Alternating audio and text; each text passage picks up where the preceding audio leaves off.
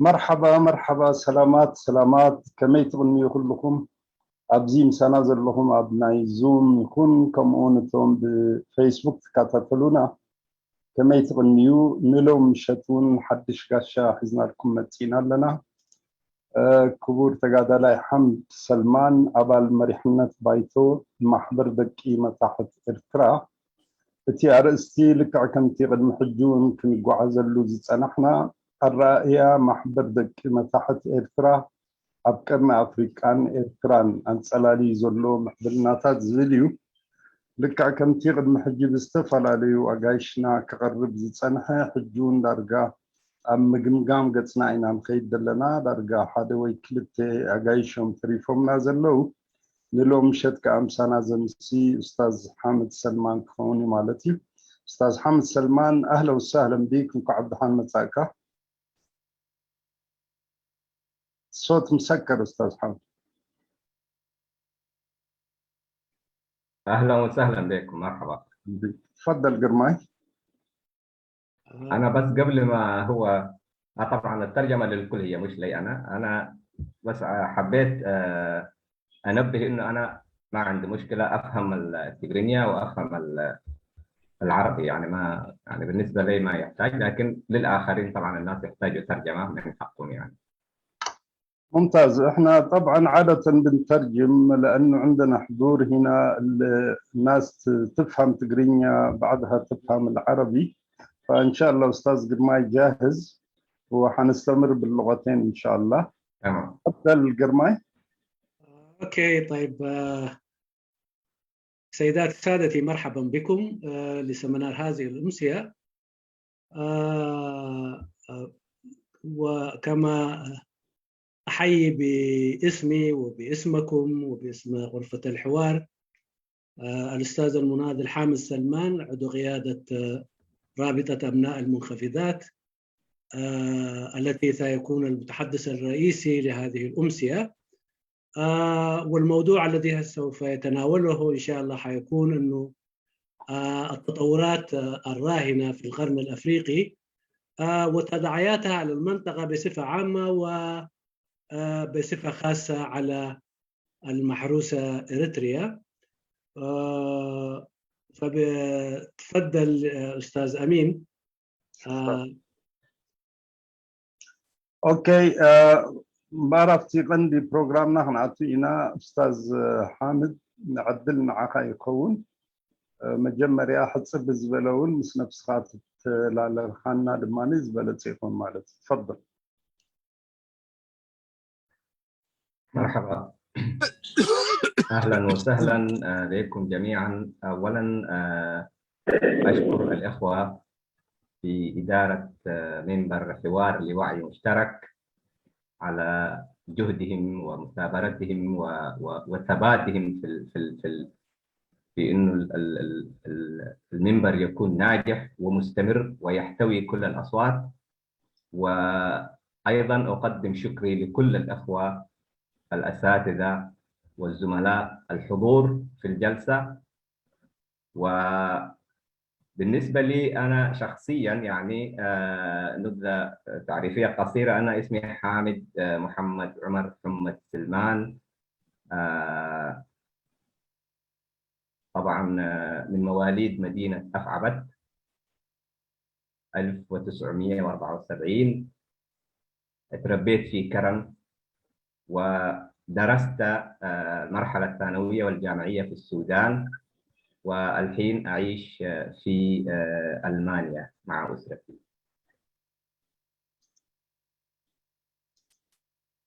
تفضل قرماي. اوكي، بمجمرتا سلامتاي ني زتين حبراون حاتنا تخلو التتايدو وسعرن نخلو شنخات أساتفكم بما نخلو خلط الراخبو تقبرو سعرتاتكم كمسكنكم فتوكم أول نتساتفتي نايز غزاون مسجاناي يبصحكم. أنا سمي حامد سلمان كاب أب عبدت وليد في 1944 كمون أبكرن عبيه أبكرن تبرت جميرة بدحري قلنا ما كلاي درجان ناي يونيفرسيتي تمرتي أب السودان تخطاتي لي أب زوانزي أنا سدرابيتين أب جرمن نغمت.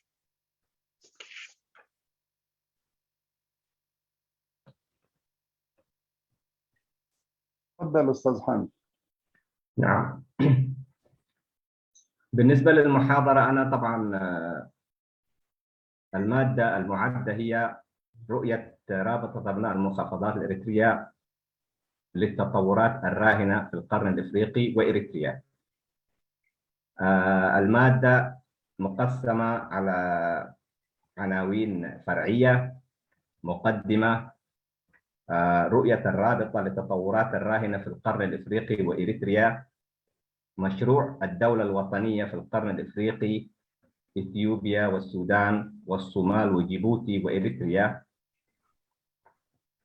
إعاقة المسار التاريخي لمشروع الدولة الوطنية في القرن الإفريقي، الانتكاسة الأولى لمشروع الدولة الوطنية في القرن الإفريقي، وتساؤل في حالة انهيار مشروع الدولة القومية في القرن الإفريقي، هل هناك بدائل للدولة الوطنية الموجودة حاليا في منطقتنا اللي هي منطقة القرن الإفريقي، ومن ثم إشارات مختصرة جدا على الوضع الإقليمي والدولي وتأثيراته على منطقتنا، منطقة القرن الإفريقي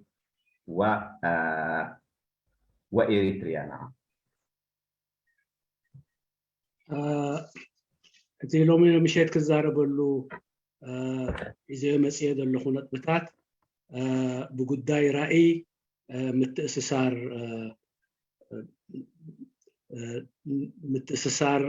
دك متاحت إيرترا وده كخونون كله وسوقن تحبابي روحي زي مسيد اللي خون جزار سو وطن هجراو هنسات أبز خبابي نازي انكفات نزي وطن هجراو هنسات أبزي كبابينا انت دا تيك كايد زلو هاجراوي هنساتن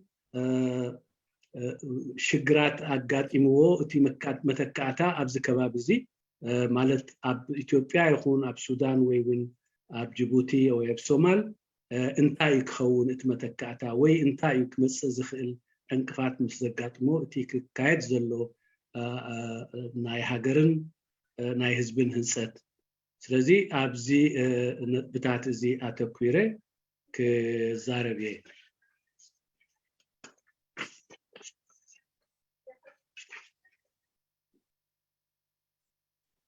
تفضل أستاذ حامد. نعم. بالنسبة للجزء الأول اللي هو المقدمة وتحديدا رؤية الرابطة للأحداث الراهنة، أنا هعتمد على الرؤية المكتوبة لرابطة أبناء المحافظات الإريترية، يعني ما حأطلع منها. لكن بالنسبة للعناوين الفرعية الأخرى يعني هحاول أتناول فيها برضو بنوع من التفصيل وبالخروج قليلا عن إطار رؤية رابطة أبناء المحافظات الإريترية. طبعا الرؤية السياسية والخطاب الفكري للرابطة يشكلان الأساس المبدئي الذي تقوم عليه قراءة الرابطة للأحداث من حولها، كما يحكم تفاعلها مع تلك التطورات والأحداث، ويضبط بوصلة تعاملها مع المواقف والتطورات في كافة مجالات العمل، سواء تلك المتعلقة بنشاطاتها الداخلية أو تفاعلها في محيطها الوطني والخارجي. بشكل عام منطلقة من المبادئ المستمدة من وثيقتها المعلنة، ألا وهي وثيقة لم الشمل لجمع شمل أبناء المحافظات الإريترية.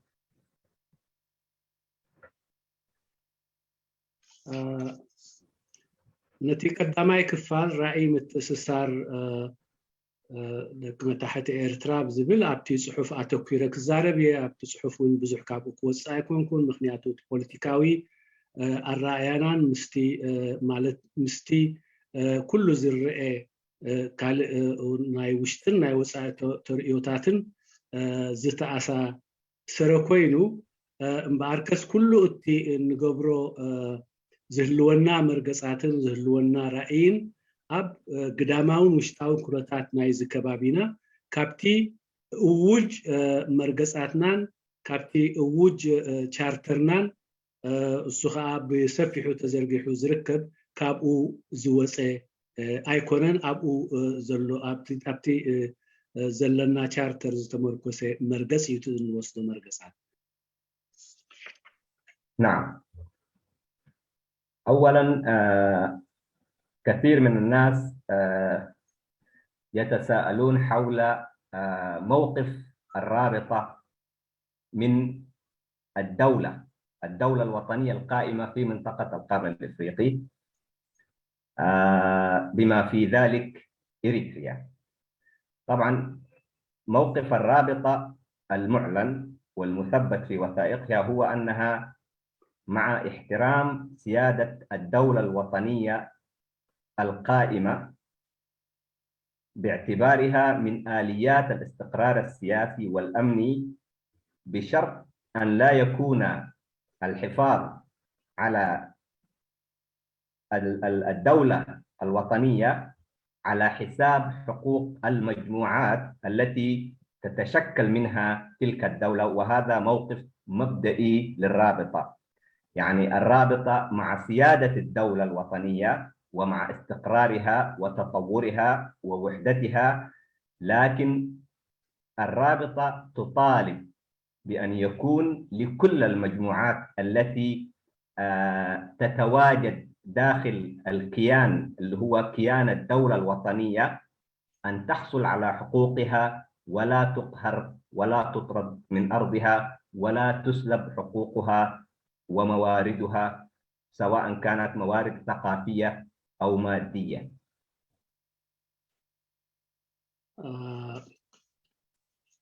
تي قداماي بزحات زحتون بزح زحتون وين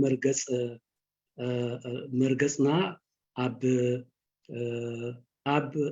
تقوم اهغراويت دولة وي هغراويت دولة زتكوريو مرقصنا ابز قدايزي كل غزيه وشتنان ندقنا نكون ام خببار اب نتا تقوم دولة ناتا لولاونتن ناتا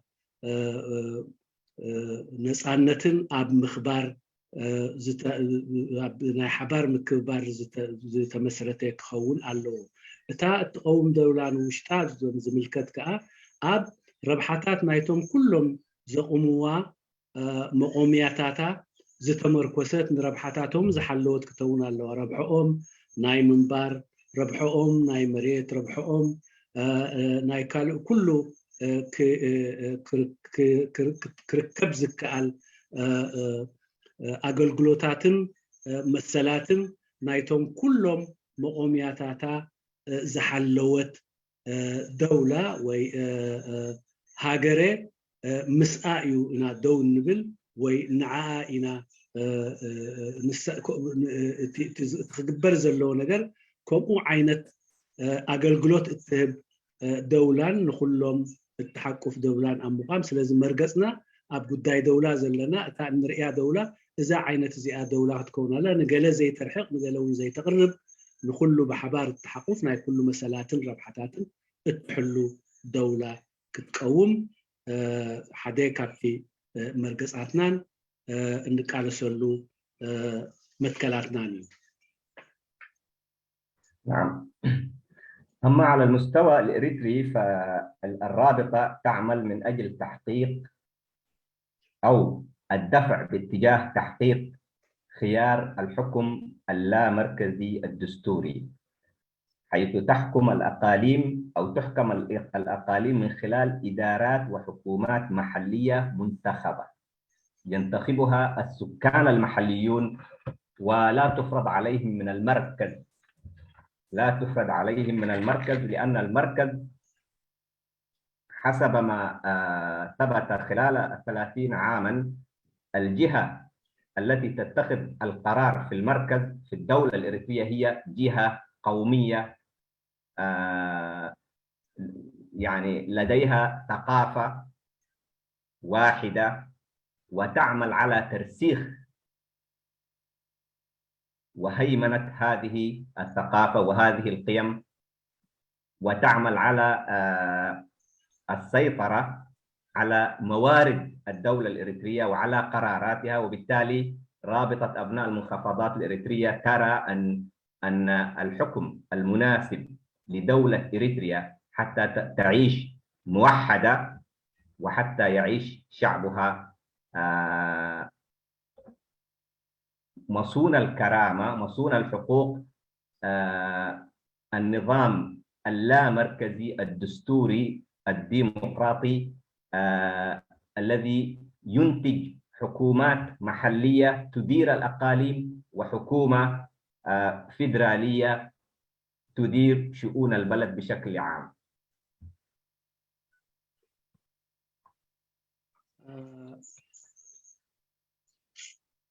بጉዳይ ኤርትራ እንተዳኣ ክንዛረብ ኮይና ምርግጋፅ እቲ ኣብ ኤርትራ እንሪኦ ወይ ኣብ ኤርትራ እትቀውም ደውላ ገዛ ርሳ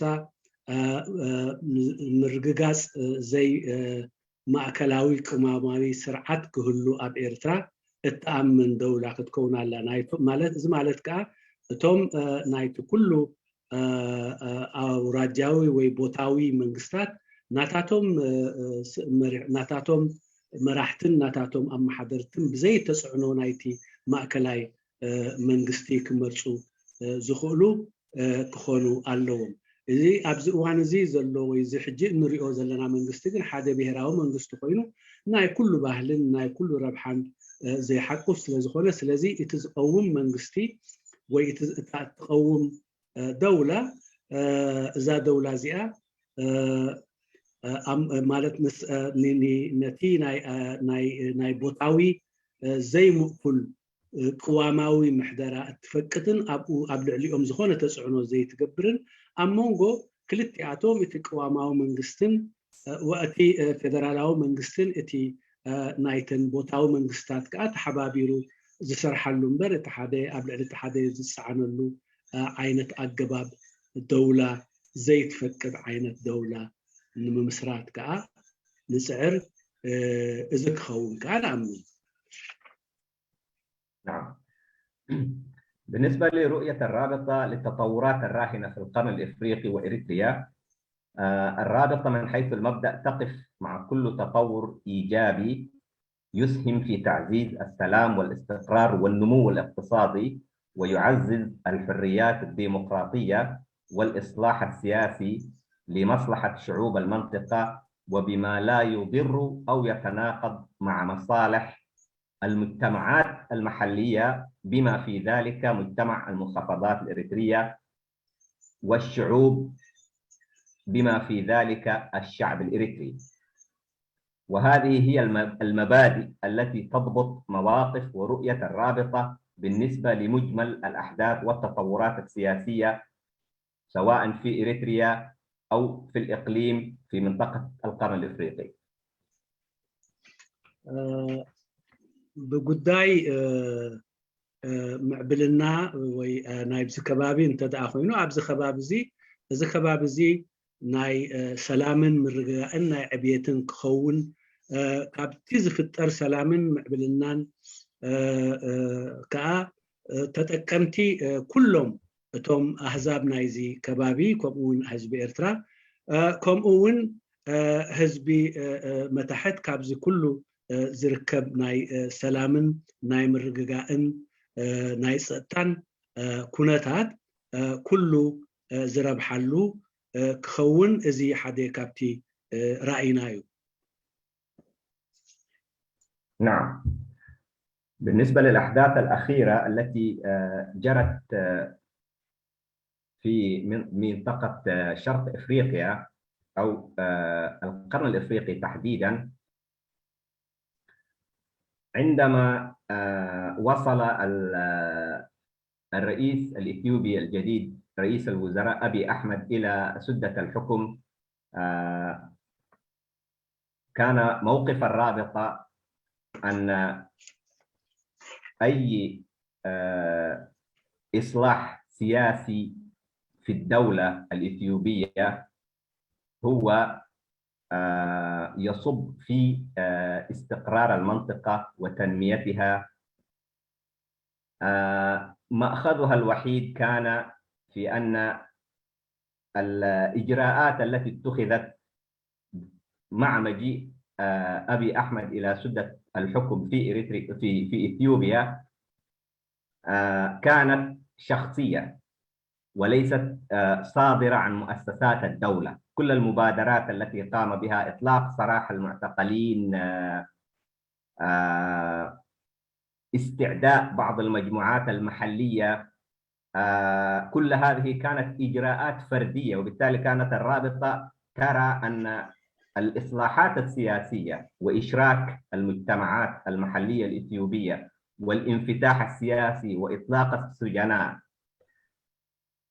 لو صدر من مؤسسات الدولة سيكون له تأثير إيجابي على الاستقرار والتنمية في المنطقة. لكن رأت الرابطة بأن الخلل الذي صاحب مجيء أبي أحمد إلى إثيوبيا، بالإضافة إلى كون الخطوات التي اتخذها كانت خطوات غير مؤسسة وكانت خطوات استعدائية لبعض المكونات الداخلية في إثيوبيا، أيضا كانت غير شفافة، بدليل أنه وضع يده في يد إسياس أفورقي، وهو ديكتاتور معروف بأن يداه ملطختان بالدماء، وبأنه من أهم عوامل عدم الاستقرار في منطقة القرن الإفريقي بشكل عام خلال العقود الثلاثة الماضية. وكما كانت تتوقع رابطة أبناء المنخفضات الإريترية، مجيء أبي أحمد إلى السلطة مهد لمرحلة جديدة، هي مرحلة انتقام من أعداء سياسيين مفترضين أو منافسين سياسيين مفترضين. وهذه الرؤية التي جاء بها أبي أحمد تلقفها إسياس أفورقي لأنها تصب في نفس الاتجاه السياسي الذي يروج له إسياس أفورقي، حيث أنه يرى بأن دول القرن الإفريقي بشكل عام تحكم من قبل مجموعات مهيمنة كما هو الحال في إريتريا، وبالتالي كان يقف بشكل قوي وصلب جدا ضد الإصلاحات التي جاءت مع الثورة الإثيوبية التي أزاحت نظام منغستو هايلي ماريام، لأنها سمحت للمجموعات الإثيوبية المحلية على الأقل بإدارة شؤونها بنفسها، إدارة شؤونها التعليمية والإدارية والتنظيمية بنفسها، عملت على تطوير لغاتها المحلية، عملت على تأهيل وتكوين وتمكين أبنائها للمشاركة في حكم الدولة الإثيوبية بشكل عام. خلال 30 سنة رأى إسياس أفورقي بأن إثيوبيا نظام الحكم اللامركزي، سواء كان نظام هو نوع من أنواع النظام المركزي، سواء كان فيدرالي إثني أو فيدرالي جغرافي، هو في نهاية المطاف يتيح للناس المحليين أن يمسكوا بزمام أمورهم وأن يتطوروا ضمن الدولة الإثيوبية. وبالتالي مجيء أبي أحمد إلى السلطة في إثيوبيا وجده إسياس أفورقي باعتباره نوع من عمل الثورة المضادة واستخدمه. أنا تقريبا طولت الكلام I have to stop. Okay. እዚ ኣብዚ እዋን እዚ ኣብ ውሽጢ ኢትዮጵያ ዝረአ ዘሎ ሓድሽ ኩነታት ምስ ናይ ፕራይም ሚኒስተር አብይ አሕመድ ዝተረኣየ ሓድሽ ኩነታት ንሕና ከም ምትእስሳር ኣብቲ መጀመርታ ምምፃኡ ማለት ብተስፉ ነገራት ኢና ተጸቢናዮ እንተኾነ ግን እዚ ጉዳይ እዚ ከምቲ ዝድለዮ ኣይከደን ገና ጅምር እንከይበለ ማለት ኣብቲ ዘይብሩህን ዘይንጹርን ዘይግሉፅን ዕርክነት ምስ ኢሳያስ ብምፍጣር ሓደሽቲ ወይ ሓድሽ መድረክ ንሓደሽቲ ጸላእቱ ወይ ጸላእትዮም ዝብሎም ኢሉ ዝፈጠሮም ንዓታቶም ኣብ ምልጋስ እዩ እቲ ዝተጸምዶ ምንም እኳ ኣብቲ መጀመርታ ምምጻኡ ገለገለ ናይ ምትዕራያት ዝመስል ስጉምትታት እንተረአና ከም ኡስራት ናይ ምፍታሕ እዚ ግን ኣብ ትካላዊ ኣሰራርሓ ተመስሪቱ ዝመፀ ወይ ተመርኪዙ ዝመፀ ስለ ዘይኮነ ኣብ ውልቂ ድሌት ናይቲ ዝመፀ መራሒ ስለ ዝነበረ ቀጻልነት ክህልዎ ኣይከኣለን ውሕስ እውን ክኸውን ኣይከኣለን ከይዱ ኸይዱ እዚ ከባቢ እዚ ናይ ዝሓለፈ 30 ዓመታት ንገዛር ኣብ ምልካዊ ስርዓታት ክሳቀ ድሕሪ ምጻሑ ምምጻእ ናይዚ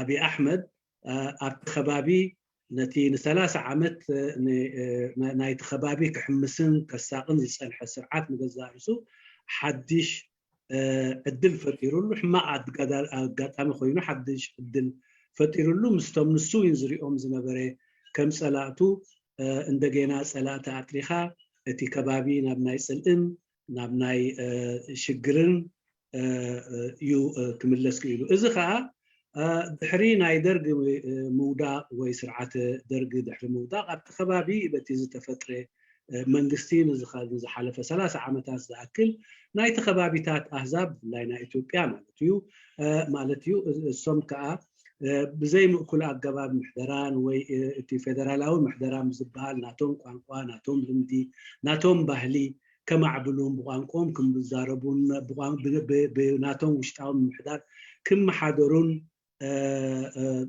ንዝረኣየ ነዚ ጉዳይ እዚ ደስ ዘይበሎ እቲ ስርዓት ናይ ኣስመራ ካብ ነዊሕ እዋናት ሒዙ ነዚ ጉዳይ እዚ ዝዕንቅፈሉ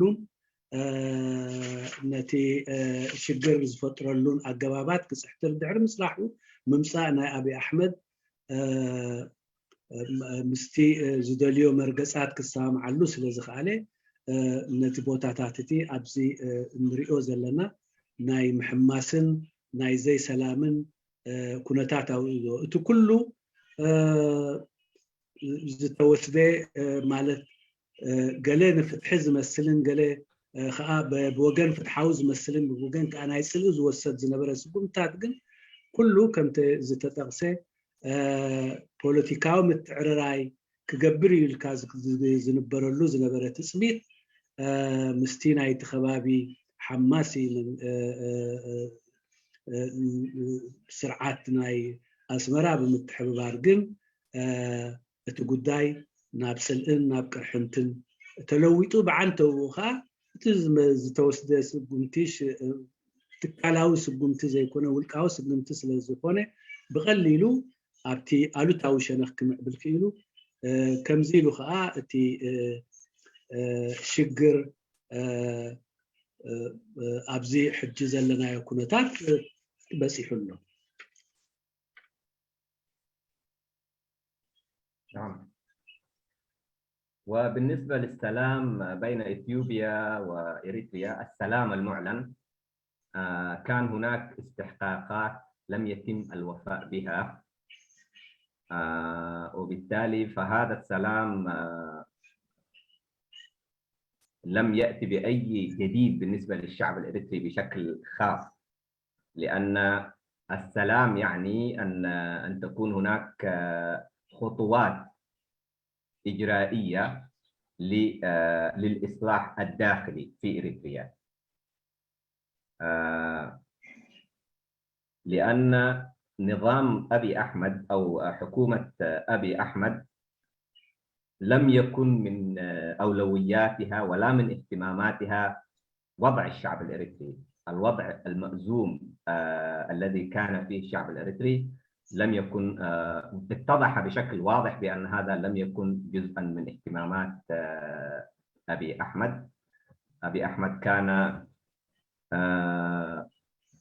يحاول فقط أن يحصل من إريتريا على أكبر قدر ممكن من الوعود، سواء تم الوفاء بها أو لم يتم، لكن هي في الأخير كانت صفر كبير بالنسبة لإريتريا. يعني لأنه مسألة الحدود التي كانت شرارة لاندلاع الحرب الحدودية بين إريتريا وإثيوبيا حتى اليوم لم يتم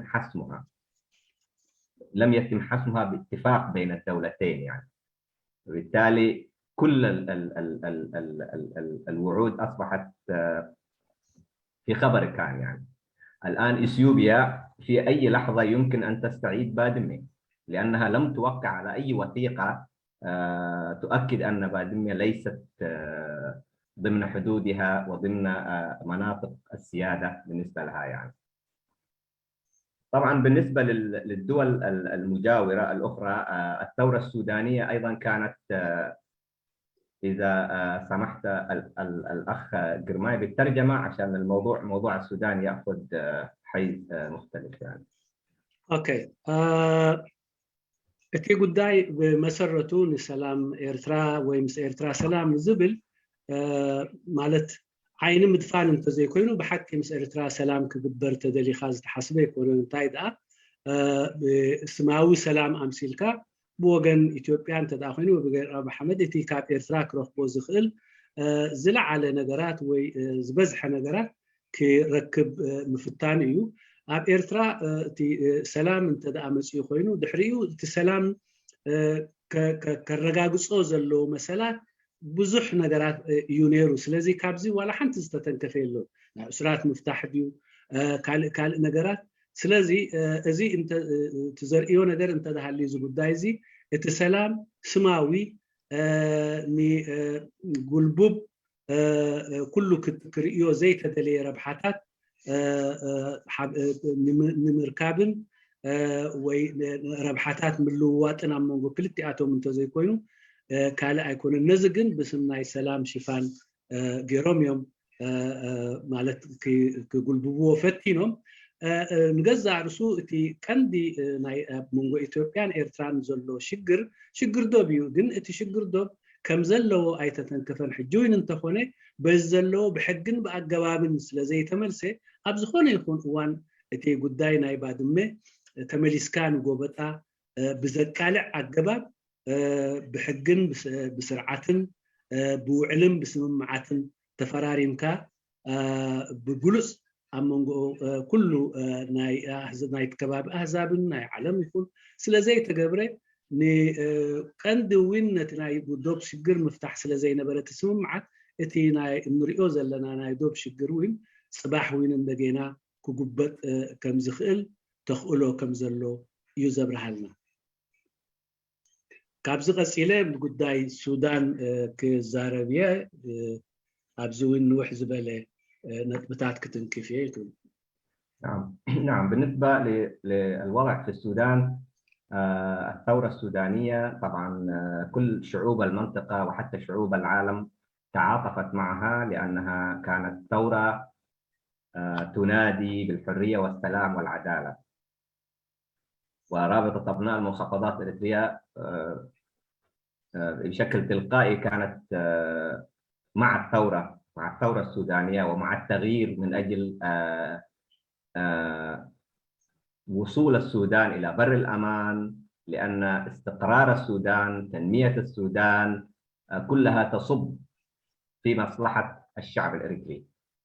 إذا استقر السودان سيكون مردود ذلك على المنطقة بشكل عام، لأن السودان يعتبر من الدول الكبيرة، الدول المؤثرة، والدول التي كان لها دبلوماسية فاعلة في السنين الماضية. وبالتالي أن يستعيد السودان قدرته على التحرك من جديد هو في مصلحة دول الإقليم وشعوب الإقليم. وبالتالي فرابطة أبناء المحافظات الإريترية وقفت مع الثورة السودانية، تعاطفت مع الثورة السودانية، وطبعا أيدت نضالها وحراكها السياسي والاجتماعي من أجل صياغة مصائر الشعوب بشكل يخدم مصالحها ويعزز حريات شعوبها. انطلاقا من هذا الموقف المبدئي أيدت ما جرى من إعادة بناء السودان أو محاولة بناء السودان بما يضمن حقوق ومصالح كل المكونات السودانية، ويحقق العدل والمساواة والعيش الكريم والأمن والاستقرار والتقدم لشعب السودان.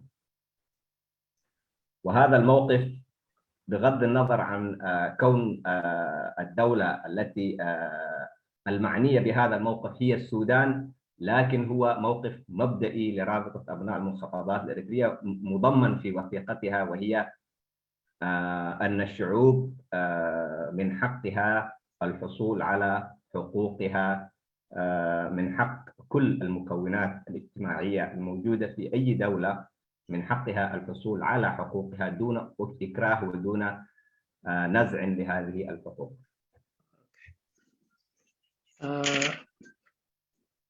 ثورة السودان كمتي كل عالم فتوتي سلام حارة أحزاب زدقفوه نحن وين مسؤولين دويلنا مخنياتو تسورة زتبقسلو ثلاثة عبيتي نجارات من الرقاص إنه السخاء حرنت سلام فتحي سلازي سلاز نبرت مبقسي متأسسار دك متاحت مسزي ثورة ناي السودان بزي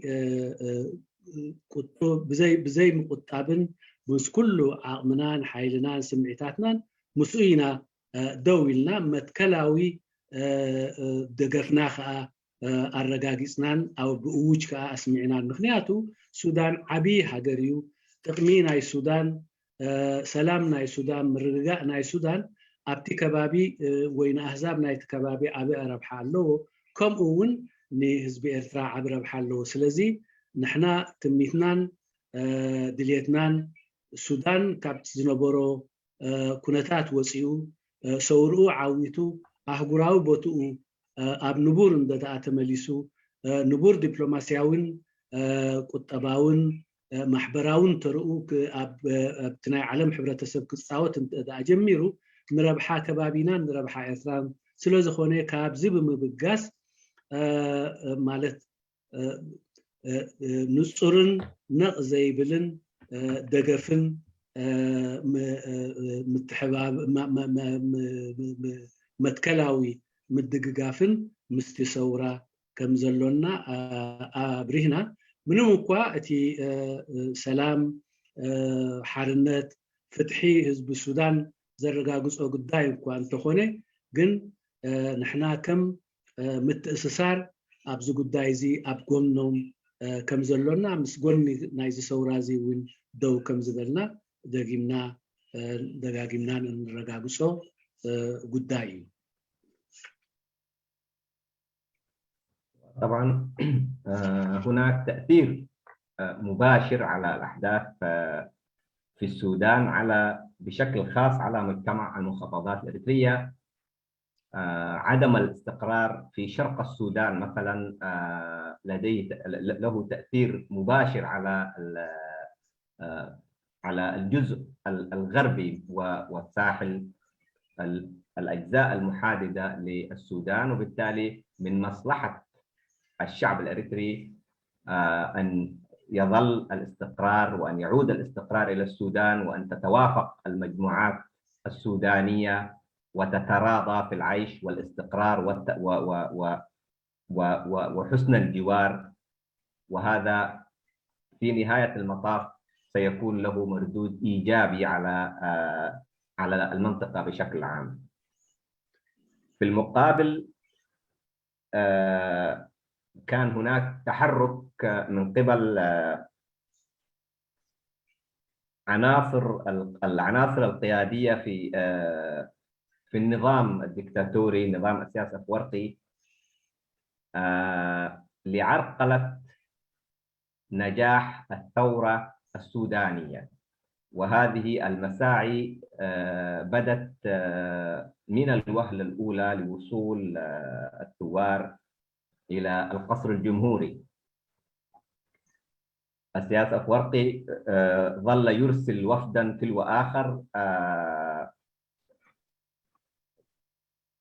مظهرا نوع من الحرص على استقرار السودان، ولكن في نهاية المطاف السياس أفورقي منذ أن وصل إلى سدة الحكم في إريتريا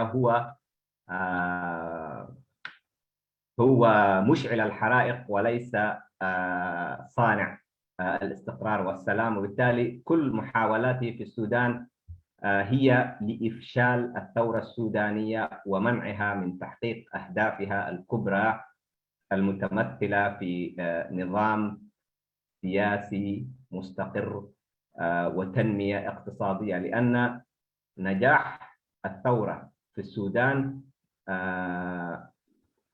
يشعر السياس أفورقي بأنه تهديد مباشر لنظامه، لأنه نظام شاذ، نظام لا يماثل الأنظمة الأخرى، نظام يقتل يسجن يدمر لا يترك شيئا. وبالتالي إذا أحيط بأنظمة ديمقراطية تؤمن بالحقوق وتوفر الحياة الكريمة لشعوبها، فإن هذا سينعكس سلبا على نظامه، وبالتالي يحارب بكل ما أوتي من قوة لإفشال الثورة السودانية. وما يقوم به في المرحلة الأخيرة الحرائق تشتعل حيثما يضع قدميه، يعني الآن في دارفور هو يتوسط بين المجموعات ودارفور تحترق، يعني الآن مذابح الأسابيع الماضية يعني. فمجهودات السياس أفورقي تنطلق من رغبته في أن لا تحقق الثورة السودانية أهدافها الكبرى، وبالتالي يعمل دائما على إعاقتها.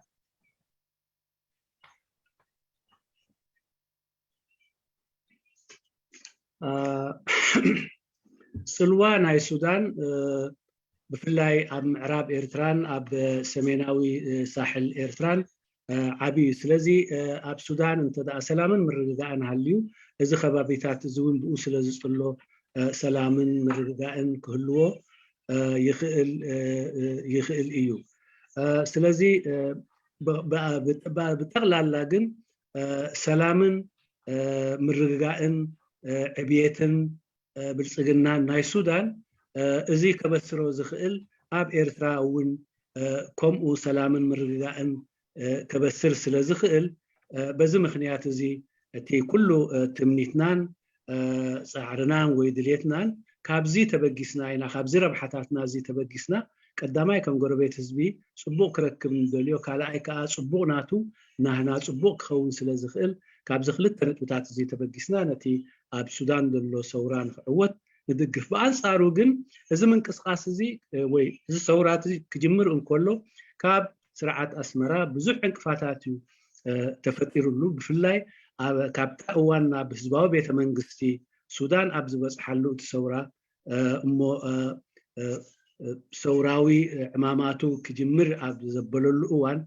بتسرعات ترعين تبلوخ بمسداد يخون انت كالي كسحترو زلو أب مسراق سودان زحترو سجمات بمسحدارتيو نزي سرعات نتي سورا بتعمي شجر فتيرو الأزوز فنلو مخنيات انت دا أب سودان بوليتيكاوي مرقاق ترقاقيسو كسيلو زمس سلامين عبيتين حرنتين ديمقراسيين كرقاقت سلازخيل زياتهم كلهم كاتو سرعس زيد اليوم نجراس سلازخونو نعو زي مسلو سلازخونو اب خبابيو زخونه يخو سرعات نزياتهم عتيقو وي نزياتهم كرقاقس انت دا فتينو بزكالو بزلو سعرتات نمعنكافو ايو زي سعر سلازي بخاله الزراربا تسرعات نزي سورازي معنكافو ابتبوتا ناي سلامن مرقاقن هواهو نخيفتر كله نزا هواهو زي كزرق يخيل يزبلو نقرا كاب مكيادن كاب متكبارن دحر زيبل ايو مخنياتو نعو زمسلو سرعات انتزع زي تفطيرهم اتوم نعو زي مسلو سرعات كاب زتخاله متن كم زعانون انقفات كم زغبرلومن اب حلامهم نخيبصحو دما يسعر مالتي. نعم. طبعا ننتقل الى العناوين الثانيه الاخرى، وطبعا العنوان التالي هو مشروع الدوله الوطنيه في القرن الافريقي. طبعا عشان نفهم، لان مشاكل القرن الافريقي في هذه المرحله منشأها هو ضعف الدوله الوطنيه. وضعف الدولة الوطنية أيضا لديه أسباب معلومة وواضحة، وبالتالي سنتحدث في هذا الشأن بشكل مختصر إن شاء الله. طيب، لا يمكننا فهم التطورات الراهنة إلا من خلال فهم خلفياتها التاريخية. الفرصة التاريخية للدولة الوطنية كمشروع ظهرت مباشرة بعد خروج المستعمر الأوروبي، المستعمر الغربي من دول العالم الثالث، وارتكز على ميثاق الأطلسي لسنة 1941، والذي نص على التزام الموقعين باحترام حق جميع الشعوب في اختيار شكل الحكومة الذي ستعيش في ظلها.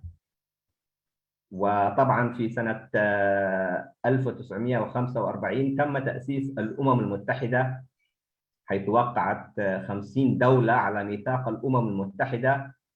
والمغزى من هذا السرد هو أن الميثاق تضمن بيانا من أساسه احترام مبدأ المساواة في الحقوق وتقرير المصير للشعوب. على هذا الأساس ظهر مشروع الدولة الوطنية حتى في القرن الإفريقي كغيره من المناطق، واستقل السودان، أصبح دولة مستقلة، الصومال أيضا استقلت، وأيضا جيبوتي. إثيوبيا طبعا كانت تحت الاستعمار الإيطالي، لكن الاستعمار الإيطالي لم يعلن إثيوبيا كمستعمرة، وبالتالي لم تكن إثيوبيا بحاجة إلى إعلان استقلالها. طبعا بالنسبة لإريتريا يمكن القول بأن مشروع الدولة الوطنية في القرن الإفريقي تعرض من بدايته لإعاقة كبيرة وانتكاسة كبيرة تمثلت في عدم قبول إثيوبيا بأن تكون إريتريا دولة مستقلة.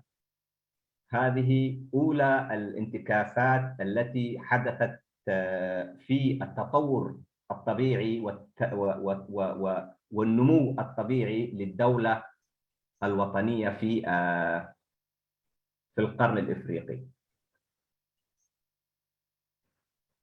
اوكي.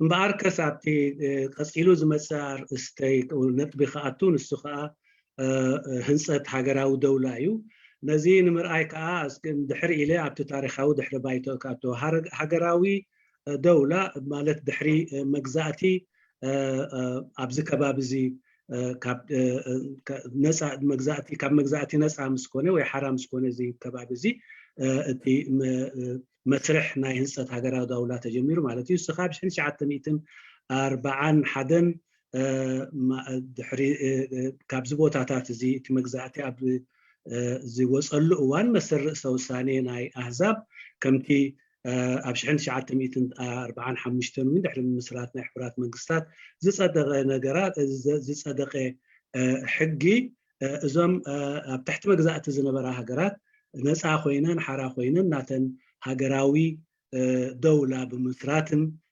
ناتن منقصتن ناتن من محدارن كجبرة تي أهجراوي حق زهبن مثل لي رو مثل زي تقريبا كا سومال جيبوتي السودان كابتن حراز خونا عن إثيوبيا دن منهم كان حصير وان بطليان تتحيزا أنت نبرت كم مجزأتي سلزي أوجين كم مجزأتي سلزي مسجدان زي مسجبان تمليسان سنتان خطوج بزح زي دفاف نجر أي نبرن إرترا دن كابزن كلن هجرات زياتن إتا حماق قاتامي خوينو إن هجراوي دولة ناتان من ناسن حرنتا رخيبا ناسنتا رخيبا هجر ناتا من قصي بناتا من قصي من محدارن نزي مسل إزي زتنفقاني را نساخة مخنياتك إثيوبيا نايز بوتازي يقبعني بمبال نتي كمتن كلهم كالوت مسلتا هجراتكم صومال جيبوتي السودان كترخبو زنبرت ناي ناس نتا قاتامي بقبيلا خا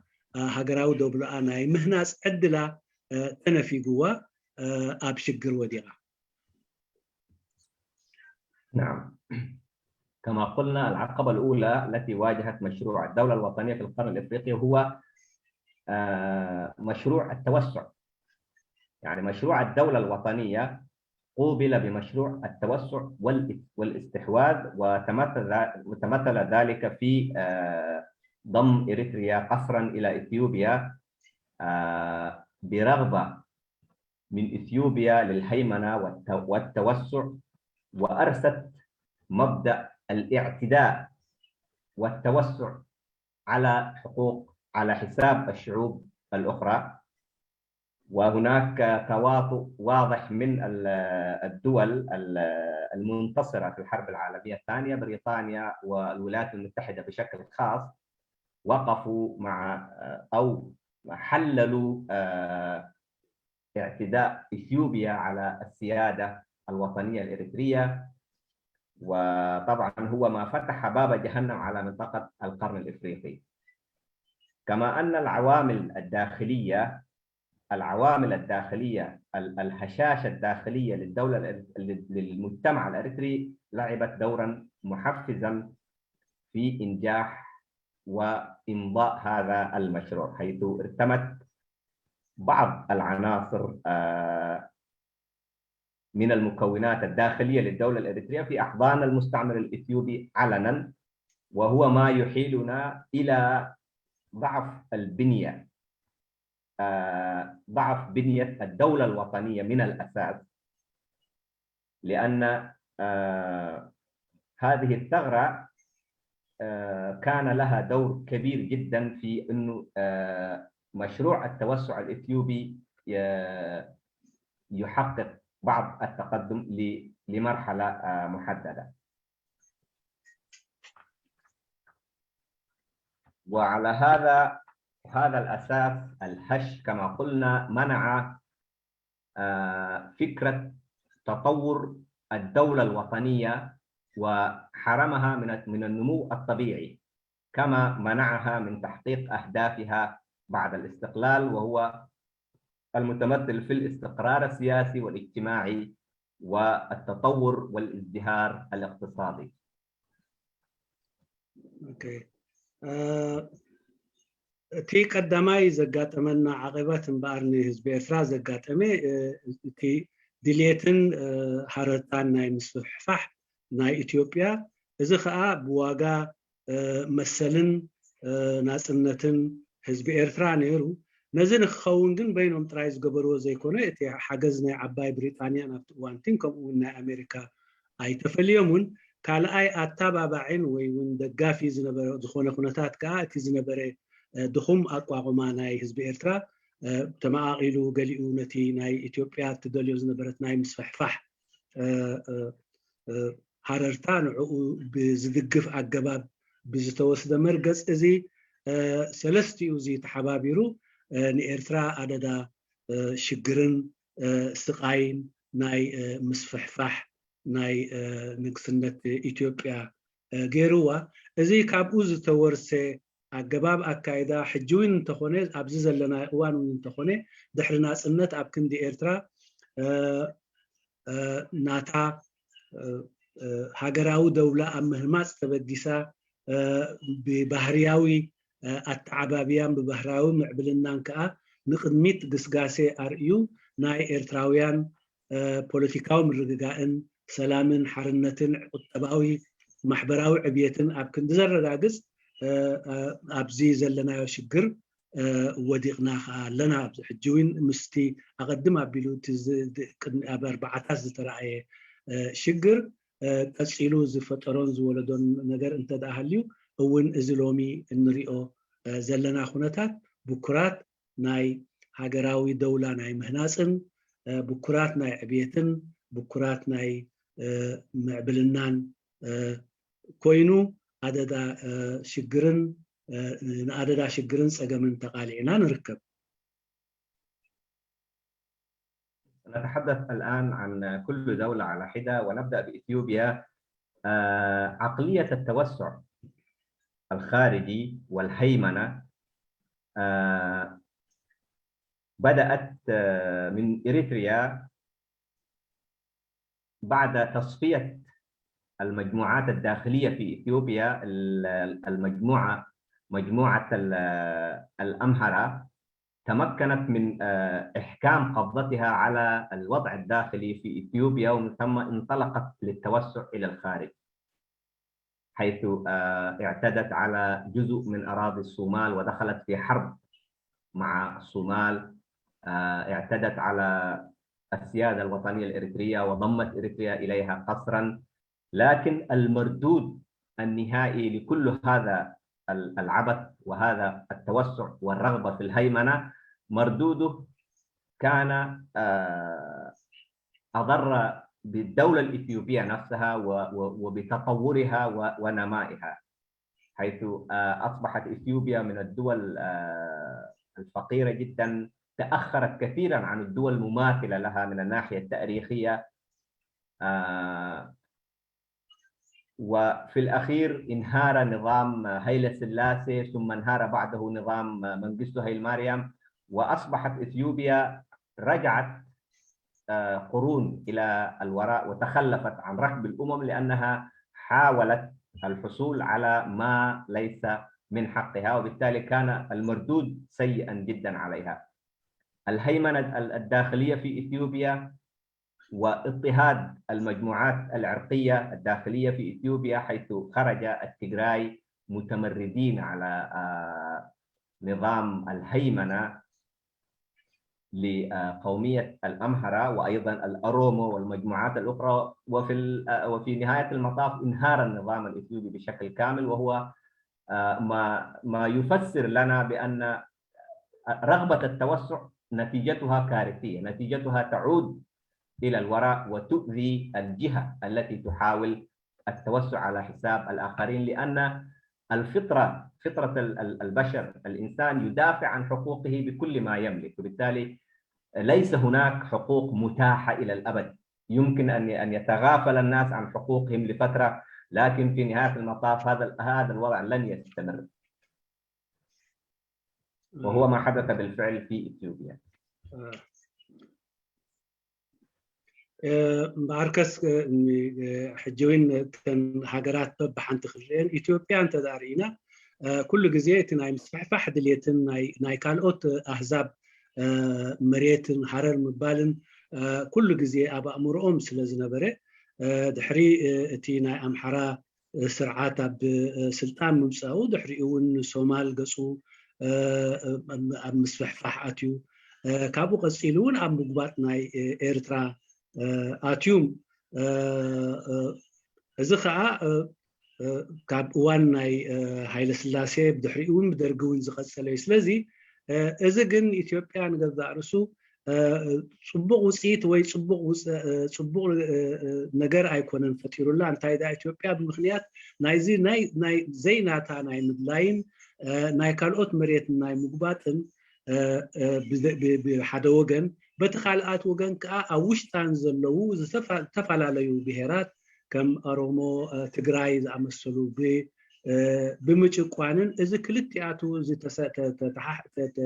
تدراريبو نعازم سألا دحرتن بقرنان تميتن كاب كلهم ناي مسلتا زخونو أحزاب ومنجستات كا ندحريت تريفا سلزي وصيت ناي مسفحفح ومقبات نقل جزية قل كتعوت بقان تخالك أمودعتو جن تعنوت فصوم نايتي ጎባጥን ናይቲ ኣስፋሕፋሕን ስለ ዝኸውን እቲ ኣብ ኢትዮጵያ ዝረአናዮ እውን እዚ ኢና ርኢና ምክንያቱ ካብቲ ሓያል ናይ ምስፍሕፋሕ ሕልሞም ዝነቐለ ተመሊሱ ነቲ ናቶምን ነቲ ህዝቦምን ሰላምን ምርግጋእን ክፈጥሩሉ ህዝቦም ኣብ ዘይክእልሉ ደረጃታት በፂሖም ኣብቲ ከባቢ ከም ብድሕረትን ብጥሜትን ብሽግርን እትግለጽ ሃገር ኮይና እዚ ከዓ ዋጋ ናይቲ ናይ ምስፍሕፋሕ حلمتاتهم ينيروا. نعم. بالنسبة للسودان طبعا بعد استقلال السودان وتكون الدولة الوطنية السودانية الاستعمار البريطاني ترك أمور الحكم في يد مجموعة نخبة سياسية، وهذه النخبة السياسية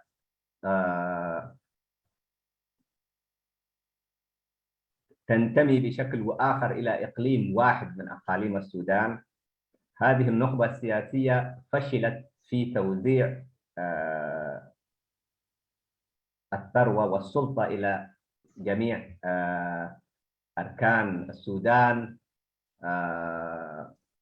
حاولت احتكار السلطة لفترة طويلة جدا، بشكل وآخر حرمت المجموعات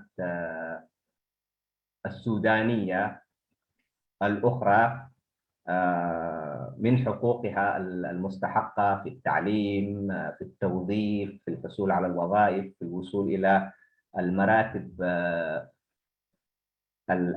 الرتب العسكرية في الجيش السوداني.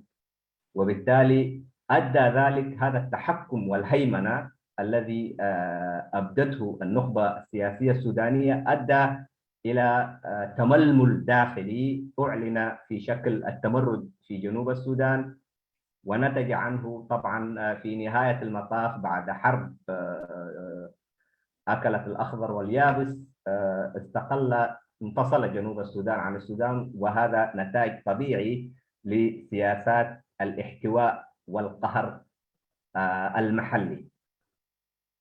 أن تكون دولة وطنية بالاسم لكن تتحكم فيها مجموعة أو إقليم واحد، وهذا أدى إلى إعاقة تطور ونماء الدولة الوطنية السودانية، ونتج عنه حروب أهلية، دماء في كل مكان. في الجنوب انتهى أمر الجنوب، بدأ في الغرب، الحريق بدأ في الغرب واشتعل في الشرق. هذه كلها نتيجة طبيعية لمحاولة مجموعة محلية الهيمنة على موارد الدولة وعلى قرارها السياسي وتوجيه سياساتها. وبالتالي إذا لم تنتبه النخبة السياسية في السودان لهذا الخطر وتعمل على معالجة القضايا الداخلية، قضايا المجتمعات المحلية، ففي نهاية المطاف ما نخشى منه هو أن ينهار مشروع الدولة الوطنية، ليس في السودان فقط ولكن في كل الدول المعنية اللي هي دول القرن الإفريقي.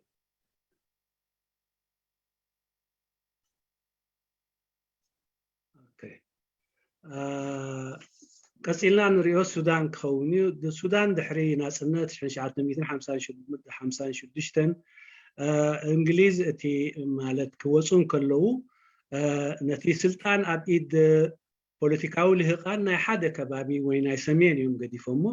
እዚ ሓደ ወገን ከዓ ስልጣንን ፀጋታትን ናይቲ ሃገር ኣብ ኢዱ ገይሩ ንኩሎም ከም ካልኦት ናይ ሱዳን መቆምያታት ዝኾኑ ወይ ንሱዳን ዘቆሙ ኣህዛባት ተነፊግዎም ኣብ ኩሉ ብፅሒቶም ናይ ትምህርቲ ድዩ ናይ ጥዕና ድዩ ኣብ ሲቪላውን ወታደራውን ቦታታት ብኩራት ምርኣይ ካብዚ ኩሉ ቦታት እዚ ተነፊጎም እቲ ኩሉ ስልጣንን ፀጋታትን ኣብ ኢዱ ውሑዳት ናይ ሰሜን ስለ ዝወደቀ እዚ ንገዛእ ርእሱ ማለት ዘኸተሎ ነገር እንተደኣ ሃልዩ ዓቢ ሕርቃንን በቲ ዝነበረ ኩነታት እውን ኣብ ምፍሕፋሓትን ኣብፂሑ እቲ ዝተረኣየ ከዓኒ ኣብ ሱዳን ኣብ ምዕራብ ሱዳን ኣብ ደቡብ ሱዳን ዝጀመረ ወተሃደራዊ ምንቅስቃሳት ተራእዩ እዚ ድማ ፍታሕ ስለ ዘይረኸበ ኣብ መወዳእታ እውን ስጋብ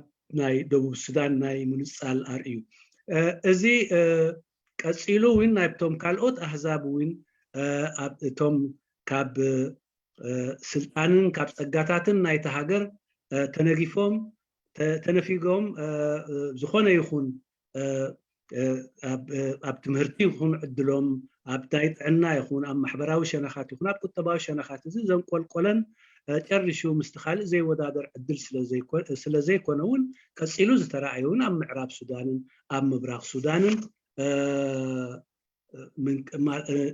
ናይ ህዝቢ ምንቅስቃሳት ተራእዩ ስለዚ እዚ ከዓኒ እንተደኣ ኣብ ዝኾነት ትኹን ሃገር ጥራይ ኣብ ሱዳን ዘይኮነ ኣብ ዝኾነት ትኹን ሃገር እንተደኣ እቲ ብዙሕነት ብዝግባእ ዘይተማሕዲሩ ወይ እቲ ፍሉይነት ብዝግባእ እንተደኣ ዘይተማሕዲሩ ስልጣንን ፀጋታትን ናይቲ ሃገር ኣብ ውሽጢ ኩሎም ደቅቶም ሃገር ብማዕረ ብፍትሕን እንተደኣ ዘይተመቃሪሑ እቲ ዘምፅኦ ኣብቲ ሃገር ናዕብን ዘይምርግጋእን ሓድሕዳዊ ኩናትን ስለ ዝኸትል ዕንወት ናይታ ሃገራዊ ደውላ ከዓ ይኸትል እዚ ኣብ ሱዳን እዚ ጥራይ ዘይኮነ ኣብ ዝኾነት ትኹን ሃገር ነዚ ኣገባብ እዚ እንተደኣ ተኸቲልካ እሞቶም ብዙሕነታት ብማዕረ ከተመሓድሮም ብማዕረ ስልጣንን ፀጋታትን ናይቲ ሃገር ክመቃርሑ እንተደኣ ዘይክኢሎም ውዒሎም ሓዲሮም ምልዕዓሎም ኣይተርፍን እንተደኣ ተላዒሎም ከዓ ውሽጣዊ ግጭት ኮይኑ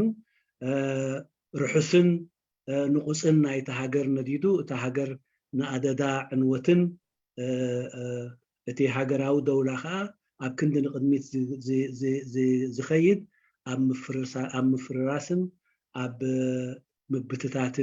ምብትታንን ይበፅሕ እዚ እዩ ከዓ እቲ ዝተረኣየ ኣብ ሱዳን ኣብ ኩሉ እውን ካብዚ ፀጋታትን ስልጣንን ናይቲ ሃገር ብማዕረብቶም ደቂ ሃገር እንተደኣ ዘይተመቃሪሑ ከስዕቦ ዝኽእል እዚ ናይ ሱዳን ዝመስል ተመክሮን ተርእዮን يخسعبلنا زخيل. نعم. بالنسبة للصومال طبعا الصومال كان هو الدولة الواعدة بأن تكون مركز تنطلق منه النجاحات في بناء مشروع الدولة الوطنية في القرن الإفريقي. لأن البناء الأساسي للصومال يختلف عن الدول الأخرى. الدول الأخرى بها مجموعات قومية وإثنية ولغوية ودينية ومذهبية كثيرة يعني، لكن الصومال شعب واحد، لغة واحدة، دين واحد، كل شيء واحد. فالأساس الذي قامت عليه الدولة الصومالية كان واعدا، لكن طبعا انزلقت الصومال إلى نظام ديكتاتوري ودخلت في حروب مع جيرانها مع إثيوبيا، وفي عهد نظام سياد بري دخلت أيضا في التحالفات الدولية في المعسكرات الشرقية والغربية، وتحالفت مع الاتحاد السوفيتي، ودخلت في عداء مع الدول الإقليم، الدول المجاورة، وتم تدمير مؤسسات الدولة الصومالية من الداخل، لأن النظام الدكتاتوري أكبر ضرر يلحقه بأي دولة هو أنه ينتهي من المؤسسات وبعدها يذهب، وبعد ذهاب النظام ليس هناك مؤسسات تقيم أمر البلد، وبالتالي الصومال انهار مرة واحدة وأصبح دولة فاشلة. ومشروع الدولة الصومالية يمكن أن يبنى من جديد، لكن الصعوبات أمامه كبيرة وكبيرة جدا.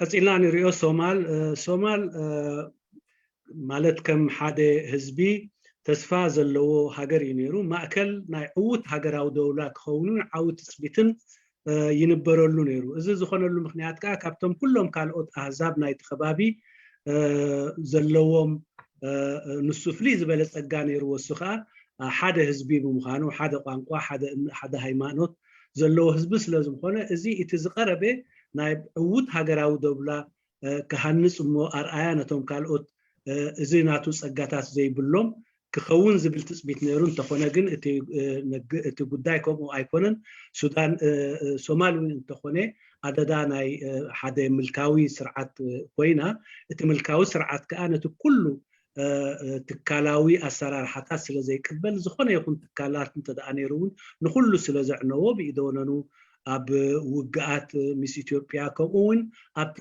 እዋን እቲ ዝነበረ ኣብቲ ክልተኣዊ ዋልታና ዓለም ምስ ሓደ ዋልታ ወጊኑ ማለት ምስቲ ምብራቃዊ ወገን ወጊኑ አንጻር እቲ ምዕራብ ስለዝኾነ ስለዚ እቲ ሃገር ኣብ ኡሉኽ ሽግር ኣብ ትሕቲቲ ዲክታቶሪያዊ ስርዓት ክትከይድ ብምጽናሓ እቲ ኩሉ ብውሽጢ ተሓሚሱ ስለዘመረ እቲ ዲክታቶሪያዊ ስርዓት ካብ ስልጣን ኣብ ዝተኣልየሉ ዕድሚኡ ኣብኪዑ ካብ ስልጣን ኣብ ዝተኣልየሉ ኣብቲ ሃገር እዚ ዘይበሃል ዕንወት እዚ ዘይበሃል ምብትታንን ስጋብ ዝኾነ ይኹን ማሕበራውን ቁጠባውን ፖለቲካውን አገልግሎት ዝህቡ ዝኾነ ይኹን ትካላት ኣብ ዘይህለሉ ማለት ስርዓት አልቦን ኣብ ዝኾነሉ ኩነታት ወይ ሃገር ተለዊጣ ስጋብ ሕጂ እውን ብኸምኡ ክትከይድ ጸኒሓ እንተኾነ ግን እቲ ኣተባባዒ ዝኾነ ውሽጣዊ ኩነታታ ንሱ ስለዘሎ ደጊምካ ሓደ ምእኩል ዝኾነ ሃገራዊ ደውላ ዕውት ዝኾነ ክነብር ዝኽእል ሃገራዊ ደውላ ክሰርዕ ክትምስርትን ክትተክልን ትኽእል እያ ኢልካ ግን ተስፋ ይንበረላ بالنسبة لجيبوتي طبعا هي أصغر دولة من حيث المساحة ومن حيث تعداد السكان وطبعا لحسن حظ الجيبوتيين يعني القيادة السياسية في البلد أدركت من وقت مبكر بأنها تعيش في محيط متوحش وهي دولة صغيرة لا تستطيع حماية حدودها من الجيش الإثيوبي الضخم وبالتالي لجأت إلى الحصول على حماية فرنسا وتمددت أيضا في استضافة القواعد العسكرية بما في ذلك قاعدة الجيش الأمريكي وبالتالي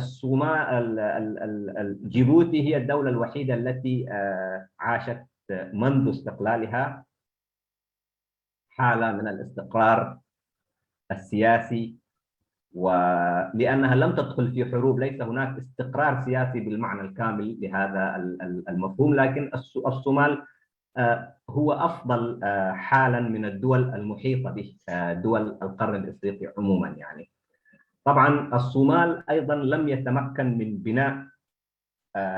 من إكمال بناء دولته الوطنية لأن التكوين الداخلي لجيبوتي أيضا هو شبيه بالمناطق الأخرى حيث تتواجد مجموعتان عرقيتان مختلفتان في جيبوتي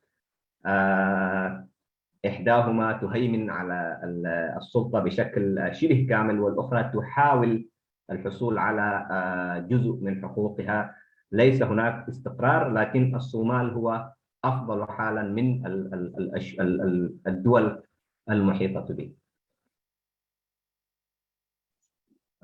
جيبوتي نيشتوي هاجريا كمون نوش ጸጋታታውን ውሕድዩ ህዝባውን ውሕድዩ እዛ ሃገር እዚኣ ጽቡቕ ዕድል ኮይኑ እቶም ፖለቲካዊ ስልጣን ዝሓዙ ኣካላት ናይ ሃገር እዚኦም ዓቕምታቶም ብምፍላጥን كبي زخبو كبي بمم زلو قبط حجرات بمرآين التي قدمهم زوسدوا سبومتين جزائر ثم دوزيتنت ناي فرنسا محتاتمون كم أون مستنكالوت عبيت حجرات كم بعد أمريكا زمدناتات وبارن نفسهم تتكلاخلو كيلوم بتزامد خا زهاجر زيا كابتي كبابيا رجوع بوليتيكاوي كونتات اللوا كبهال زكالي وزجن بتزامد مبر فصوم ردات اللو مالت أيكونن كم أون عود هاجراو دولة وينس جاب زوان زي كتهنس أي كالتم مخنياتو زهاجر زيا ونتخونه كاب كلت أحزاب زقومت يعني ساتهم كأكاب عفارن عيسان سلزونه تستفعل عليه سلزونه وتحدخ عبلال جدي ويكاني بعول جدي ناي سلطان يكون أب إيدو سلزخونه سلزي أب تهاجر دقول كناتات كهلو زخيل الكحت زارب تخيل كوينوجن زي كناتات زي مالت أمونغ توم أمونغ كلته بمعرض زي تما قارحة بوليتيكاو سلطان سلزي له سقاب حجي حدا رجوعن كسالن قدميت خيز زخيلن هاجراو دولة مسريتهم علو إلكا كزرب أيكال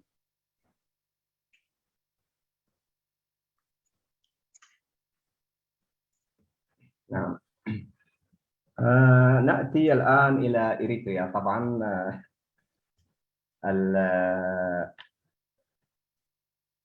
التفاصيل يعرفها الجميع، وبالتالي لن نعود إلى الوراء للحديث عن نضالات الشعب الإريتري حتى وصل إلى مرحلة الحصول على دولته الوطنية المستقلة. إريتريا خلال 30 سنة الماضية ضاعت منها فرصة كبيرة جدا في الغرور والغطرسة القومية ومحاولات استحواذ مجموعة أو نخبة سياسية تمثل أو تنتمي إلى مجموعة عرقية واحدة باستخدام كل الأساليب الخطف والإرهاب والترويع والقتل لفرض حالة من الاستحواذ الخالص على مقاليد الدولة، على موارد الدولة، على القرار السياسي في الدولة. أبشع من كل التجارب المحيطة بإريتريا هي الحالة الإريترية. الحالة الإريترية لا تشبه الشعوب الأخرى. مثلا لو أخذنا الصومال، لو أخذنا جيبوتي، لو أخذنا السودان، كل هذه الدول حصلت على استقلالها على الرحب والسعة. إريتريا دفعت من أعز أبنائها ومن كل المجموعات ومن كل المكونات الاجتماعية. ليس هناك عائلة أو أسرة في إريتريا لم تصب من أجل الاستقلال ومن أجل تحقيق الدولة ومن أجل حصول الشعب الإريتري على استقلاله الوطني وتحقيق دولته الوطنية المستقلة. فالحصل بعد الاستقلال هو حرام يعني، لأنه شعب ناضل مات، ضحى بكل ما يملك، وفي الأخير تتسلل مجموعة صغيرة في داخله وتحاول تستحوذ على كل شيء، وبالإرهاب والقتل والتدمير والسجن والتهجير والنزع. طبعا الوضع في إريتريا يختلف عن الدول الأخرى. المرارة تختلف والألم يختلف والنتائج بالتأكيد ستختلف. وهو في الأخير يعني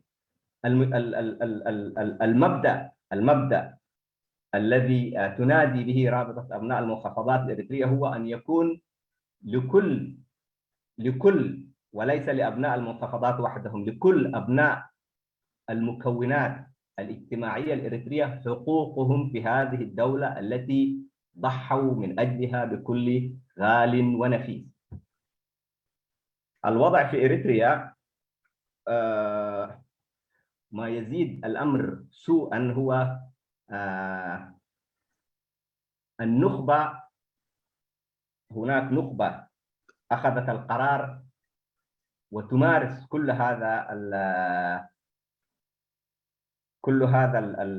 هذه الانتهاكات بحق المجموعات، وحتى المجموعة التي تمثلها هذه النخبة لم تسلم من جرائمها، تتعرض للقتل، تتعرض للتدمير، تتعرض أيضا للنقل القسري من مكان إلى آخر. النتيجة التي تسير إليها الأمور في إريتريا هي نتيجة كارثية. إن لم نتدارك نحن الإريتريين بشكل عام، وبالذات النخبة السياسية الواعية والمدركة لمخاطر هذه السياسات التي تقوم بها حكومة أسياس أفورقي، فالنتائج ستكون خطيرة علينا جميعا.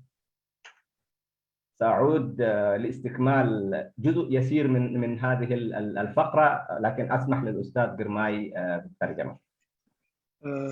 قصيلان بار بزعبا إرترا كونتي زاربلو إرترا مالت أبتي زرزر كل زفلتو زرزر زخدنايو ناي 3 عمت كالسي كم أون زقات أمنا ورد ديب عاوت سعرت حزن حقوس أبو بزح كزارب أيكون مخنياتو كل سلز فلتو متقام نخيكون جن دحرزي دحرنا سنت أبز 3 عمت عبي عدل إنا أطفينا نسخة إذا عدل زطفانا له خاني مالت حرنتنا حزبنا ترقاقصو عبيت سلام الرقاق كله خا حبيرو بسلام زنبر الله هاجرن نزيد تم حضر لنا دولان كنفتر له زنبر لنا عدل بمخنيات حدا بوليتيكاو جوجلي كاب حدا وجن زقومه بوليتيكاو سلطان بإيدو بمقتاو نتهاجر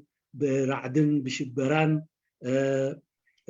أنجسو بذا أجباب زي سلطانو يناوح سلزلو تهاجر كبيد سجمن تركب إرترا كاب كل الهاجرات زتفلت يا أخنا نخل مخنياتون ناس النتا كل سدرابيت بدرجة سدرابيتنا إرترا واجان ناس النت واجان نحرنت زي كفلة يلن كوينو جن دحرز كله واجا فرز عمو أي رخبن انتاي دقا زي إيدو رخيبو زوم بوليتيكاو جوجلزي نتي زحازو سلطان حيزو مالت حماق اب لعل كله تمرت كاب حدنا بحدا كفلي كالي يخون جن اب لعل كله تي مقومياتنا إرترا زور سجمن شجرني أوريدو نحنا متكلا وإمنتنا كمتسسار كله واقع قالسو كركب إذ بإرترا معرض تساتافي ناي سجاتاتون تساتافي ناي بوليتيكاو سلطانون نكخولينا نسعر نكله سجاب إتي أبزقوان زي إذا سرعت زي نخلو ولاوين نتي كابز حبرة سب زي مسيو النبلو حبرة سب نعوين كي ترفه هذا كاب كفاء عيد حنون هذا داناتو كفاء ناتو سجمن يوم كوينهم زلوا سبات بزيد اليتم كاب بوتا فناقل كان بوتا موساد إذا كله تكبرات إزيو أقوانيفو سلازي اتي اب إرترا زقات أمنا شجر بمخنيات زي حلاف النتاوي قبل عليه حزب خا سيف زي بالصدماتن كمون كم مسارحي شبران رعدن سلام منفاقن زي تكباراتو نجاراتيو أقاتيم وزلون حزب إرترا إذا خا ኣብ 30 ዓመት ክኸዶ ዝነበረ ጉዕዞ ናይ ሃገራዊ ህንፀት ሲትረፍ እታ ብሰላም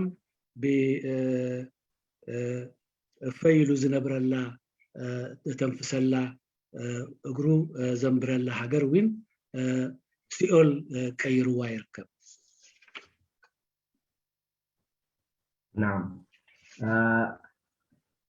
الوضع في إريتريا سيء، كلنا نعلم ذلك، ومعقد، لكن هو أيضا بحاجة إلى نخبة سياسية ومثقفين للقيام بتجربة جريئة. وطبعا القيام بهذه التجربة الجريئة تتطلب أن يقوم بها كل أصحاب الشأن. يعني طبعا يعني فسروا معايا أو ألقوا معايا السبب، يعني إنه منذ تأسيس رابطة أبناء المحافظات الإريترية، وهي مشروع حقوقي، منظمة مدنية تنادي بحقوق مشروعة، حقوق ما فيها يعني سؤال وجواب، يعني هي حق، يعني أرضنا، ممتلكاتنا، حقوقنا، خياراتنا في التعليم، شراكتنا، حقوقنا في التوظيف، حقوقنا في التعليم.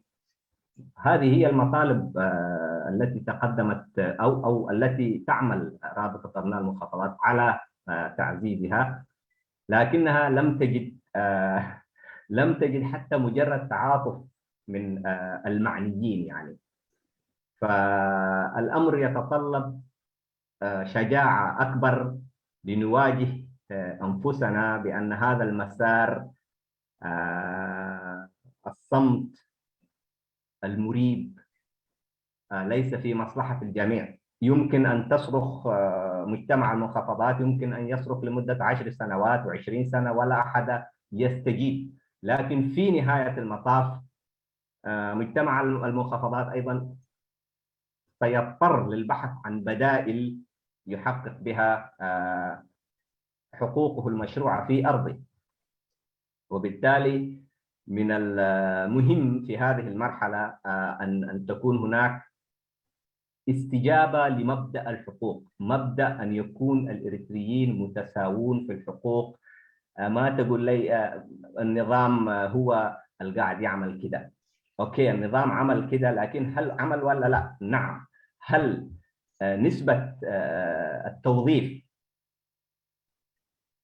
يعني الميزان مايل تماما، يعني فالاشياء هذه الناس المفروض يحاربوها، يعني لانه هي جزء من هي بتتطلب انك انت تكون شجاع مع نفسك، حتى لو الغلطان ولا اللي قاعد يرتكب هذه الجرائم هو من دمك ولحمك، تقيف ضده. يعني الامريكان وقفوا ضد ايش اسمه دونالد ترامب، شالوه من الحكم.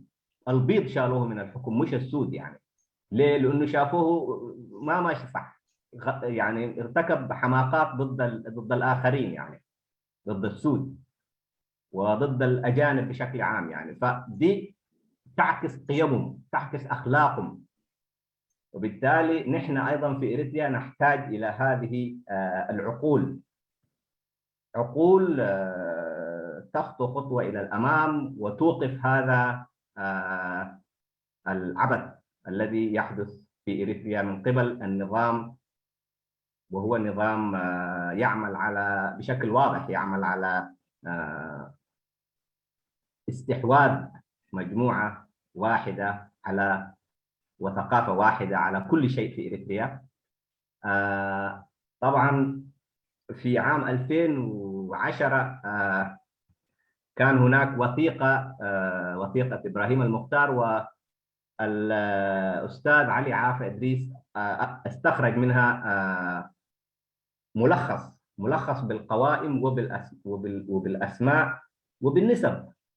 يعني في نسب بنسبة 100% لمجموعة واحدة. البقيه ما في اقل من 80%، 90%، 96%، 97%. الكلام هذا قبل 10 سنوات. هل الحكومه او النظام الموجود في اريتريا لم يطلع على هذا الخلل قبل 10 سنوات؟ اطلع عليه وعارفه وشغال فيه وهو مشروع، وبالتالي ما في إمكانية للمراوغة في هذه المسألة. النظام الحالي يعمل على تحقيق هيمنة واستحواذ. إما أن نقف جميعا ضد هذا المشروع ونوقفه عند حده للحفاظ على إريتريا وشعبها وحقوق مكوناتها، وإما نتعامى إلى فترة ما وسنخسر الكثير يعني.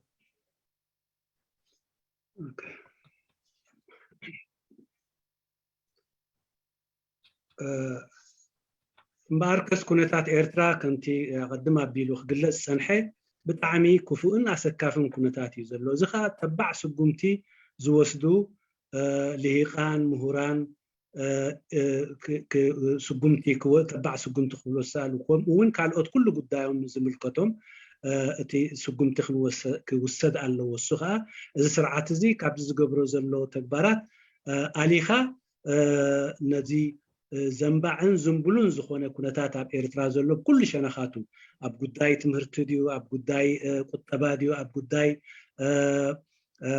سيفلاوي سراحات ديو وتاب كل شنخاتنا يتهاجر زلو زي تمازازن كونتات ناب نبورن تمازازن كونتات نايم بلاس ناي زملكتهم اكل تبع سقمت موساديو نحنا كم رابطه نحطو وكم تأثر نحطو حتى مثلنا بتمرتي مثلنا مريت مثلنا بقطبة مثلنا بسراح مركب بزعباز كله إنا نحطين جن زخونة اسكاب حجي من ريوم زخونة كدانا قص اللوين مزي إن قربو ناي مثل حتى كدانا قص رئينايو بزح يلن سلازي زخونتات كمزيلو انت تقشيلو حتى النقرب كان حتى خامل سمز حتى خاز الدناقص أكلاتن تدناقصو خانا زينا إذا حتى خاز أقم كوينو زلو كابسورو ناي لايون ناي متحببار انت دا أزي ترأيو وشتي كالمة تكاتات مدلايوين كمس يخيليو سلازي سرعاتيو نسو يزقبرو تلو رأيلنا محلاف أخول أيكون النزي زي تمازازن كونتات كنواقو ألونا ولا اتيز في السمو أكلنا تخونه وين كابانا تخونه وين بزخونه يكون بقاله شنخات زبس حنا ويمسانا زت أساسر تخونه إذا متأثر زي كي قدسنا انت دا زي حق حاون نهاجر زي ربحن دك هاجر بمعنى زي النابر سرعات كوينو لا يطرحيو زلنا كم تكله أبكال أحجرات قدبر تيزلو سرعات ويزلو مراحي انت دا انصار ربحه نايتهم دك نايزخونو دك هاجر زخيت كوينو تم دك هاربر كلهم تحبابيلهم كم تساليو نحناوين زخونه يكون كال مخنياتات وكال سياميتات كي هبنا نزي سرعات بحبار كوينا خنقادلي لنا اب إيرترا اذا سرعات زي زكايدو زلو مالت حساي الغاسي تكبارات دو كنبلو يقبا ازاي نغزا عرسو اب حدا اوان تحتي حدا صحفنا تحتي ابراهيم المختار بالوصيه بزنبره ود الخليفه بزو زرزر كاب تصحف زي 900 انت بالكاكب حق زر حقيقون زنبول ناي او الزراقحه ناي عدلات مهلاو يري سلازي ازي هاجر كجبر بحدوين كنابر سلازي كل ازناي زي نبر كونتات زي ناي كلهنا قدساتن ناي كلهنا بن هاجرنا ناي هاجرنا عبيتن ناي هاجرنا نقدميت مخادم نخلهنا كتنابرنا كتعالينا تخيل دولة ناي مفتارنا إن قد السبات بحبر كن كدو زلنا من قديو زخونة يكون مخنياتات كا كهلو أي قبائنا زي نقرات زي نمقبار سلازي نحنا أبتي متأسسار نزينا نري. نعم. نعم، شكرا أستاذ جرماي. كانت الترجمة دقيقة جدا كانت، وأنا أشكرك. عندي بس فقرة أخيرة ونكون انتهينا إن شاء الله. طيب، طبعا الإشارات على وضع الإقليم بشكل عام، طبعا في السنة الأخيرة توجهت معظم دول الإقليم من حالة الاحتداد والصراع والنزاع إلى نوع من التصالح، حيث نجد أن مياه المصالحة تجري في كل مكان: السعودية وإيران، قطر والسعودية، تركيا والسعودية، دول الإقليم المحيطة بنا، دولنا دول القرن الإفريقي طبعا في حالة تختلف كثيرا عن الوضع في دول الشرق الأوسط اللي هي دول الإقليم. طبعا في تراجع واضح للأيديولوجيات أيضا. الأيديولوجيا الاشتراكية أخذت دورها وانتهت، حتى الإسلام السياسي كأيديولوجيا سياسية الآن في حالة تراجع كبير جدا. وحتى الليبرالية، إذا اعتبرنا أن الليبرالية هي أيديولوجيا لتفسير وضع المجتمعات ووضع الحلول لها، الآن هي محجوزة بين زاويتين. اليمين أو مجموعات اليمين القومي من داخل النظام الليبرالي، والدول الدكتاتورية المتمردة على النظام العالمي، روسيا والصين وغيرها من الجهة الأخرى. يعني حتى العالم كله بشكل عام مستقبلنا كبشر ما يبشر بخير يعني. فنحن كإريتريين يعني على الأقل نبحث عن موطئ قدم لأجيالنا القادمة يعني. على الأقل نتراضى في أن نعيش في إريتريا في سلام واستقرار بدون أن يكون هناك من يحاول الاستحواذ والتمدد والتوسع والهيمنة وحرمان الآخرين من حقوقهم يعني. طيب، حتى ما في بدائل في حالة انهيار الدولة الوطنية في شرق إفريقيا، ما عندنا بدائل نحن كشعوب، لأنه مجموعات صغيرة ما تستطيع أن تخلق حالة من دولة قابلة للحياة. ما في يعني. نحن إما أن نقبل بوضع الدولة الوطنية القائمة ونحافظ عليها، لكن نحقق فيها أمنيات وطموحات وحقوق كل المجموعات السكانية الموجودة فيها، أو الانهيار سيكون كبير، لأنه ما في دولة تقدر تقوم دولة قومية. ما حنقدر دولة قومية ما تقدر تقوم في منطقتنا يعني، لأنه أولا مجموعات صغيرة جدا غير قابلة أنه هي تعمل أي شيء. لا تستطيع أن تخلق دولة قابلة للحياة يعني.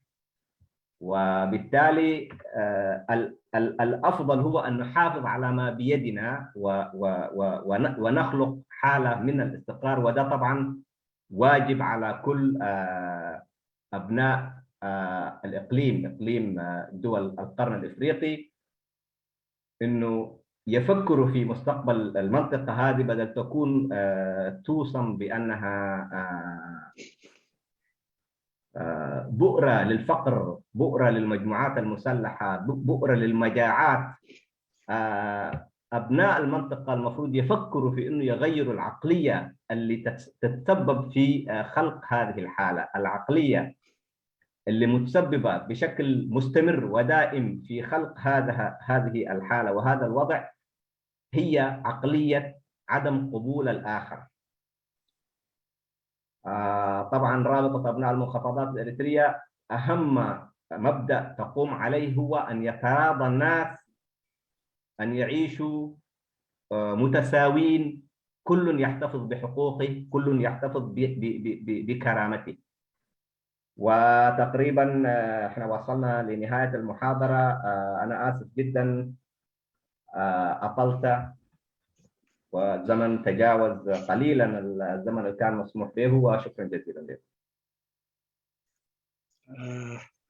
ናይ መወዳእታ ነጥቢ እቲ ኩነታት ናይ ዞባና ኣጠቓላሊ ነጥበይ እሱ ክኸውን እሱ ከዓ እዚ ከባቢና ካብቲ ናይ ምግርጫውን ናይ ምስሕሓብን ናብ ናይ ዕርቅን ሰላምን ገፁ ዝኸይድ ከባቢ እናኾነ ይኸይድ ኣሎ።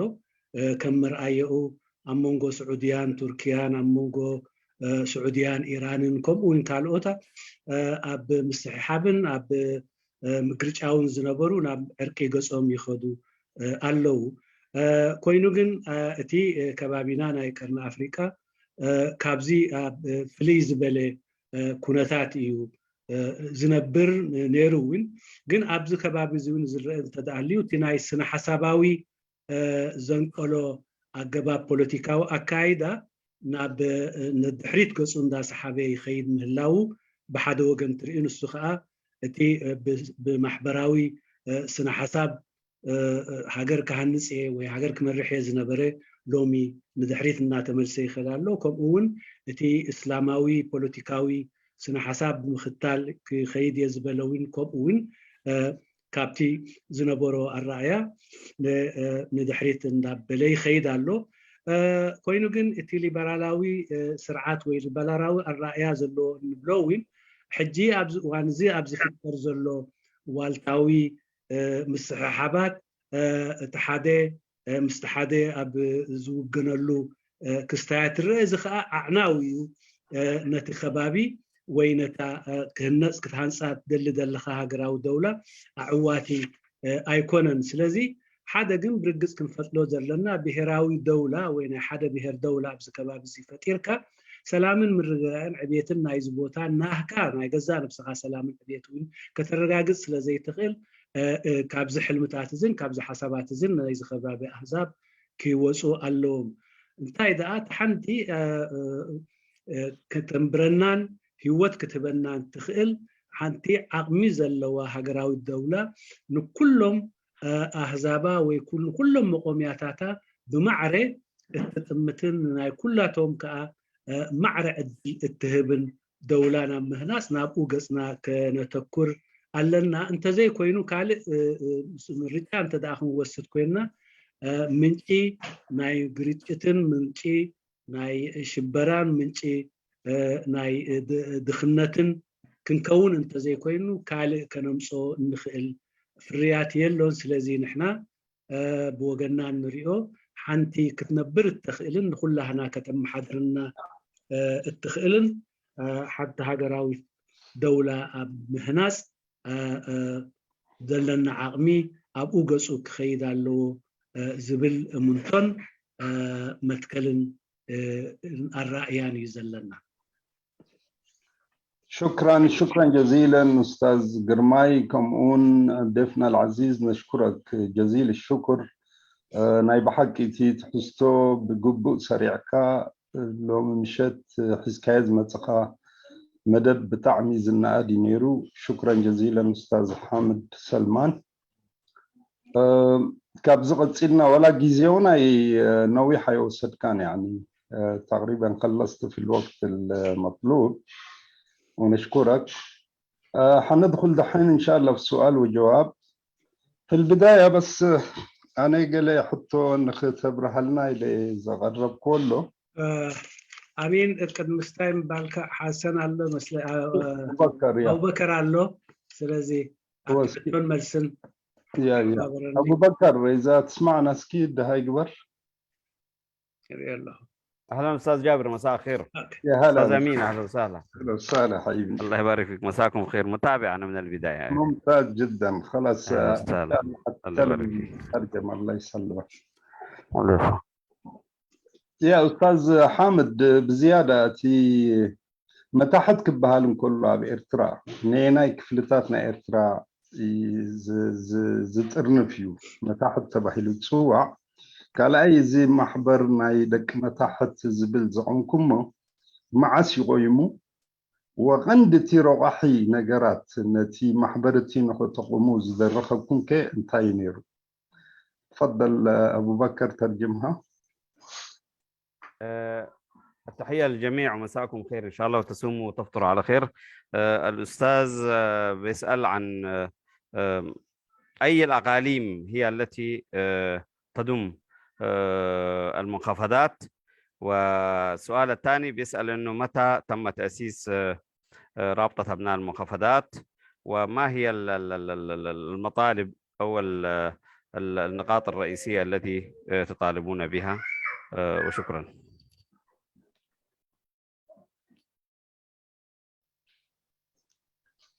نعم، أنا السؤال الجزء الأول من السؤال صراحة ما فهمت يعني. هو بيسأل بيقول إنه الأقاليم منطقة المنخفضات أي الأقاليم هي اللي تشملها؟ أيوة طبعا. أو الحدود اللي أنتم وادعينها لمفهوم المنخفضات في إريتريا. نعم،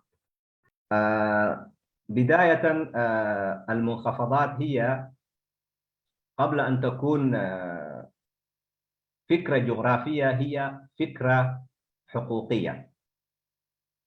نحن ما بنضع حد تريتوري للمنخفضات ونقول هذه هي المنخفضات اللي فيها جزء منها واللي خارجها ما جزء منها، لا. المنخفضات هو مجتمع. المجتمع ده عنده هم مشترك، عنده تجارب مشتركة. المجتمع هذا متنوع بشكل كبير جدا، فيه من كل المجموعات الإريترية، يعني حتى المجموعات اللي جزء كبير منها يقطن في المرتفعات، لكن جزء منها موجود في المنخفضات كمكون أصيل في المنخفضات. يعني نحن رابطة أبناء المنخفضات الفكرة اللي بتحاربها هي فكرة الانتقال المبرمج، مش الانتقال التلقائي. يعني لو في واحد قام من أي مكان في إريتريا استقر في المنخفضات بشكل تلقائي بقرار شخصي منه، اشتغل بالحلال، استفاد، عمل علاقات مع الناس، تاجر، اشتغل، امتلك، ما في حد يمنعه، عنده الحق يعيش مع الناس كغيره من الناس. رابطة أبناء المنخفضات الإريترية هي ضد المشروع، مشروع الاستحواذ، مشروع إنك أنت تجيب تنقل قرى كاملة من مناطقها وتنزلها هنا وتديها أرض غير أراضيها، إنك أنت تفرض على الناس غصب عنكم تقروا باللغة اللي أنا دايرة لكم، ما عندكم قرار، أنتم في أرضكم لكن ما عندكم قرار. ده هو المبدأ اللي بتحاربه الرابطة. الرابطة ليست فكرة عنصرية عشان نقول إنه هي وضعت حدود لمنطقة معينة وتقول هذه هي المنخفضات والباقي ما يهمنا. رابطة أبناء المنخفضات الإريترية مهتمة بإريتريا بشكل كامل وكل المجموعات الإريترية، وتطالب بأن يأخذ كل مجتمع حقوقه في أرضه يعني. وبالتالي ما في حدود معينة للمنخفضات يعني. شكرا استاذ. الجزء الاول من السؤال الثاني، متى قامت؟ طبعا يعني رابطه ابناء المنخفضات الاريتريه تم الاعلان عنها بشكل رسمي في مدينه لندن في 29 مارس 2016. اعلنت وثيقتها بشكل معلن، لكن العمل لتاسيس هذا المشروع طبعا زي ما يقولوا المؤسسين لفكرة المنخفضات اشتغلوا عليها فترة طويلة يعني، لأنه وهم عملوا على تأسيس أو طرح وإعلان هذه الفكرة لمعالجة مشكلة حقيقية موجودة في إريتريا، منهج حكم موجود في إريتريا. بالتالي المؤسسين أنا من المنبر ده احب اشكرهم، يعني لانه بذلوا جهد كبير جدا في انه هم وضعوا اساس متين عشان تستمر فيه النجاحات، وحتى تسترد حتى يسترد مجتمع المحافظات جميع حقوقه. طيب تفضل الاستاذ ابو بكر. مجمر يا 2014. أيوة انا اسف جدا، انا قلت 2016 هو المؤتمر، انا خلطت بين المؤتمر واعلان لندن. تاسيس الرابطه كان 29 مارس 2014. 14 تمام.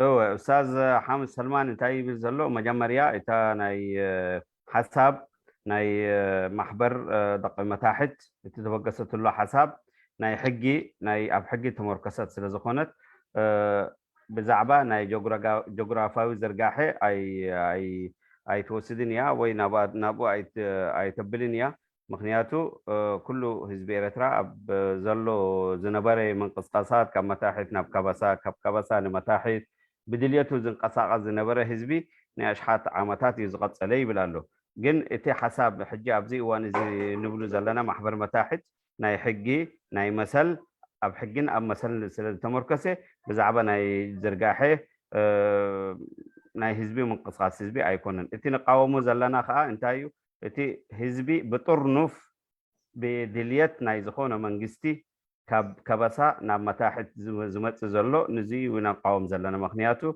زخونه مريت ابعدنا وانا علوا اتي زلو اكبابي بملؤ ناي مريت سبسل زخونه اتي بطرنو في مت زلو بوسانه ناي منغستي ازي ابيو كنبريو ابتا وانا تاتو زي اللي اكبابي كنبر سل زخونه زي نحن بطرنو في زمت نقاومينا زلنا يبلالو مبل كالاي بدليتو كبسا نمتاحت زمتي زيغا مسليو عبدس زبلو بوتا كنبري يخيل مسليو كسرح مسليو مستحبرة تسبقا تلازيبو تزاتيو بسلام كنبر سلازخل ازين ديو تي نحن حسابنا يبلالو مبل سالساي تي نتاي شمو ناي كابتنتي زمتي كاب متاحتنا بكبساتات كبساتات نمتاحيت زنقصاص زنبر حزبي زي تاريخيو كم تاريخ قالو نحن اين قومنا ما بالكالاي ناي قونقا حتى قونقا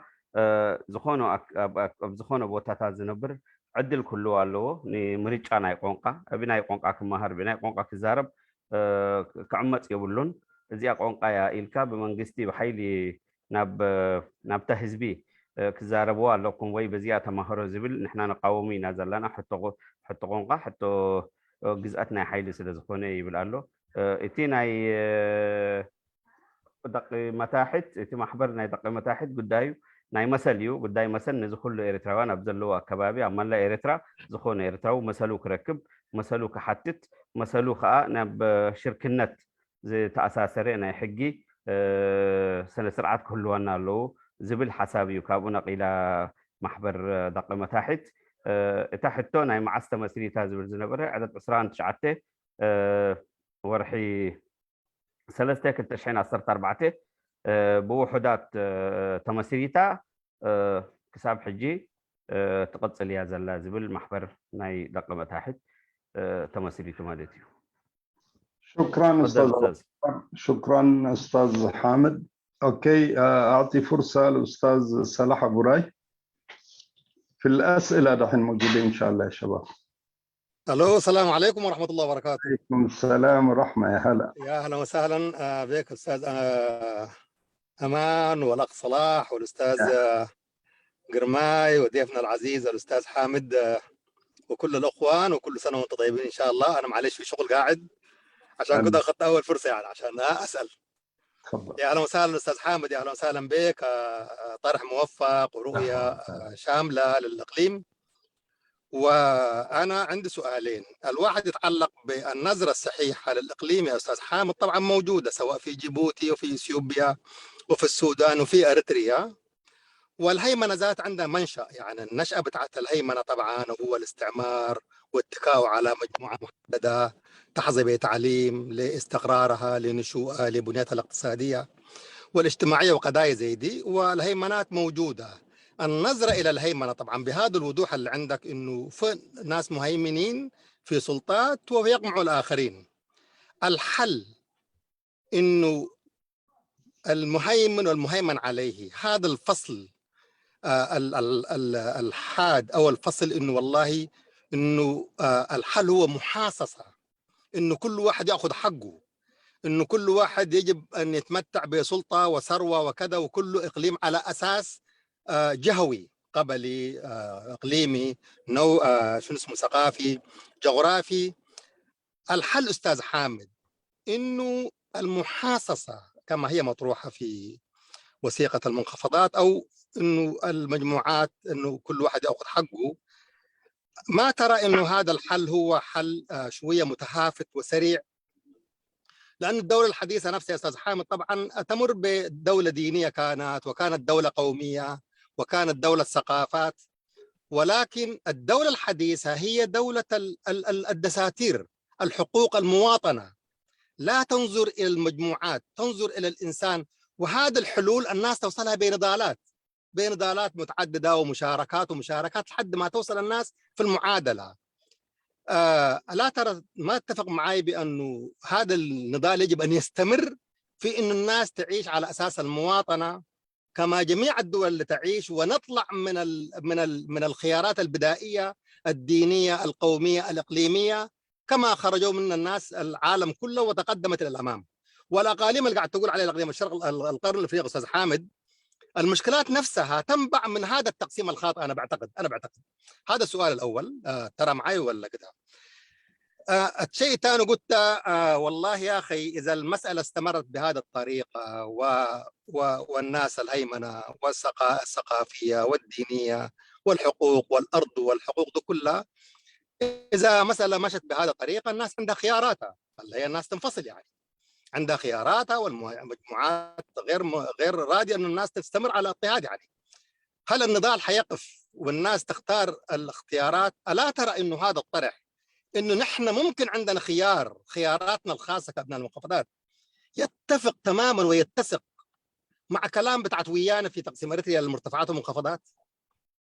هل التوقيت كان خاطئ منكم ممكن تزامن مع هذا الكلام اللي قاعد نسمعه، منخفضات مرتفعات تقرينيان، والكلام اللي قاعد نسمعه طلع بعت الويانا؟ يعني كون نحن عندنا خيارنا ألا يتفق ويلتقي استراتيجيا مع هذا الفهم بتاعت وياني؟ أين تختلفوا في هذا الشيء؟ أم هو توقيت خاطئ، تزامن خاطئ في الطرح، أم هي فكرة استراتيجية مشتركة، أم هو ماذا تقول يا أستاذ حامد؟ أترك السؤال لك أنت. لك التحية مرة ثانية أستاذ حامد، وكل عام وأنت بخير. تحياتي لكم الأخوان، شكرا جزيلا. شكرا أستاذ صالح. تفضل أبو بكر. نعم، أنا أبدأ بالسؤال الأول اللي هو الناس ليش تلجأ على يترجموا أول أستاذ حامد ولا؟ نعم يترجموها أول ولا كيف؟ لا أحسن. لا معلش. أنت جديد معانا يا أستاذ حامد في الروم. لا أستاذ حامد معلش، ممكن تواصل الإجابة والسؤال والإجابة ترجمهم مع بعض. ممتاز جدا. تفضل أستاذ حامد. تمام. أيوة، أنا أبو بكر ما قاعد أشوفه قدامي، قرماي كنت بشوفه، عشان كده كنت بنتبه للترجمة. يعني ما فاتح الفيديو. ما في مشكلة. أنا طبعا هأرد على الأستاذ صلاح أبو راي. طبعا أنت بتختار الطريق الأقصر يعني إلى الوصول. يعني من حيث المبدأ، فكرة إنه الدولة تحكم من المركز هي فكرة ما فيها مشكلة. نحن أنا شخصيا كحامد يعني، أو احتمال كمان نفس قيادة الرابطة تتفق معي في الفكرة إنه من حيث المبدأ ما في مشكلة في طريقة الحكم، مركزي أو لا مركزي. لب الموضوع هو تحقيق قيم العدالة للناس، للأفراد. إذا كان عندنا نحن دولة مركزية يعني تحكم بنظام مركزي، لكن نظام مركزي عادل تماما، زي النظام اللي كان موجود في سنغافورة نحن طبعا الطفل لما يكون صغير امه تقول له انت حتبقى دكتور، انت حتبقى مهندس، انت حتبقى طيار. يعني نحن اريتريا لما كانت صغيره كنا نقول حتبقى سنغافوره يعني. فقبل الاستقلال اقصد يعني. فمثلنا الاعلى كان سنغافوره يحكم نظام مركزي، يعني هو فيه عداله، تحقيق العداله بالنسبه له جزء اساسي جدا يعني. ما في تمييز، ما في مجموعه تهيمن على 99% من الوظائف وتقول دي دوله وطنيه يعني. ما في من البدايه، ما في. وبعدين ناسنا يقولوا يعني الشوكه تظهر من بدايتها تظهر انه هي حتكون شوكه يعني. النظام اللي شايفينه قدامنا في اريتريا ده هو شوكه، لو استمر 100 سنه حيظل يقهر ونحن حنذوب، حننتهي، ما حيكون عندنا وجود يا استاذ صلاح. ننتظر ل 200. نحن كل يوم يمر نحن قاعدين ننقص، قاعدين نطلع من ارضنا. على اي اساس انت تبرر انه ننتظر 100 سنه ولا 300 سنه يعني؟ ما نقدر ننتظر. نحن حقوقنا اللي قدامنا دي، ارضنا قاعد تنزع مننا عينك يعني. كل يوم اسره من اسرنا قاعد تطلع من البلد يعني. ما بننتظر، لازم نطالب بحقوقنا الان ونثبت حقوقنا. نحن مش هواة عشان نقول نحن دايرين دولة لا مركزية فيدرالية أقاليم، مش هواية يعني. المسألة مش هواية بالنسبة لنا، المسألة هي مسألة حياة أو موت. إذا في نظام ديمقراطي، نظام مركزي، لكن نظام مركزي عادل، ما عندنا مشكلة. الجبهة الشعبية بعد ما مسكت الحكم بعد الاستقلال، لو كانت أرست قواعد عمل ما كان في شيء يمنعها. الجبهة الشعبية بشكل مخطط ومنظم مشت في الاتجاه ده يعني. ما كان في شيء يمنعها انه هي تبسط العداله للناس كلهم، كل الاريتريين سواسيه، ما تفرض عليهم لغه واحده، ما تفرض عليهم 99% من الموظفين من مجموعه واحده. كان في الخيار متاح قدامها، ما عملته عمدا متعمده. طيب على اي اساس نحن حنصبر يعني؟ ما بنقدر نصبر يا استاذ صلاح، وحقوقنا كل يوم يعني تذوب منا يعني، يذوب منا جزء يعني. في الاخير نحن اذا انتظرنا بحسب كلامك ده 100 سنه نحن ما حنكون موجودين في اريتريا. حيقولوا لنا نحن انتم مش اريتريين. نمشي وين يمشوا اجيالنا يا استاذ صلاح ابو راي؟ عشان كده نحن عشان نثبت وجودنا في اريتريا we have to fight now. لازم نقاتل الان يعني، ونقول ده حقنا ودايرينه، ما نسكت. ده بالنسبه للسؤال الثاني. السؤال الاول الثاني ذاك اللي هو الخيارات الاخرى بالمناسبه ما يفرض الواقع. يعني مثلا انا اقول لك حاجه، جنوب السودان كان مضطهد وكان مقهور. ابناء جنوب السودان ما كانوا يدخلوا في الكليه الحربيه. ابناء جنوب السودان ما كان محروم عليهم يتوظفوا في البنوك في الخرطوم رغم انهم سودانيين. في الاخير قالوا يا اخواننا قاعدين تظلمونا، ادونا حقوقنا، خلونا نشارك معاكم. حاولوا، فكرة رفضت. استمرت المجموعة المهيمنة في الحكم بنفس الأسلوب يعني. في الأخير رموا السودان برا وطلعوا منه يعني. ده مش أنا اللي بقوله يعني، ولا أنا اللي بقرره، ولا رابطة أبناء المحافظات تقرره يعني. دي مسائل تقررها الشعوب. تيغراي نحن ما عندنا بهم علاقة يا أستاذ صلاح. أنت دائما تحاول تلزنا في اتجاه تيغراي. We don't have any relations with تيغراي. ما عندنا معهم شيء. نحن عندنا حقوقنا، عندنا أرضنا، عندنا قضايانا التأليمنا يعني. ما عندنا علاقة بالتيغراي يعني. شكرا. تفضل أبو بكر. يلا ناي مجمريا حتى قدميت حتى انتهى تبنيرا بزعبا ناي زي ما قل ايوه بزعبا ناي زي ما قول زي ما هو الحل من محدار يعني. ايوه زي ما قول من محدار ناي سنترلايز من محدار ناي نسخون بمنتايكم تحت زلهم بزعبا ناي ممقال هبتي بمقال سراح بزعبا ممقال ناي مسالات ناي ودسب محلاو يخم تحت زلهم سلازي ازي قداي ازي ابتا زلاتا بزخون عدي بناي مثل بناي قوامي زقلت سلازي نسخهم بزعبا ازي تزاربو زلهم هتوس واناوي ايكونن ابزي وانزي نكم زكت حتى واناوي تهويكم يخم زلهم تمثلو مغنياتو ازي قداي ازي كابلومي جمري ناي قوام ناي مثل زيغا تحلو زخونا هجر مس جزء ياتبطحو እዚ ጉዳይ እዚ ከም ንኣብነት ኣብ መላእ ሃገራት ዓለም ናብ ከም ናይ ሃይማኖታዊ ሃገር ናብ ናይ ዲክታቶሪን ናይ ዲሞክራሲያዊ ኣገባብ በፂሓ ዝኾነ ሃገራት ንሕና ከዓ ከም በብግዜኡ ናብታ ንደልያ ሃገር ክንበፅሕ ስለ ዝኾንና እንታይ እዩ ንስኹም ናትኩም ተርእይቶ ናትኩም ካብ ምንታይ ተበጊሳ ይብል ኣሎ እቲ ካልኣይ ሕቶ ከዓ እዚ ንስኹም ተሓቱ ዘለኹም ሕቶታት ኣብታት ተመስረተላ ግዜ 2014 ብወያነ ዝተላዓለ ነገራት ነይሩ ደቂ መታሕድ ደቂ ከበሳ ዝብል ሓሳባት ኣውፂኦም ነይሮም እቲ ናይ ምምስራት ናይቱ ብኣጋጣሚ ናይቲ ግዜ ድዩ ወላ ብትእስሳር ኣለዎ በታ ናይ ወያነ ዝብልዋ ሓሳባት ብዛዕባ ምንቃል ህዝቢ ኤርትራ ዝተመርከሰሉ ኣጀንዳ ናቶም ክሳብ ክንደይ ምትእስሳር ኣለዎ ናብ እዚ ጉዳይ እዚ ሓቲቱ ምክንያቱ እቲ ሓሳባት ናይ ስትራቴጂያዊ ሓሳባት ናይ ወያነ ትግራይ ስለ ዝኾነ ኢሉ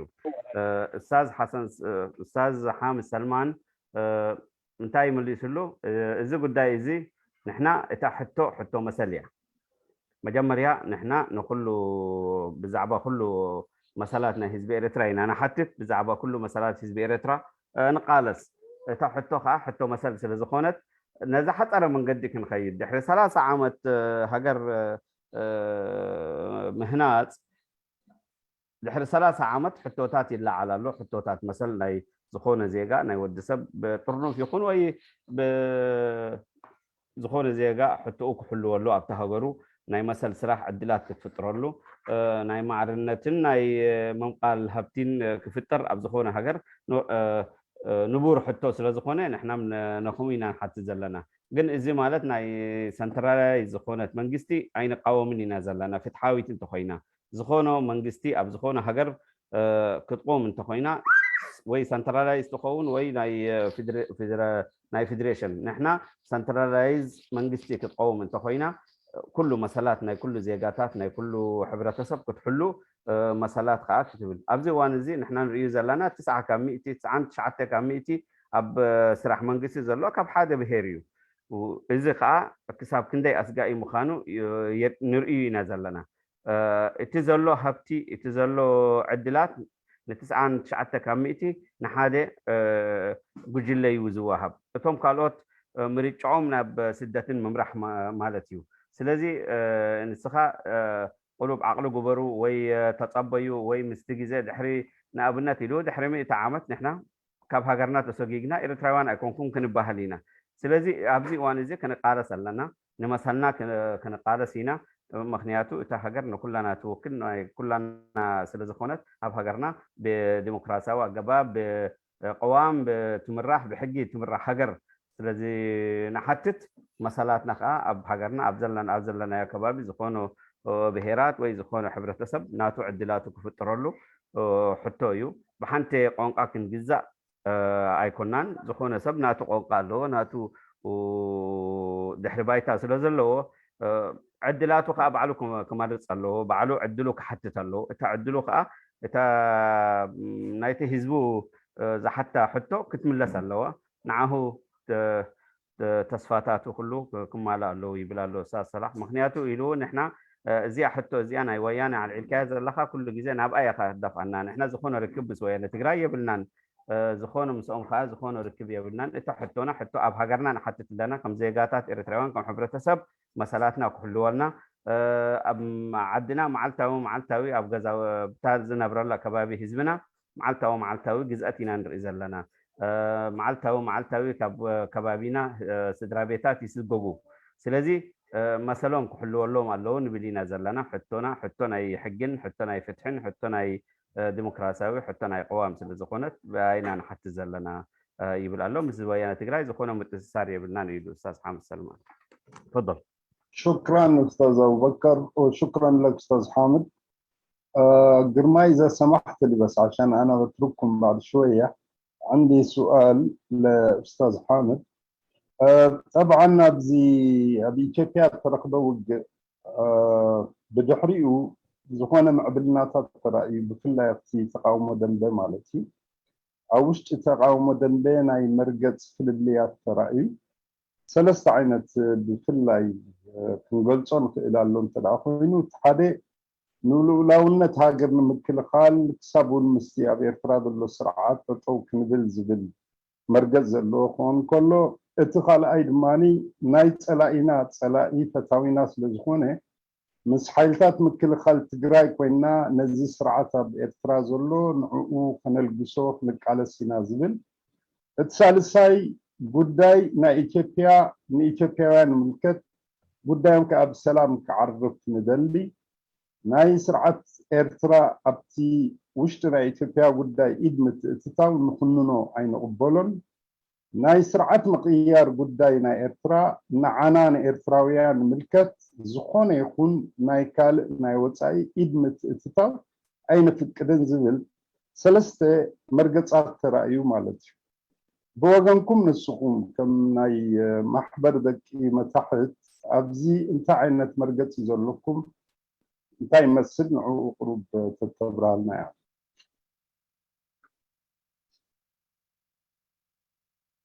يترجمها ولا أيوة. تبدأ على طول؟ ترجمها أنا أفضل. بقدر أجاوب عليها بدون ترجمة. يلا خلاص. طبعا زي ما أنت ذكرت صحيح إنه مواقف المجموعات السياسية يعني والمدنية يعني بشكل عام والشعب الأريتري بشكل موسع الحرب في تيغراي كان عندها تأثير قوي جدا على الإريتريين. طبعا أنا ما حأدخل في تفاصيل المواقف الأخرى يعني المواقف اللي مثلا قفزت في تحت ظل شجرة النظام وقالوا نحن ندافع عن النظام وبعدين نشوف مع بعض يعني الرابطة ده ما موقفها. ثانيا كمان المجموعات اللي اصطفت مع التيغراي يعني وقالوا نحن ندافع عن التيغراي ونموت معاهم في الخنادق هذول كمان نحن ما معاهم. نحن موقفنا إنه دخول إريتريا كطرف رغم أنه رابطة أبناء المخابرات الإريترية ما أصدرت بيان رسمي أو موقف رسمي لكن أنا ده أقوله نتيجة لمعرفتي بالمواقف في الرابطة يعني لكن هو ما يعتبر تصريح رسمي يعني.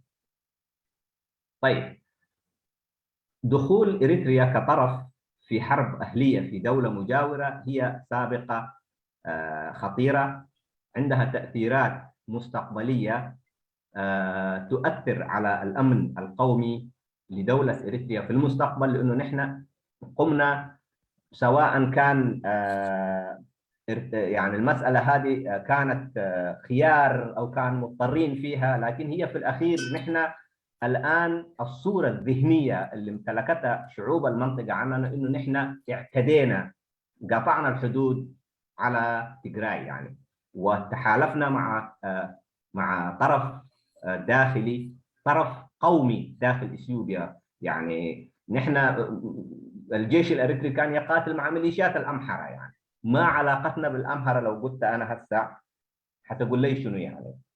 طيب ما عندنا علاقة ما في يعني الأمحرة هم أكثر ناس ما يؤمنوا أصلا باستقلال إريتريا وما يؤمنوا بهويتنا نحن كإريتريين يحتقرونا ويقولوا يا أخي أنتم ما فيشين أنتم ما موجودين نحن دايرين بس الأرض حقكم حتى الآن يعني. فكونوا أبنائنا يموتوا معهم في خندق واحد ده نحن شفناه يعني موقف مخجل جدا، يعني لا وطني، موقف لا أخلاقي ولا وطني يعني. طيب نحن بالنسبة للأزمة والحرب اللي حصلت في إثيوبيا يهمنا بس ما يلينا نحن كأريتريين، كمجتمع إريتري، كشعب إريتري، كسيادة وطنية إريترية. هل رجعت لنا بادمة من مشاركتنا في الحرب؟ صحيح عسكريا رجعت، لكن إثيوبيا حتى الآن لم توقع على إنه بادمة دي ما حقها يعني هي ما زالت عند في نار تحت الرماد في بادمة يعني. السياس ارسل ميليشياته وقال لهم اشربوا بيره في بادمه، يعني جمعوا هناك ورقصوا هناك ورجعوا يعني. لكن حتى الان بادمه ما مسجله كخريطه سياسيه، ما مسجله باسم اريتريا بالنسبه لاثيوبيا يعني. فنحن ده كله شفناه مخاطره وعبث وتضييع لمستقبل شباب واعد مات في أرض غير أرضه، مات غريب في أرض ما يعرف اللي يدفنه فيها، ما يعرفه هو شنو، لا يعرف لغته، لا يعرف دينه، لا يعرف شيء عنه يعني. فالمخاطر هذه كلها نحن استنكرناها، وكونه يعني ارتدادات الحرب في المستقبل دي طبعا حنشوفها مع بعض، لكن هي ليست في صالحنا كشعب إريتري يعني. شكرا أستاذ حامد. تفضل أبو بكر. معلش أنا تقدمت أن حتوتات كترجمان يا مخنياتو أبتا ناي صندوق ناي شات يحطي يمزلو إتا حتو ترجمون ناي يبلوس لزلو كترجمية تن حتوتات بدحريو تناي ملسنا أستاذ حامد سلمان. إيش مقدر أبو بكر تقدمي تحطو مش تترجمة ملسنا تقاني تترجم لحرايك تقاليتكم مثلا بحر خير.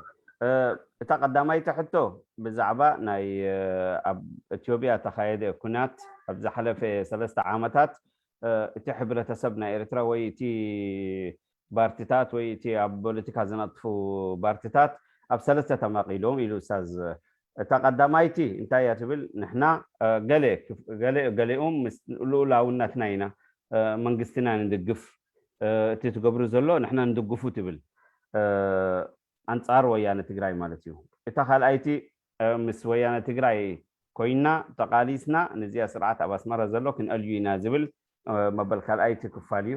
ሳልሳይ ከዓ ንሕና እቲ ወራር ኣይንድግፉን ኢና ኣብ ጉዳይ ናይ ኢትዮጵያ ኣይንኣቱን ኢና ምክንያቱ ኣብ ኩናት ኣብ ጎረቤትካ ዘሎ ኩናት ብወራር ዓይነት ተሳቲፋ ዝኾነ መንግስቲ ንሕና ኣይንቅበሉን ኢና ኣይንድግፉን ኢና ዝብል ኣብታ ጉዳይ ናይ ውሽጣዊ ጉዳይና ከዓ نحنا بتازلو كينات اب اثيوبيا نحنا متستوى ندلينا سرعه ناي اريترا مقيار ناي زي سرعه زي قداي ناي اريتراوان سلازخونه ناي اريتراوان يزملكت كاب زخونو قدام كاب دغه مصيو ناي زي سرعه زي كاليالنا خا اي ندلينا مخنياتو نحنا هنا تحطو ناسنا سلازخونه تحطو ميلاي ناي زي سرعه باسمر زلو اتن 3 حطوتات زيانيان تقدماي تحطو تاي وملسي أبتا 3 عامات زتخايد كينات اب اثيوبيا ناي بحقي اشغاري اصقامي كينات ينيرو و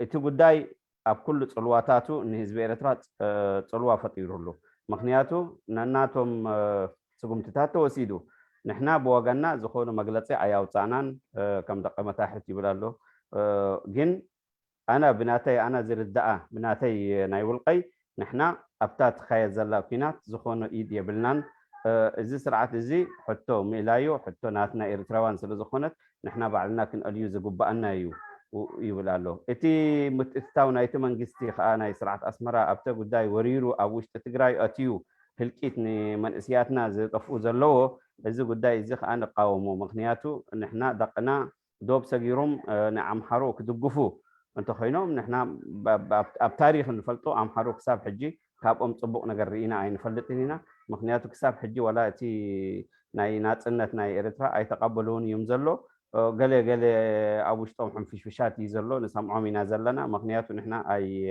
ኣይምልከተናን እዩ ኣብቲ ጉዳይ ንዓሆም ደገፍ ደቅና ዶብ ሰጊሮም ምስ ኣምሓሩ ክዋግኡ ኣብኡ ክሞት ክስውኡ ኸ ንሕና ኣይንድግፉን ኢና ምክንያቱ እዚ ተራ ናይ ዝኾኑ ሃገራዊ ውሳነ ስለ ዘይኮነ ሃገራዊ ተራ ኣይኮነን ይብል ኣሎ ኡስታዝ መበል ካልኣይ ኣብታ ጉዳይ ናይ ባድመ ኣብዚ እዋን እዚ ከምታ ስርዓት ዝበሉ ኣብ ትሕቲ ቁፅጥር ኤርትራ እያ ዘላ ግን ብሕጋዊ ዓይነት ኣይፀደቐትን ብሕጋዊ ዓይነት ኣብ ካርታ ኣይሰፈረትን ብስም ኤርትራ ስለዚ ስቲል እቲ ሽግር ክቕፅል እዩ ሎሚ ብሓይሊ መሊስናያ ፅባሕ ከዓ ክትውረር ትኽእል ካብ ዝኾነ ሓይሊ ናይ ኢትዮጵያ ምክንያቱ ዝኾነ ናይ ኣብ መላእ ዓለም ዝሰምዑ ወይ ዝረአየ ወይ ዝፍረም ነገራት ስለ ዘይረኣና ንሕና ኣስጋኢ ንዓና እዩ እታ ኩናት ኣብ ኢትዮጵያ ዘላ እቲ ምትእትታው እቲ ወራር መንግስቲ ኤርትራ ኣካይዳቱ ዘላ ውሽጢ ትግራይ ንመፃኢ ኣስጋኢ እዩ ንህዝቢ ኤርትራ ንመፃኢ ንዕድላትና ንልኡላውነትና ኣስጋኢ እዩ ስለዚ ንሕና ኣይንድግፉን ኢና ብኩልንትኡ ከዓ ንቃወሙ ይብል ኣሎ እዚ እንድዩ ብሕፅር ዝበለ መልሲ ናይ ክልተ ሕቶታት شكرا استاذ ابو بكر ويغني لنا استاذ حامد. اوكي قرماي تفضل. اوكي انا برضو عندي سؤالين. استاذ حامد السؤال الاول قد لا يخلو من العتاب. طبعا ذكرت انه ابناء المنخفضات ايضا يعني مثل ما هو التنوع طاغي في كل شيء هم ايضا متنوعين ولكن يعني في التنوع انا يعني ارى تنوع معين برضو يحسب لهذه المنطقه كون انه عاش فيها ويهم بهمها سواء كانت على مستوى المدينه التي يعيش فيها او على مستوى القريه التي يعيش فيها ولكن لا اجده. فما هي المعيار الانتماء إلى أبناء أو إلى رابطة المنخفضات؟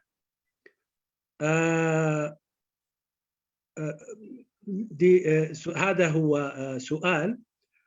وأيضا حتى من باب إنه لم أرى حتى في مؤتمراتكم إنه جهة تنوع معين يعيش في هذه المنطقة معكم ويهم بهم هذه المنطقة ولكن لم أراه حتى على شكل ضيف شرف أو ضيف. فهل هي أنه نتيجة أنه لا يستوفي هذا الاتجاه هذا التنوع المعيار؟ هذه واحدة. السؤال الثاني هو ما لم تستجاب هذه المطالب وهي مطالب مشروعة ويغرها أي مواطن إريتري شريف حر انه كل صاحب حق يجب ان ينال حقه في كل المجالات لكن مساله الخيار انا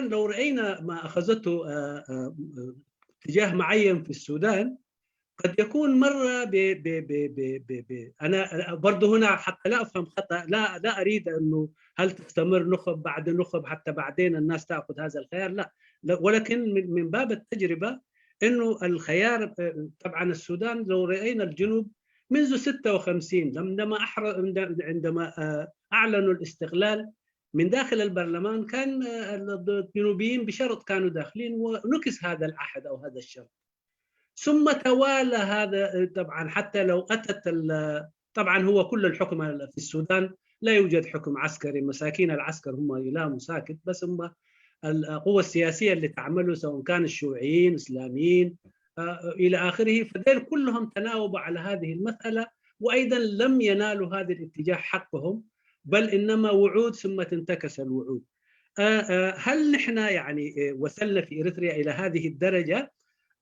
ألا ترى إنه في نظام الكل متضرر منه والحقوق هذه لا تأتي إلا من خلال إزالة هذه النظام وإزالة هذا النظام لن تكون بتقديم طلبات لهذه النظام أن يلبي هذه الحقوق أو هذه بل بإزالته.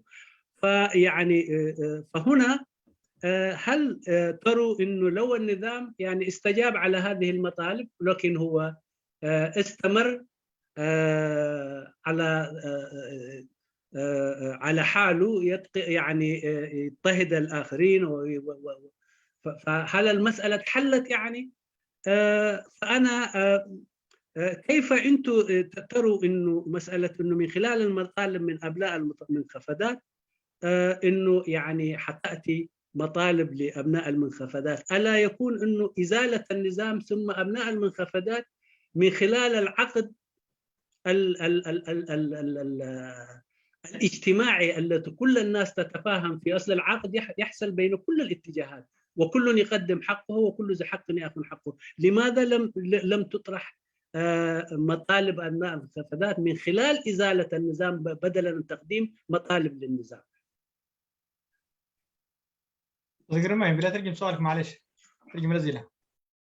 اوكي حتى يتقدماي حتى وغساوين خوني خيليو كم تخبلو صنح تقادلاي حامد سلمان اتيناي متأسسار ناي متاحت كاب كله تفلليات كاب كله ناي إرترا عينتات زمال ايو نيروي بلغن أنا أبزي كباب زي مساخون زنبر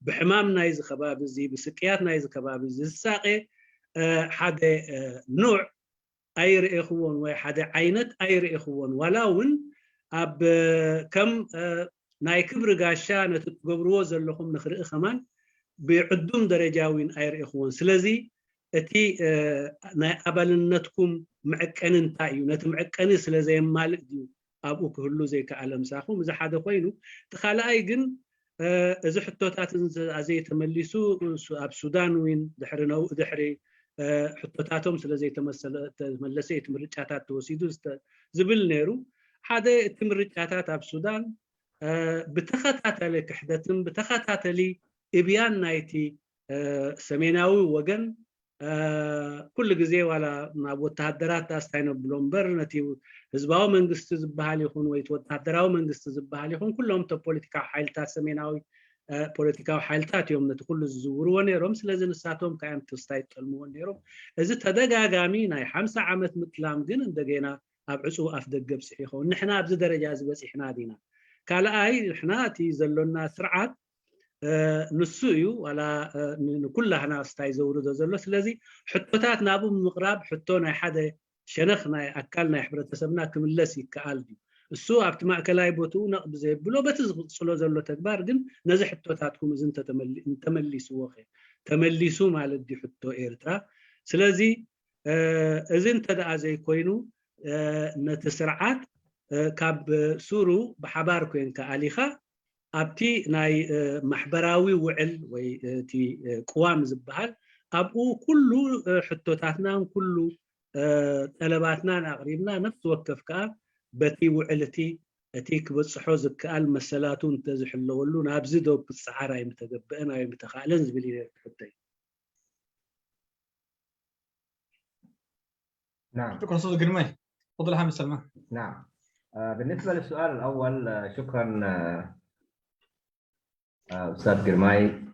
السؤال طبعا مجتمع المنخفضات هو مجتمع متنوع فعلا، فيه كل المجموعات، فيه لغات كثيرة، فيه مجموعات صغيرة تعيش وسط محيط أكبر منها لكن لا تتعرض لأي قهر أو اضطهاد أو حتى محاولة هيمنة. إذا نحن حنتكلم عن الأفراد ده موضوع آخر، لأنه الكلام عن الأفراد ممكن يختلف شوية. أنا مثلا إذا مثلا قرماي يعني أنت عشت في المنخفضات، تعرف أرض المنخفضات تماما، تعرف المجتمع وما عندك علاقة بموضوع الانتقال الممنهج يعني، فأنت ابن منخفضات ما في حد يقول لك يعني أنت ما في شك يعني. لكن النقطة دي كمان تحيط بها عوامل كثيرة.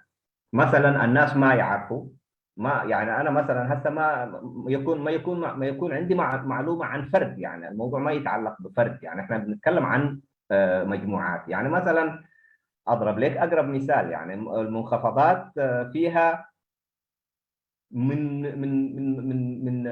مش من إريتريا بس، حتى من مجتمعات أخرى. يعني في داخل مجتمع المنخفضات في من الشعوب المجاورة، سودانيين، يمنيين، صوماليين، جيبوتيين، حتى اثيوبيين موجودين. كأسر يعني كأفراد يعني خلاص اندمجوا في المجتمع وبقوا جزء منه، هم لا يشكلوا عليه خطورة ولا هو يشكل عليهم عبء، يعني يعيشوا زيهم عندهم كل الحقوق. يعني خليك من انه واحد ينتقل من داخل اريتريا ينتقل الى المنخفضات يعني. فانا مشروع التنوع في المنخفضات هو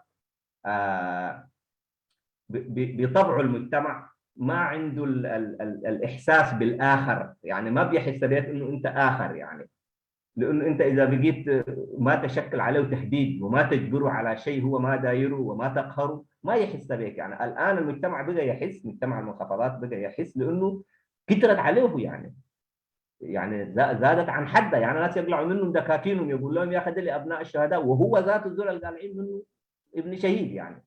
ف ده طبعا المساله يعني فاتت حدها يعني.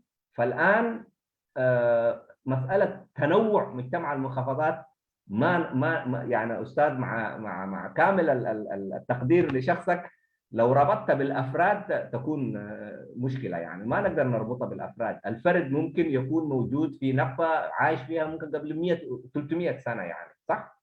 كفرد يعني. لكن مثلا الناس بعد ما ينتقل من هناك ويطلع نتيجه لعوامل كثيره ما يعني ممكن ما يعتبروه ابن منخفضات لانه هو براه ما جاء قال انا من كده يعني. فهي دي النقطه بتاعت التنوع لازم تتفهم في الاطار ده يعني. طبعا انا ما عارف يعني بالنسبه للنظام، نظام الحكم في اريتريا يعني، لو هو مثلا اعطى مجتمع المنخفضات حقوقه يعني، وقال يا اخي الارض ليكم حقكم رجعوا لها ورجعوا لاجئينكم من السودان واشتغلوا باللغه اللي انتم عاوزينها، علموا ابنائكم، اتوظفوا، طوروا نفسكم، انا تركتكم. لو قال كده هل نحن حتى لو يمارس الدكتاتوريه يعني حنسكت منه؟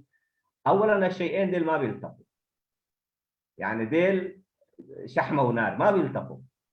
اذا هو سمح للمنخفضات انه هي تاخذ حقوقها فبالتالي حيسمح للاخرين من باب اولى يعني.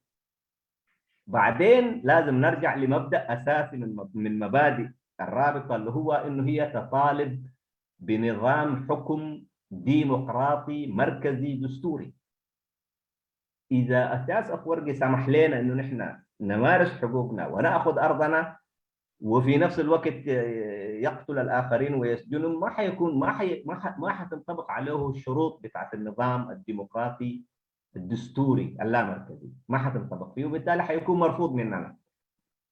نحن مثلا ما قاعدين نقول يا اخي اول ادونا حقوقنا وبعدين نغير النظام، ما قلنا كده. نحن قاعدين نقول حقوقنا دي نطرحها، نوعي بها الناس، نجمع حولها اصحاب الشأن، اصحاب المصلحه، the stakeholders، نجمعهم حولها عشان يدافعوا عنها. النظام اتغير اليوم، اتغير بعد 5 سنوات، اتغير بعد سنه. في الاخير الحقوق دي لازم تكون يكون عندها قوى تحملها وتمشي بها يعني. المجتمع لازم الحقوق دي يرفعها هنا في راسه ويدخل بها اريتريا يعني. هو في قريته يعرف انه حقوقه دي هي، ما يقدر حد يجي يقول له يا اخي انا بشيل مزرعتك لاي سبب يعني، يموت فيها ارضه دي يعني، اذا هو بقى فاهم، اذا هو واعي.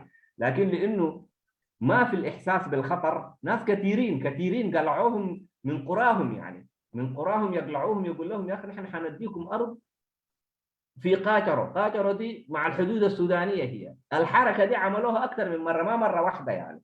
قلعوا اسر مجتمعات مستقره من داخل الساحل، يشيلوهم يخطوهم في الحدود السودانيه، عارفين انهم حيخشوا السودان، يعرفوا ويبغوا لا يسالوهم، يخطوهم هناك ايام المطر تضرب فيهم، الوضع يتلخبط، يدخلوا السودان، يجيبوا مجموعه ثانيه يخطوها في نفس المكان برضه تدخل. شنو ده؟ يعني ده شيء واضح، هو فيري كلير يعني. ما نقدر نحن مثلا نساوم في الفهم بتاعت الحته دي. مساله واضحه هي بالنسبه لنا يعني. فالانسان نحن قاعدين نقول من الآن قاعدين نطالب بحقوقنا ليه؟ أبناء المحافظات عشان يفهموا إنه ده يعتبر انتهاك لحقوقهم في الأرض. الإنسان إذا اتقلع من أرضه ما عنده قيمة كإنسان يعني. البشر إذا أنت نزعته من أرضه ما عنده قيمة. لازم الناس أبناء المحافظات يعرفوا القيمة دي ويناضلوا يقاتلوا من أجل إنه يبقوا في أرضهم يعني. النظام مشى اليوم مشى بعد سنة. بالنسبة لنا يعني المهم هو إنه مجتمعنا يكون في أرضه.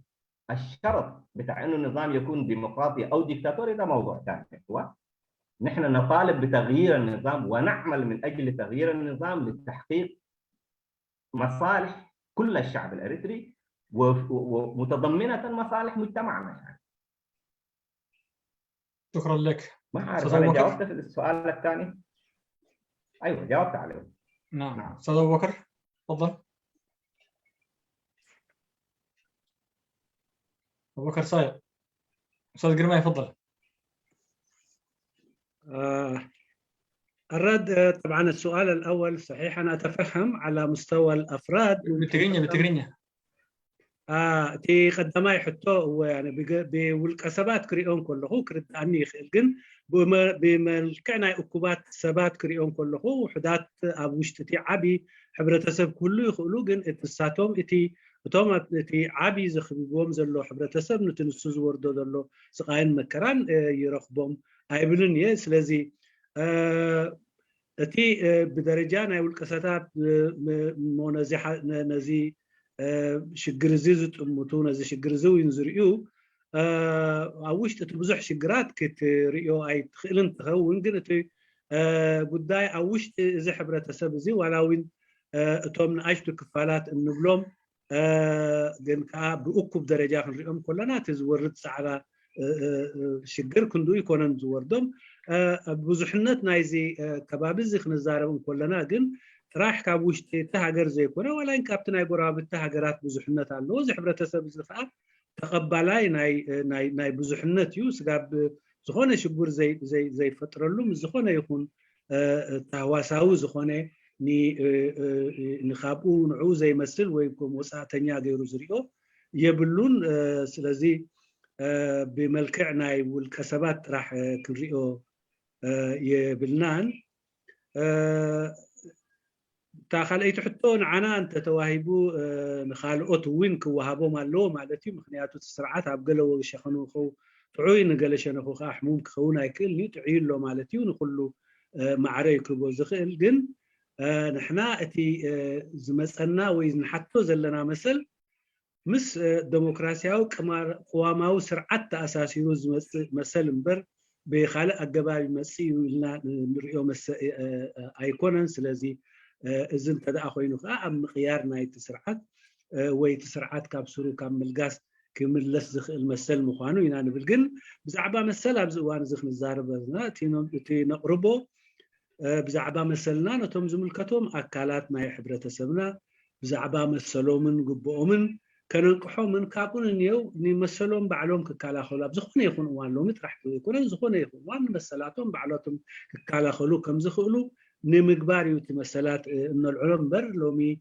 إذا حطوتات وإذا مسألات زين أبت من قصة عريب كايو قنشال ملسي كا رخيب كالون مخادع يكون مخنياتو في زقوان فنازل لون إحنا تحبر تسمنا ناي بمريتون أب مريتون كوف ناي مبال زي مريتو واقاك هلو كم زي كل زلوا أفلو تحس لو زخونة أمسيكا كاب ساحل خاب حدا كابت زنبر عدم سيكا أبوان زنابن أبزي أوانون ناب قاترو وكبابي دوبنا السودان تخفت بلومو عدد ماين كالس أجمعات مسكونة قاعد فو تبتاتينون السوداني أتوي نبكال خيد مالتي سلازي إذن خيكون كام مريتون تداوسيو واقع كم زي بلو خنريو سلازي خا بزي مريتون واقع كم زي بلو نخريون مريتو خا نخد كالاخل جن إذا كله كمثل وكمثل كرخبو زخيل جن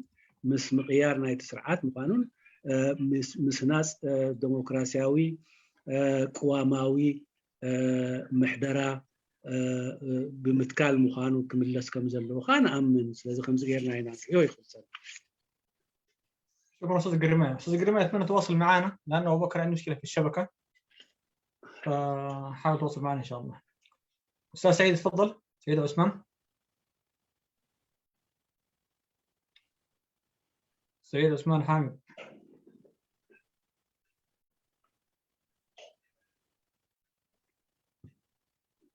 سعيد سامعني؟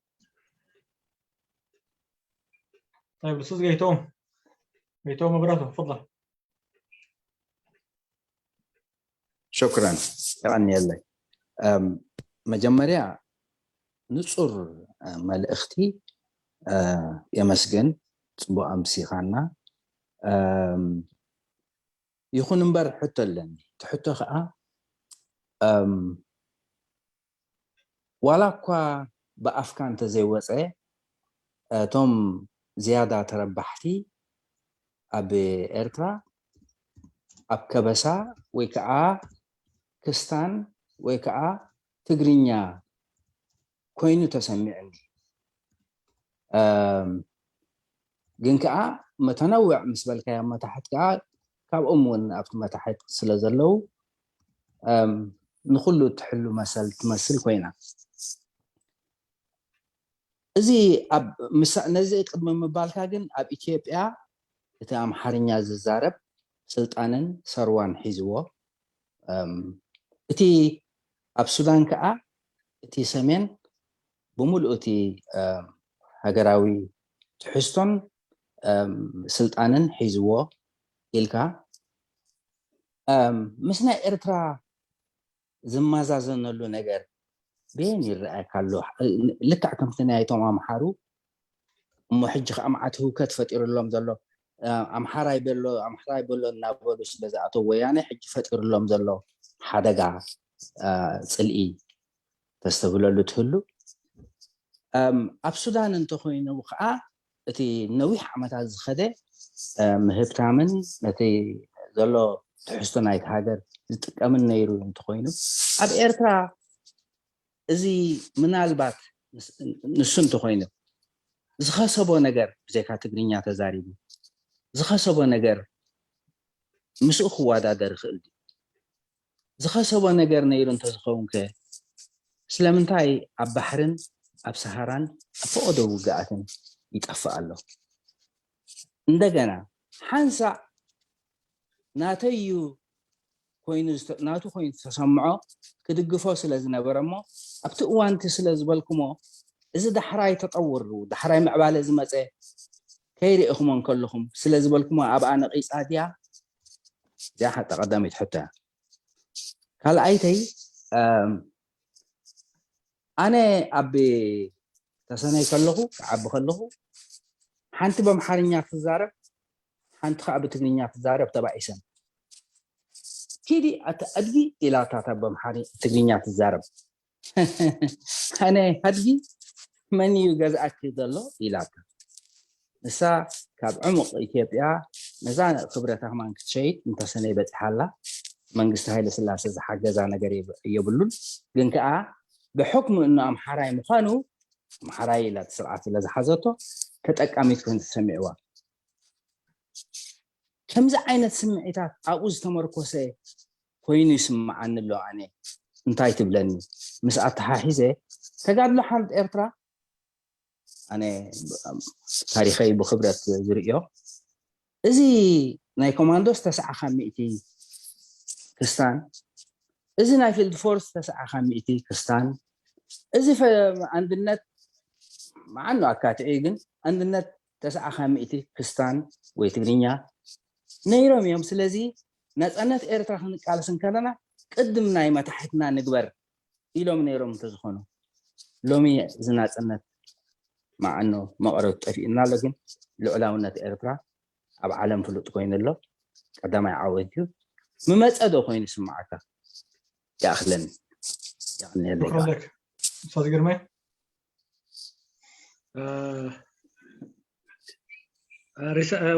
رسالة واضحة وأشكرك على هذه الوضوح ولكن حتى لو لم تقولها صراحة لكن أنا استنتجت أنه الأكثر المستفيدين من النظام هم أبناء المرتفعات.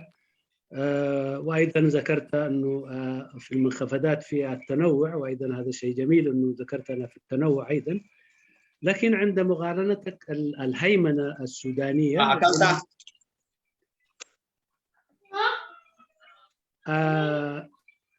الهيمنة الإثيوبية أي هيمنة القومية الأمحرة كانت واضحة، واستغلالها لبقية القوميات. أيضا الهيمنة السودانية هيمنة الشمالية للهيمنة للجنوب والغرب والشرق هي واضحة، يعني سواء كان في فرص التعليم في كثير من الفرص. كيف تقارن هذه الهيمنة مع ما يحصل في إريتريا؟ هل تفتكر أو هل تقول إنه المرتفعات أو المتدينين بالمسيحية إنه حصلوا نسيب الأسد من الفرص ومن من الأشياء الأخرى مقارنة بالآخرين، مع العلم إنه ممكن أن تكون ترى يعني ما يعانونه من هذا النظام وفقدان أرواحهم في كل الاتجاهات، سواء كان في الصحاري ولا في البحار، ولا لأنه أنتم ذكرتوا في البداية أنه يعني في فرق وفي مستفيد قومية معينة والنظام هو تابع لهم، فبالتالي طرحت هذا السؤال. فطالما يعني ذكرته مرة واحدة فاستمر على هذه الطريقة. وأيضا طبعا أنا تجربتي هي تجربة الجبهة وتاريخي وتاريخ الجبهة. صحيح أنه لو عدنا إلى تاريخنا في فترة من الفترات أنه جزء كبير ويقول 90% يمكن من الأندنة إذا كانوا من المسيحيين والأبراء المرتفعات والكوماندوس أيضا بنفس الطريقة كانوا يعني أكثريتهم من هذه المنطقة. لو الجبهة يعني أخذت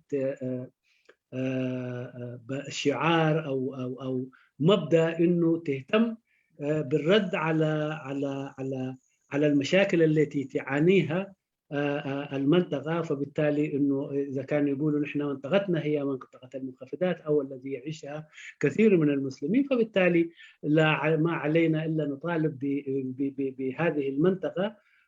لو كانوا يعني على هذه الفهم وعلى هذه المبدأ، لو كانوا يعني فجروا الثورة ثم انطلقوا بالثورة إلى الأمام، هل تفتكر إنه كان حيكون الاستقلال وإن كان لم نستفيد منه حتى الآن واقع معاش؟ شكرا لك. أستاذ حامد تفضل. أستاذ حامد.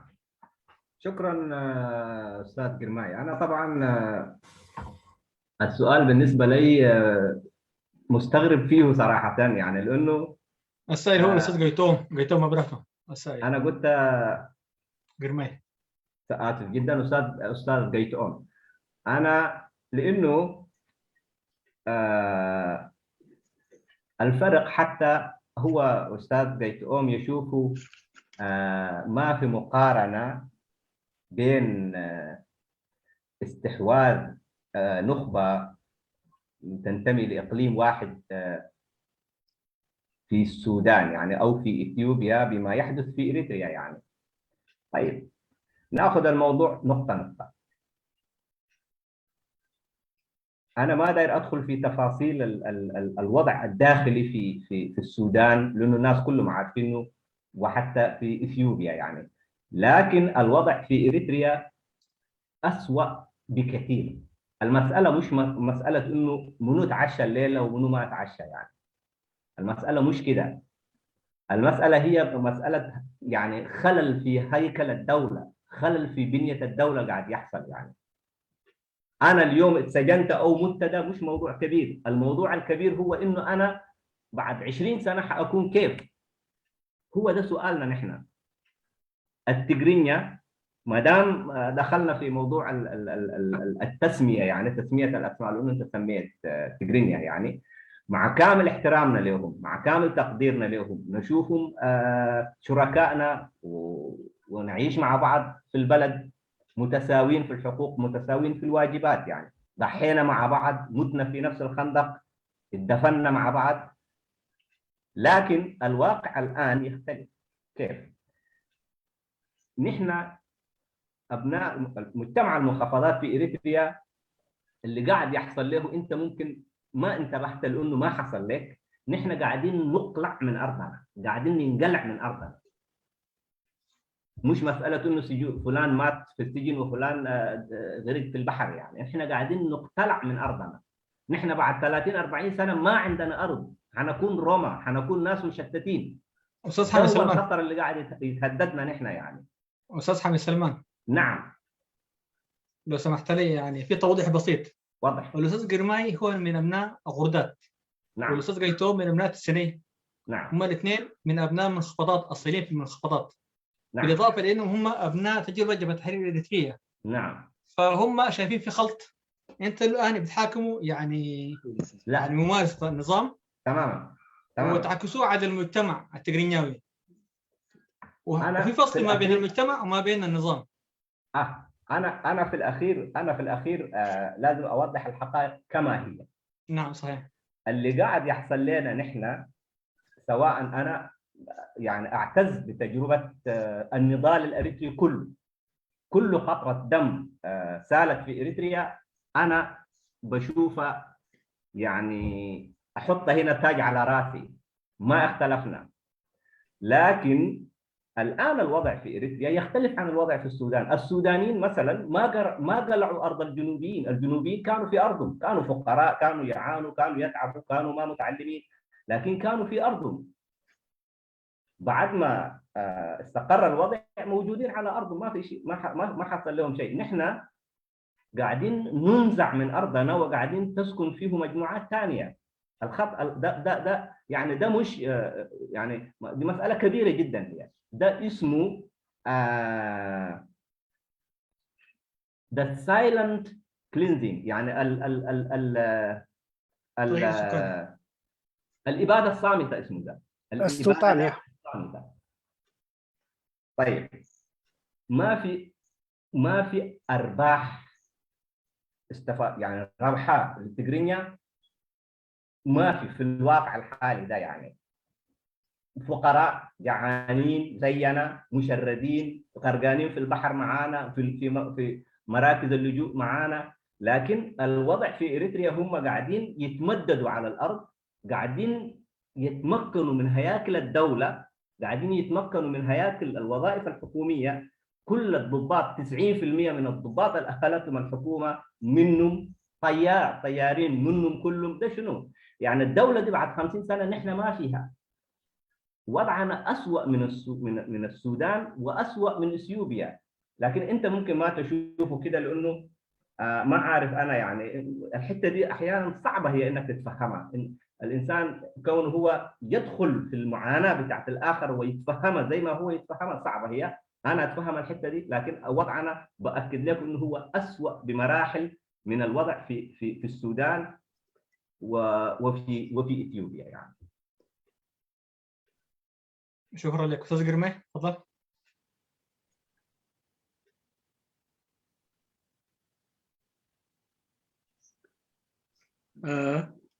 أبو بكر ما موجود ولا؟ أبو بكر خلينا السؤال الثاني إن شاء الله إذا هو جاهز. تفضل. من السودان ومس إثيوبيا كوادادر يخل ديوزي كونتات زي زبل أب السودان زلوا وأب إثيوبيا زلوا كونتات أب إريتريا زلوا كونتات كابو يخف بالعالم معناته أب السودان زلوا كونتات وأب إثيوبيا زلوا كونتات سبع مريتو أبوتو خلينا نسعى سلزلوا نصبح نجزء رسوتي سرعات مسكدة عندنا زمنا بمريتو أبتبوتا زمتصلو بسلطان زمتصلو ديو أبسقاتات من مقال زركبلو ساعات كل يخولي قداينا قن قداي كرصا هاجر إيو كمزي انت قصيلو أبز هاجر زي حدا كابتي قرصا زتنسله كابتي قرصا زلو منوح جزي انت قصيلو كمزيلو انت يخونا مود داتا ስለዚህ ሕብረተሰብ እቲ ናይ ከበሳ ሕብረተሰብ ልክዕ ነኽብሮ መሻርክትና መኻፍልቲ ፀገምና ብዙሕ ነኽብሮ እዩ ኮይኑ ግን እቲ ጉዳይ መን ኣብ መሬቱ ኣሎ መን ካብ መሬቱ ወፂኡ መን በዚ ኢና ክንሪኦ ዘለና እምበር ክንደይ ተኣሲሮም ወይ ክንደይ ሞቶም ኣይኮነን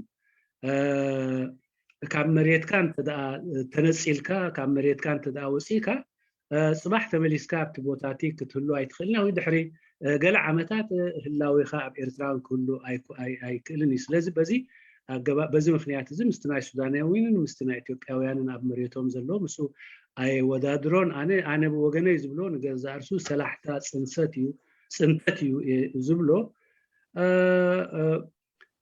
እቲ ካልእ እውን ብምክንያት ኣብቲ ስልጣን ኣብ ገለገለ ትካላት ናይቲ ስልጣን ምህላው እውን ብቀዋሚ ኣብቲ ሃገሩ ኣሎ ኣብቲ ሃገሩ እውን የስፋሕፋሕ ኣሎ ስለዚ ብልክዕ ከምዚ ንሕና እንርድኦ ከተረድኦ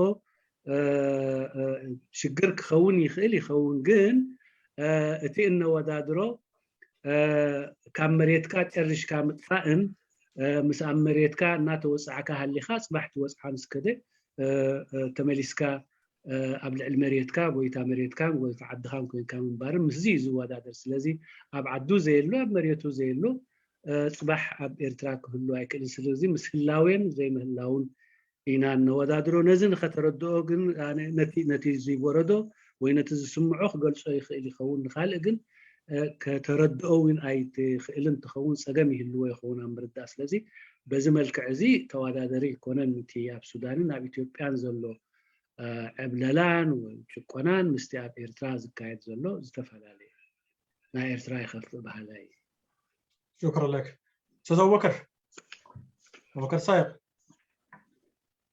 موجود معك استاذ صلاح موجود يلا طيب تابع تفضل من الان يلا استاذ سيد عثمان السلام عليكم. عليكم السلام تفضل. تحياتي للأخ حامد سلمان. هناك اتهام للرابطة ويقال إن هي الوجه الآخر من الأغازيان. إيش رأيك في السؤال ده وفي هذا التشبيه؟ 2 هل أنتم منظمة مجتمع مدني أم تنظيم سياسي؟ لأنه إذا نشوف الممارسات والسلوك والتصرفات التصرفها المنظمة يعني هو سلوك بتاع تنظيم سياسي لكن ما بعرف أنا نحتاج لتوضيح في الحتة دي. السؤال الثالث التمويل والخلاف عليه يعني في كثير من خلافات في تمويل الرابطة من أين يأتي تمويل الرابطة؟ والسلام عليكم. شكرا لك. استاذ ابو بكر سايق تفضل. 3 حتوتاتين اتا حنتي قال حبرتسب محبر دق متاحت قال اي قصيو ناي اغازيان زبل حتو الله ازيا كما يترواي بلالو كالايتو حتو خا نسهم ناي محبراوي محبر يهم سلازي اب ጉዳይ ናይ ፖለቲካ እንታይ መተታው ከመይ ይኹም መተታው እዚ ከመይ እዩ ዝረአይ ይብላሎ መበል ሳልሳይ እቲ ናትኩም መዋላ ካብ ኣበዩ ምክንያቱ ብዙሕ ጥርጣሬታት ኣሎ ብዙሕ ሕቶታት ኣሎ ብዛዕባ ናይ መን እዩ ዝምውለኩም ይብላሎ استاذ እታ ሕቶ እዚያ 3 ሕቶታት شكرا لك. استاذ حامد تفضل. ايوه شكرا الاخ عثمان سعيد عثمان.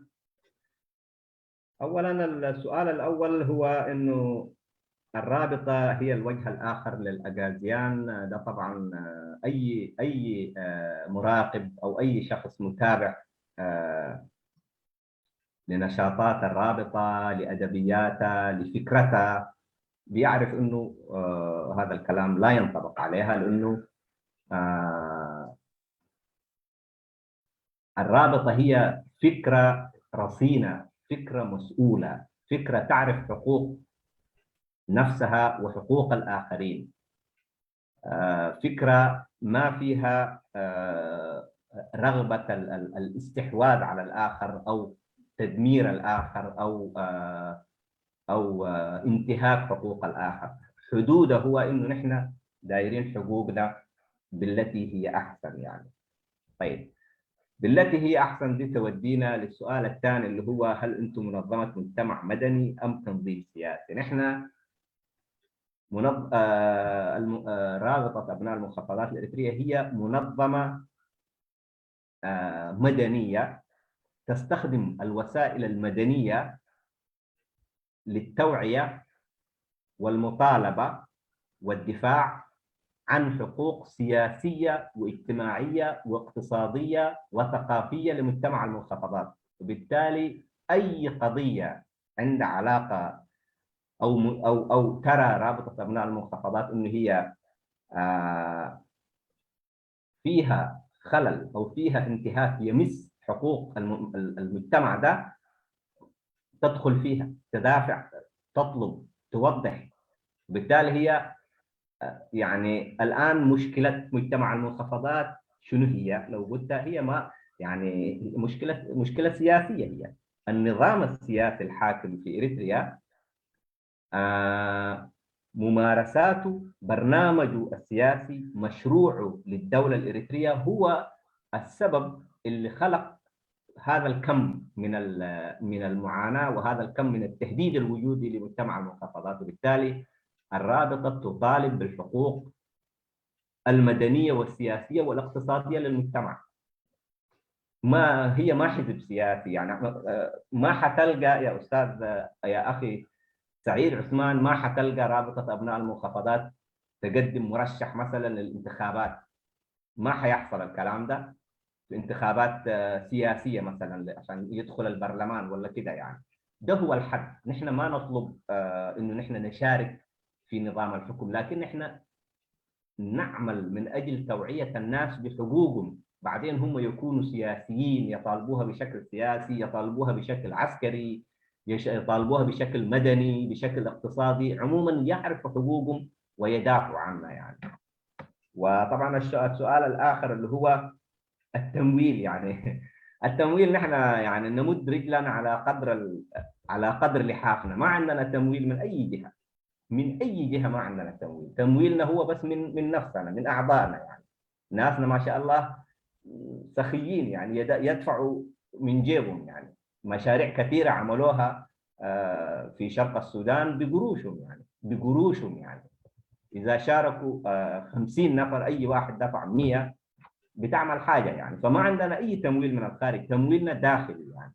وما عندنا مشاريع كبيرة، مشاريعنا هي على قدر إمكاناتنا يعني. وبالتالي ما تقدر تقول في شبهة في تمويلكم يعني. تمويلنا نحن لو عندنا قصور، لو بنينا، لو عملنا حاجات، لو عملنا مثلا تقدر تقول يعني. نحن ما عندنا شيء، نحن بنقدم بنقدر عليه وبإمكاناتنا البحثة يعني. شكرا جزيلا الأخ عثمان، سؤالك كان مهم جدا وتوضيحه كان كمان يعني. أنا كنت لو ما سألت السؤال ده أنا برضو الحتة دي ممكن كان أتكلم عليها يعني. شكرا لك. شكرا لك أستاذ أبو بكر. يلا مجامر يا انتايو تن سلسة حتوتات يعني أستاذ سعيد حتيتوا دينيرو محبر ده أنا ترجمته صح الأسئلة. أيوة الإجابات السابقة. ترجمت الأسئلة كان صح؟ نعم أيوة ترجمت صحيح. أيوة إجابات أيوة. مجامر يا إلو نحن زخونو زراخب مسناي أغازيان زبهر زلو زخونو ززامد يبلنان مخنياتو نحن تيناتنا ناب حقن ناب مسالاتين زي تمركزي إيو حتونا حتو حقن حتو مسالية. نحن خانا ناي بوليتيكا بارتا يكونان. نحن ناي محبراوي محبرينا. سلازي اتي نطفتات نحن نقبر نا أورنس يو. نحن كما جيرنا اتي حزبي أما تاحز نبر بمسالاتون أن مسالاتو كم زي طابق نزارب مالتيو نفلطهم بتناتهم تيم أفلطناتهم بزعبا حقناتهم تعبيو مسالاتهم بعلم قالوا سلسلوا نحن اتيناتنا نطفتاتنا أبناء أورنس يا تمركيسا. سلازي نحن مس أجازيان زراخبنا يلن سب نسوق أيبلنان سب تنقتلينا أيبلنان كم تنا أجازيان زبلو سبنا بحري كندربينا أيبلنان أب عدنا أب هجرنا تنا أمنا الله هجر مس حزبنا مس كله مشاركتنا أب تعدي زلو مسالاتنا كحلوالنا مسالاتنا ناي بوليتيكا زي كونس إتي بحقاوي تم حدادر هجر بحقاوي تمرط منجستي مسالاتنا كله زيجاتات تحلو مسالاتنا كله حزبي أبزر نبرلو أكبابي مسالاتو كحلو مخنياتو إن إحنا أبزي وانزي مزكابزي سرعات زي أب جزءات أقات إيمونا يزلو حزبنا كابتا كبابيو يسوغغالو كابتا ربحاتاتو يسوغغالو كابهبتو يسوغغ سلازلو نحنا أما عسكرات لاجئين زلو أب السودان زلو أب كالي كبابينا زلو لاجئين ناتنا محجازيو أويرنس نعهم مقباريو كالا أيكونن نحنا مساقازيان زخونا ملكعي مسوهم كومبير مقبار أي نقبلونينا مخنياتو نحنا ناي حقي ناي مسل محبرينا أبوليتيكا عين نطفنينا ولا أبوليتيكا أنت نطيفنا جن إتي ناي ندليا زلنا علامة مثلا مسالاتهم كحلو تهزبي بعلو أبوليتيكا زي نطف حزبي شعوب ونحنا مستلزم تزلو جزء. أستاذ أبو بكر طلع. أستاذ قرمي لو متابع أبو بكر. فقدت الشبكة قاعد تمشي وتجي معلش سامعيني؟ واصلة مسموعة. فإتي ناتنا أبوليتيكا نمتصاي نحنا ما حبرنا أبوليتيكا سلزي خنان كابانا زخونا أبان ناتنا توداديرو نبايتو كأتو ويني أما حداري كخون ويني أبا ناي بوليتيكا تساتيفو كمرت أي ترخبون يخون مخنياتو نحنا ناي بوليتيكا محبر أيكونان ناي أورنس محبرينا نحقينا نتطابق طرايلو نتي حزب خان مساراتو كم تطابق إنا نقبرينو تكالاي تحطو حتيتو كاب أبي يخم موالا ناتكم كاب أبي يلو نحنا موالا يبلنان دقفنا كابوت أي زخونو حجز عين رخبيننا أتن رخبو حجز كاب أبالاتنا ناي كفليتهم ناي حجزاتهم زخفلو $100 كاب حادثة سبن ترخيمنا أبتي معسكرات لاجئين زلو أب السودان زلو سدت نياتاتنا عهم حجازيو أب فتاتنا خانا يبتمهرتنا حجزاتنا يوزنو علو سلازي كاب زخونو ناي قدام وطاي زخونو حجز يبلنان حجزاتنا كاب حزبنا يبلع الأستاذ حامد سلمان. شكرا لك. أستاذ إسماعيل. السلام عليكم، مساء الخير. تفضل. يا أخي شكرا الأستاذ حامد، محاضرة واضحة وأمور واضحة جدا يعني. طبعا يعني الموضوع المدخل كان مهم، اللي هو يعني أزمة الدولة الوطنية في المنطقة كلها، يعني من السودان إلى إثيوبيا إلى جيبوتي إلى الصومال إلى إريتريا. هذا طبعا قبل أن يكون موضوع سياسي وموضوع أكاديمي يعني. فهذا الأزمة يعني في إريتريا يعني مش جديدة، يعني من وجود الكيان ذاته، يعني من أقل شيء من خروج الاستعمار الأربعينات يعني موجود يعني. فمستمر هو هذا يعني، حتى يعني الخلافات السياسية اللي كانت يعني بين الطالبين للاستقلال والانضمام لإثيوبيا، يعني هذا الموضوع هذا هو ذاته يعني. فهذا يحتاج له يعقد الأمور يعني، خاصة زي ما تفضل الأخ حامد، المسألة معقدة هي يعني، خصوصا في لما يكون خلل في بنية الدولة أو يكون مهيمن عليه يعني. إذا خلاص يعني فلتت يعني طلعت من المسيرة أو مسار الصحيح يعني لبناء الدولة، يكون هذا الجسم هذا يكون ديكتاتوري أو كمان شمولي أو أي شيء يعني. فطبعا أي نظام شمولي أو كمان يكون عاوز يستمر يعني، عنده بيئة سياسية يعتمد عليها يعني، مركز قوة عاوزه يعني. هذا هو الماشي في إريتريا يعني، وهذا معقد هو وصعب في فهمه يعني. بعض الإخوة اللي عاشروا النضال ونادلوا في اسمه يعني صعب فهمه يعني. هذا من جانب يعني. كنت حاسأل يعني حول بنية الحركة، حركة المنخفضات يعني أو رابطة المنخفضات، لكن الأخ سعيد أظن سبقني وسأل هذا بأسجل عنه. لكن يعني امتداد له عاوز أسأل الأخ حامد. أنا من المتابعين الحركة، هو يعني من منذ نشأتها يعني. أول 3 سنة أو سنتين أو 3 سنة صوتها كان أكبر وأوسع، ونشاطها كان أكثر حيوية من الآن يعني. حاليا ما قاعد نشوف كده كثير يعني، ما قاعد نسمع كثير يعني. طبعا بيئة كحركة مدنية مفروض يكون من عنده بيئة، يعني عندها بيئة تشتغل فيه. عشان كده يعني في بيئتكم هذا اللي بيئة السياسية زي ما قلت، يعني هو مجتمع مدني يشتغل كمان في بيئة سياسية موجودة يعني. مدى توافقكم يعني ليش يعني في البداية النشأة كانت الصوت الرابطة أفضل أو أوسع أو كان مسموع وحسب غير مسموع يعني. إيش تقييمكم حسب يعني وجودكم في هذه في مسرح يعني، في مسرح كيف تقيموا الموضوع يعني؟ وشكرا. شكرا لك استاذ ابو بكر، باختصار بالله. مجمع رياضي بقول استاذ اسماعيل توضيحي بزعبة كم حمساتات تساب سساتات تساب لو مزلو في الياز زنبري بمجزأتين بقدر زي قاتميو أبيرترا لا حمساتات نذكروا إلو ناي سساتات زنبري أو جزء ثورة خاز زنبري زي كونه بورينا نوزدو مخنياتو نحنا كم حبر تسب اتزاقات زنبري كله تنتانيو يكون وي وسانيتاتو تخطاتينايو كم زلو خا تردينايو يبلالو تيم كم مبرهي تزاري بنيرو تحنتي حتى إذا حسب كويلو أستاذ منشوم حتى توا كاب سودان زا حتى توا حليف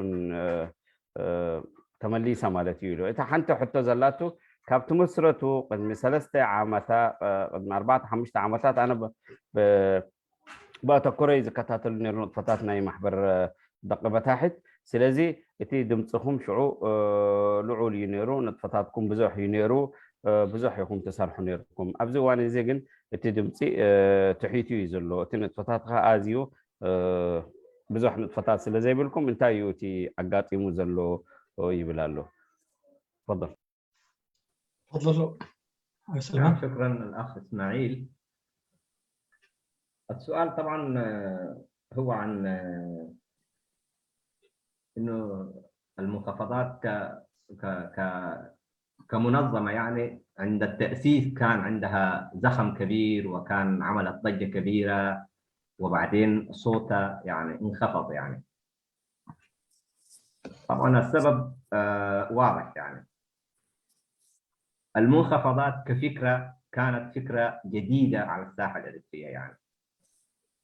شغلت الناس لانه هي فكره جديده يعني. الناس ما تعودوا على يعني زمان الناس كانوا يعيشوا في البيئه اللي يصدر فيها كله بعد فتره تنظيم سياسي باسم مثلا التنظيم الديمقراطي الاريتري، التنظيم الشعبي الاريتري يعني. ما كان في فكره انه اقليم يطالب يعني يخرج بمشروع يطالب فيه بالحقوق بهذه الشفافية بهذا الوضوح. مع الفكرة ذاتها كانت للساحة الإريترية السياسية كانت صادمة كانت، وبالتالي النقاشات في الشهور والسنوات الأولى عادية يعني. الناس يعني ناقشوا فيها، حاججوا فيها بعض، خاصموا فيها بعض، وفي الأخير الفكرة موجودة. الآن الفكرة دخلت في كل بيت يعني. أي شخص الآن من أبناء المنخفضات بالذات يعرف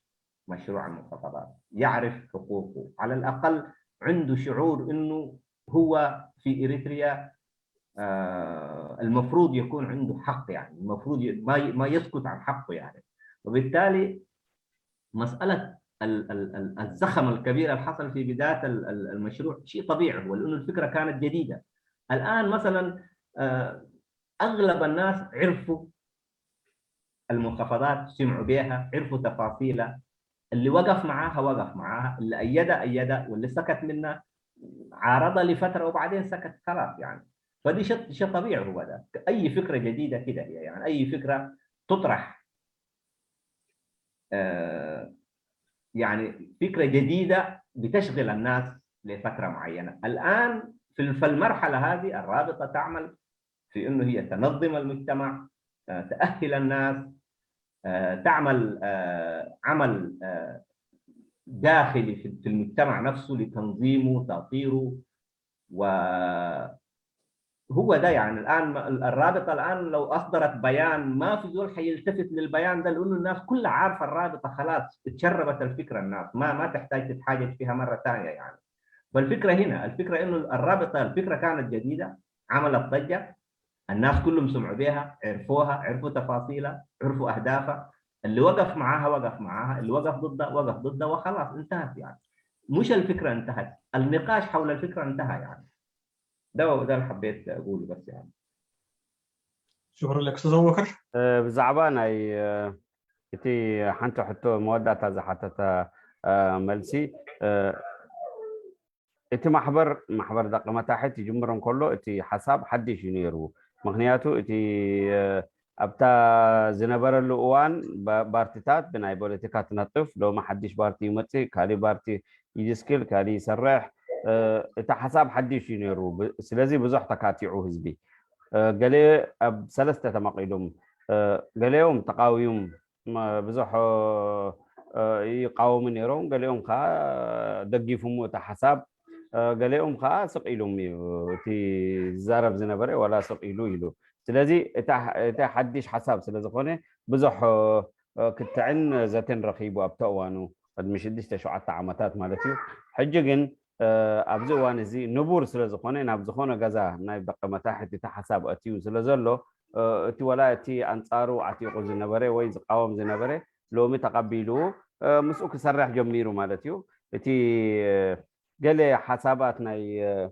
أسقائي زنبري حسابات بزعبا دقمة تحت زبهال قال أنت سميعو زهدم زنبري سب لومي إتي علامات رديو إتي قوام بيبو إتي نطفتات تختاتيلو إتي أويرنس زقبر زنبري شو عطى عمل زقط صلي بزعبو بزح أفلطو سلزلو لومي نورمال كم نورمال ولا لومي أواجن توصينا بزح سب أي كاتعلون مخنياتو نبور سلزخوني كم نبور تقبيلو مو نحنا خا كم دقة تحت يتقندن صرحو زلنا أبزو وانزي حزبي موداب بزعبا سلطانتات مهاب حجزات مهاب إتي حزبي خا ناتو كفلتنا مسالاتو كفلتو كتاتلو قال سلو زقبو مسالات ناي أبعدو أبهجرو مس كله حبرة سبوينا نزارب سلازي تنطفلو زلنا زنديو شعور زنبري هواه ونايتها تحسب حدي سلازي نبري يدو أستاذ تفضل.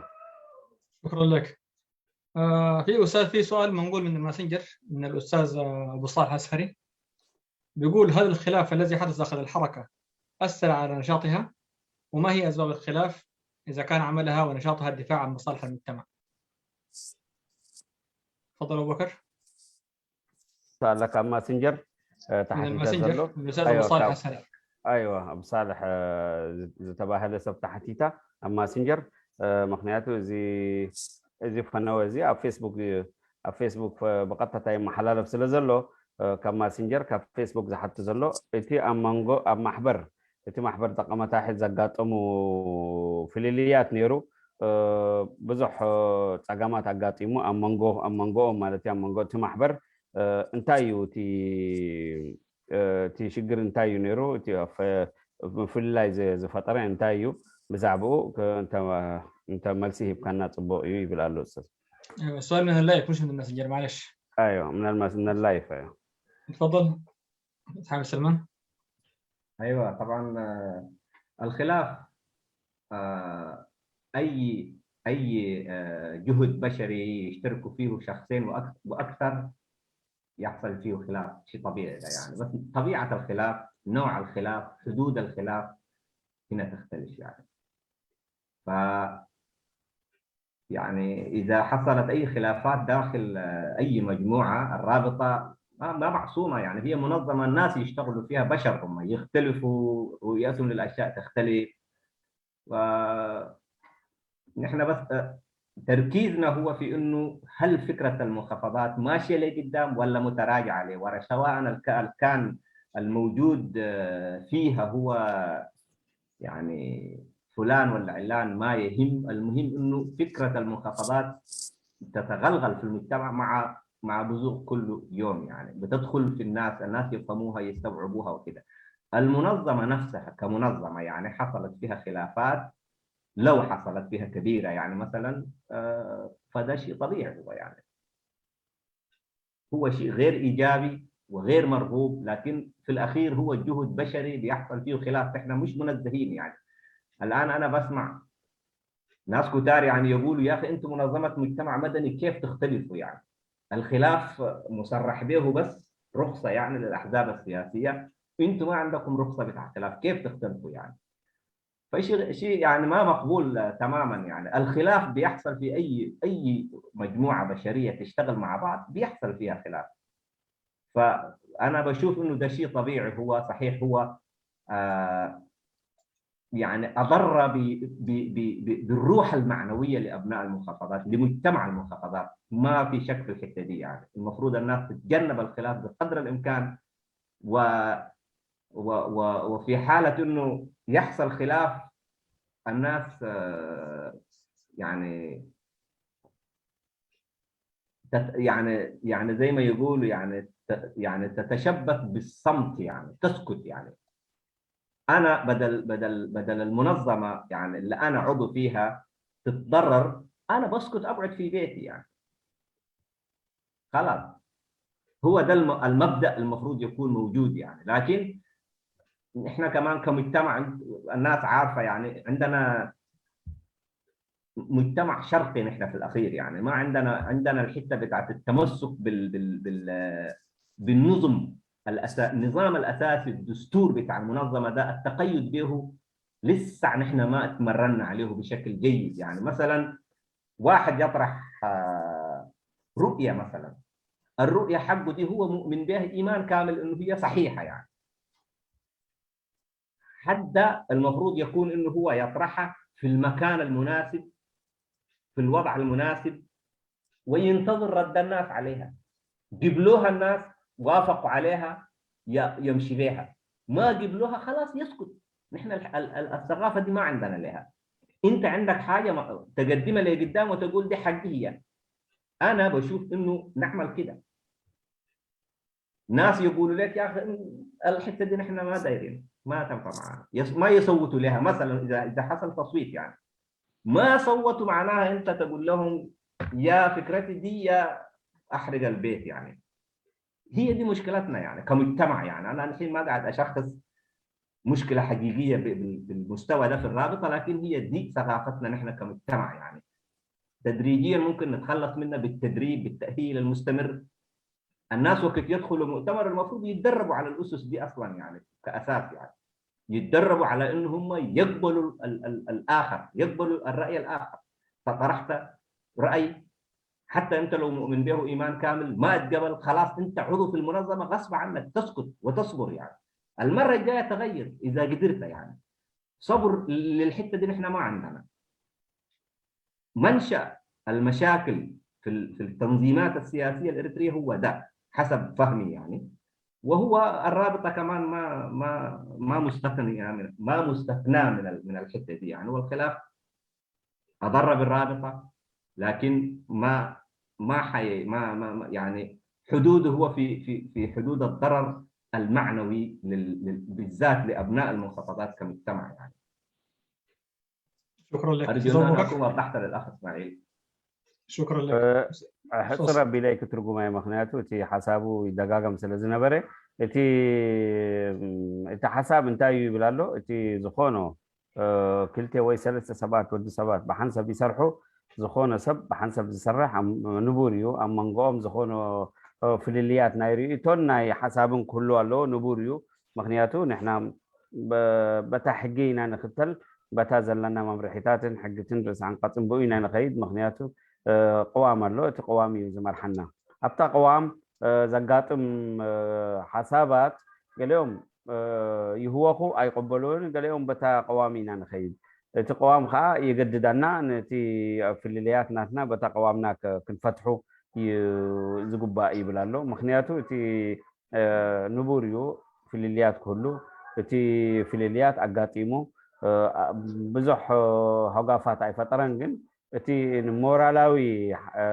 تمورالنا يتقمتها حتى كيفو حجي أبزخون رئيتوتات فللي انتمتيو كساب تقداي أب وانو يودا سب سقيلا نتي محبرو كي قدي ويتي محبرو كي يفشل كي فشل سق انت إلو يمرات مخنياتو عامات تحرى عاماتات نطفتات يكايدو قباياتات يكايد أبتات متزلا حسابو كفسس وي حسابو رئيتو كتعوات سلزخيل تسميتو ممارات أنيرو جن إتا أقاتيمو إتا فلليات أقاتيمو إتا بحسابيو زخونو ود سبخا كقاطمنا سلزخل نحنا بداي مورال ناي دق متاحت تنكيفو إتو قداي كقاطم خا أي نصبنينا جن أقاتيمو وجن إتا علامانا إتا نسرحلو زلنا سراح أي تسألواني يوزلو فتاتنا تكايد يا زلا إتا حسابنا خا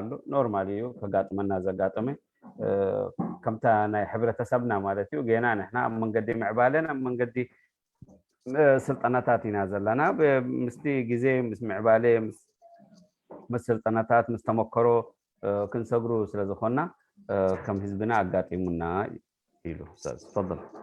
شكرا لك استاذ صلاح احمد. شكرا صلاح الدين ابو ناصر، واحيي الاخ حامد سلمان على الذي يعني تفضل به من تفاصيل رأي رابطة المحافظات الإريترية حول التطورات الراهنة في القرن الأفريقي وإريتريا، وده عنوان الندوة. وكذلك أخي حامد سلمان أحييك كما أيضا حياك على ذلك أخي إسماعيل علي على تناول حقائق إشكالية أزمة الدولة الوطنية في القرن الأفريقي، وهي طبعا أزمة فعلا من منظور أكاديمي حقيقة. انتقل إلى يمكن مجرد تعقيب وسؤال في نفس الوقت. أول أخي حامد سلمان، ما هو موجود في إريتريا من وضع سياسي أنا أعتبر أنه انقلاب على المشروع الوطني الإريتري العام، وهذا المشروع هو الذي يعني يعد أساسا ما تعاقد عليه الأولين يعني من الأجداد والآباء، خاصة هذا المشروع الوطني فيه يعني ثوابت يعني تثبيت كينونة إريتريا كدولة مستقلة عن أثيوبيا، وأيضا كذلك عن تمييز الهوية الوطنية الإريترية المستقلة عن الهويات الوطنية لدول الجوار.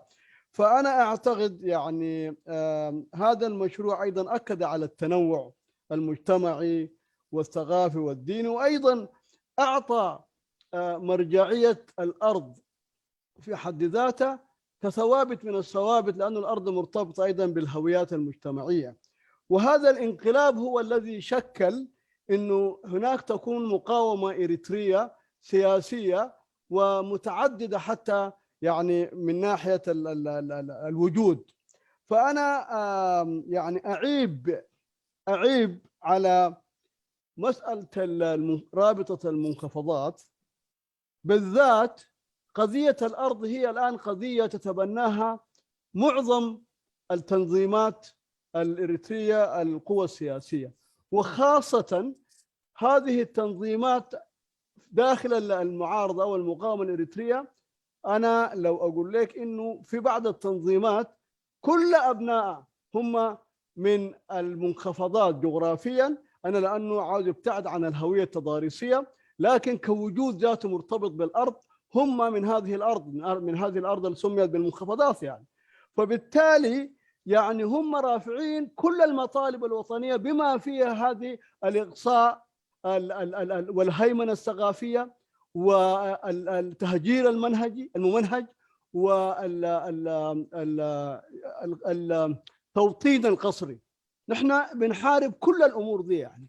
أنا فأعتقد إنه كما أتى الجهاد في لحظة بتاعت قيام فراغ جبهة التحرير والتنظيمات الثانية من الساحة وذكرت بفعل يعالج مسألة أساسية بتاعت ممارسة بتاعت الجبهة الشعبية، أنا أعتقد الآن أيضا هو المنخفضات إحباط لما ما شافوا الناس إنجاز على الأرض من المعارضة الإريترية في الحقوق الوطنية بصفة عامة.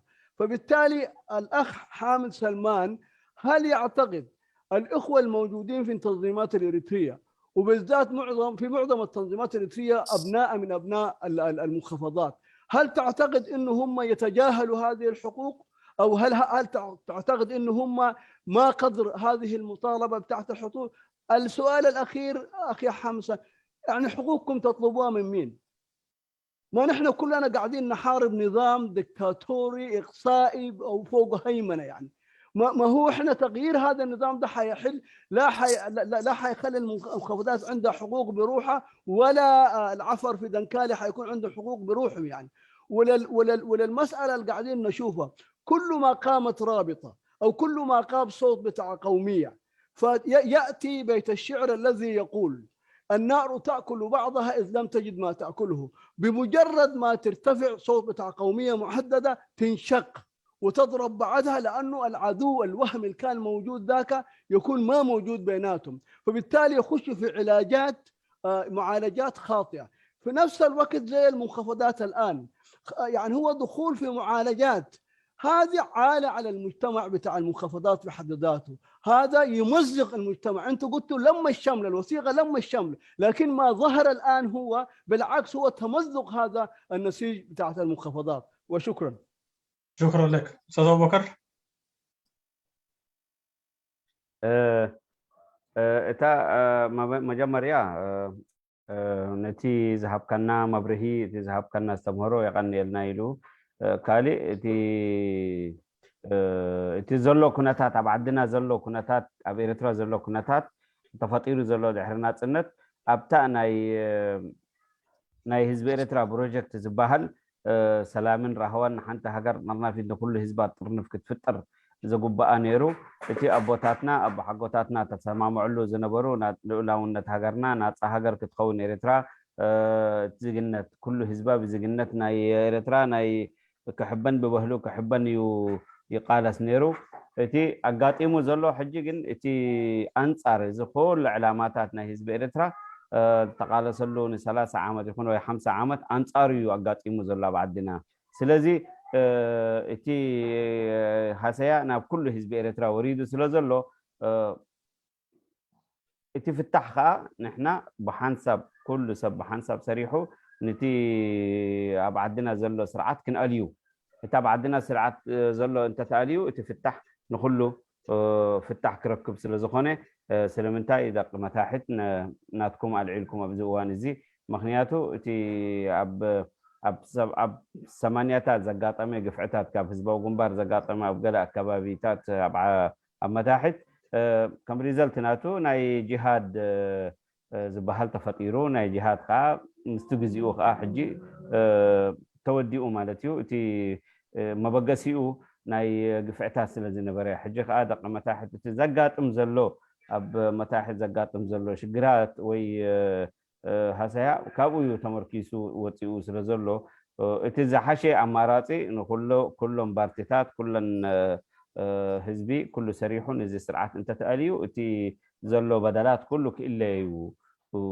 يولالو مخنياتو حجي الزين السخم تلعلو زلوهم نتبتات وي مسالات تبلو زلوهم زخونة دق متاحت زلو أب زخونة بارتيتات زنطفو زلو دق متاحت بزحات يوم سلازي اتو حتوتات نسوم خاي حتو طفئوهم يمسلكم الله وي أي حتون يوم يمسلكم الله نو يحتو يوم زلو إذا حتوتات ناي مريت حتى ناي بهلي حتى ناي قنقا حتوتات إذا حتوتات نحجر سلا زخونة يتم زخونة سب زخونة أبنو تكازنا في حتو سلا زلو حتى مريت أب كله بارتيتات يزلو سلازي يزيل سخم تحتو زلهم يتفتح نتي سرعات ميلاي يلو تفضل.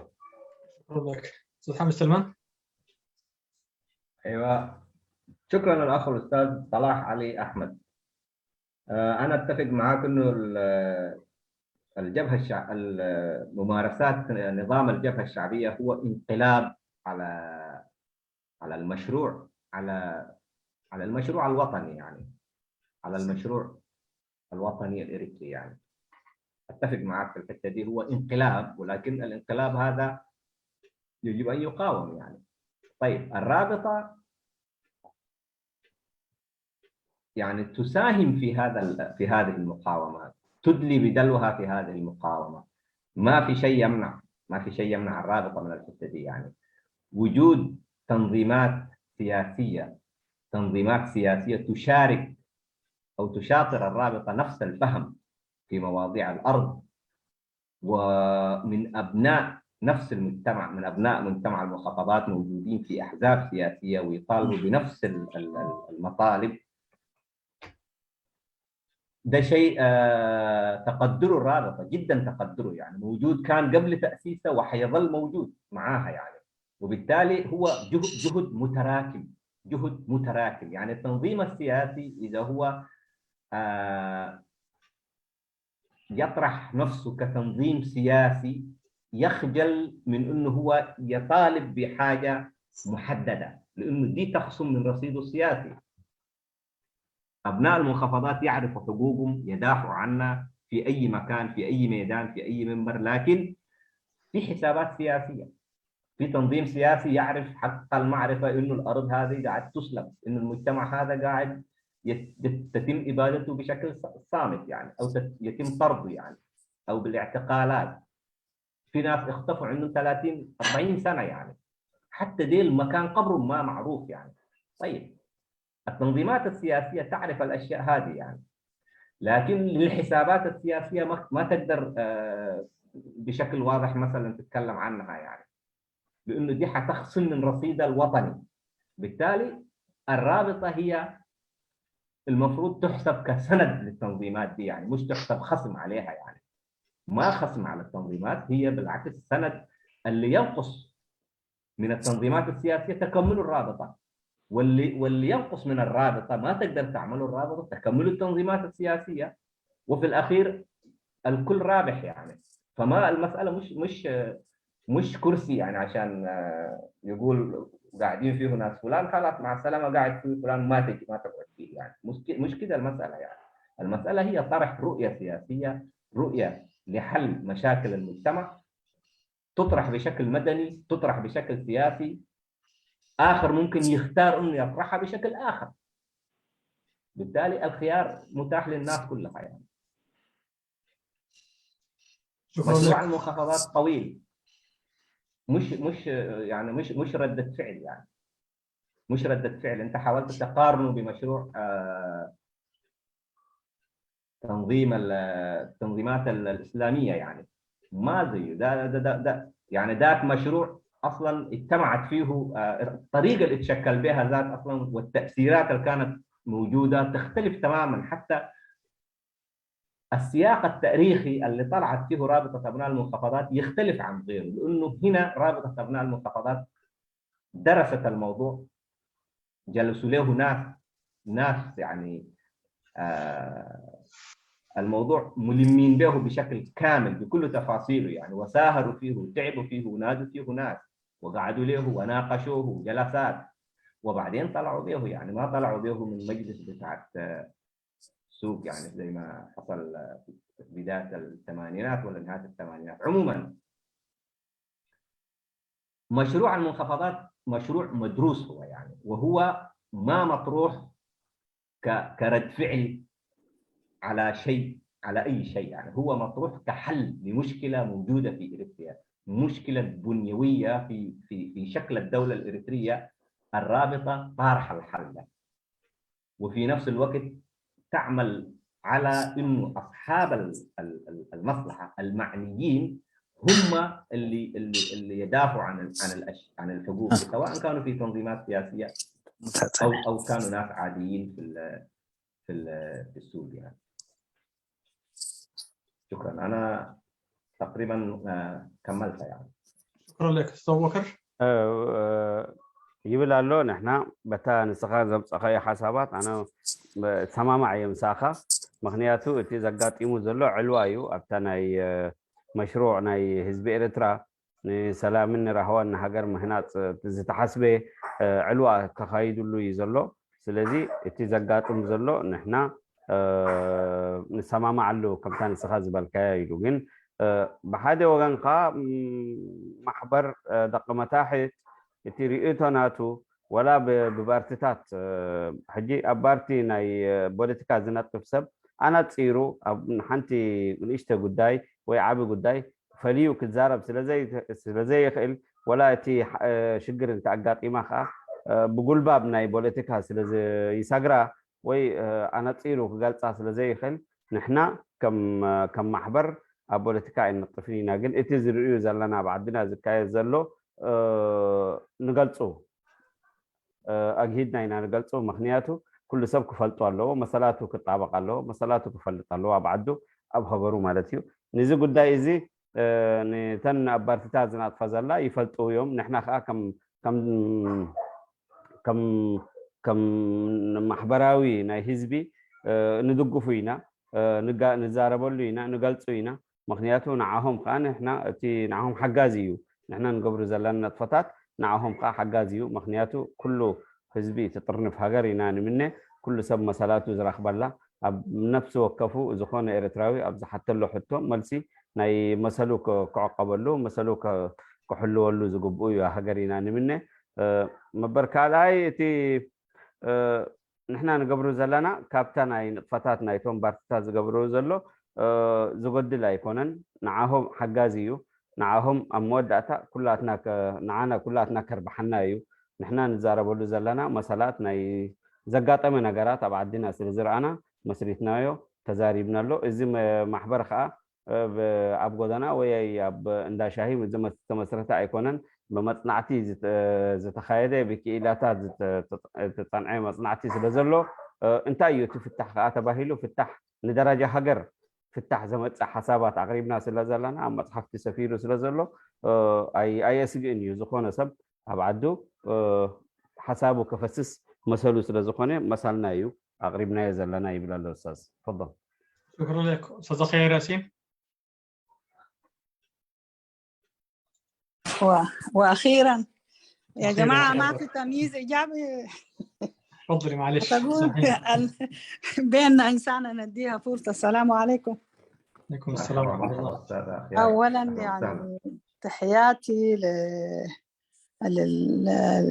للحوار ومنبر الحوار وتحياتي للمناضل حامد سلمان وهو من القيادات المتميزة للرابطة يعني وأنا طبعا يعني سعيدة جدا يعني في الجولة اللي أخذها الأستاذ حامد وخاصة الموضوع عنوان الحلقة يعني والمشكلات اللي تعاني منها منطقة القرن الأفريقي وجذور المشكلة الأساسية لهذه الفشل أو المعاناة هي أثيوبيا بدون أدنى شك ومن يدفع أثيوبيا بأن تكون دولة كبيرة في المنطقة يعني فدي برضو نقطة يعني يمكن الموضوع كله يلخص إنه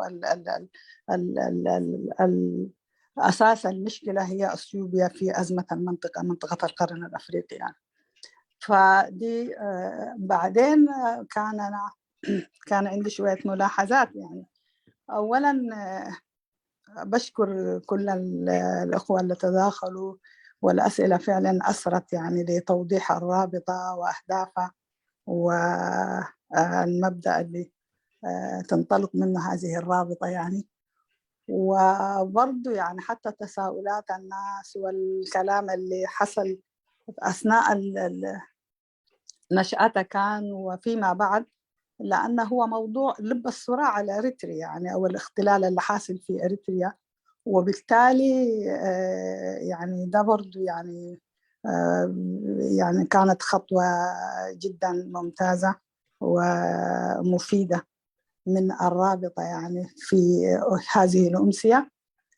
بعدين أنا مبدئيا يعني ما بعارض في وجود هذه العصابة في إريتريا أي مجموعة تأسس نفسها عشان تقاوم هذه المجموعة بالإمكانية اللي عندها فأنا لا أنتقدها يعني لا أنتقدها وإنما أستوعبها وأتعامل معها حتى يكون جهود جماعي بيد في النهاية لنتائج إيجابية كلنا نستهدف يعني نستهدف هذه الجهود.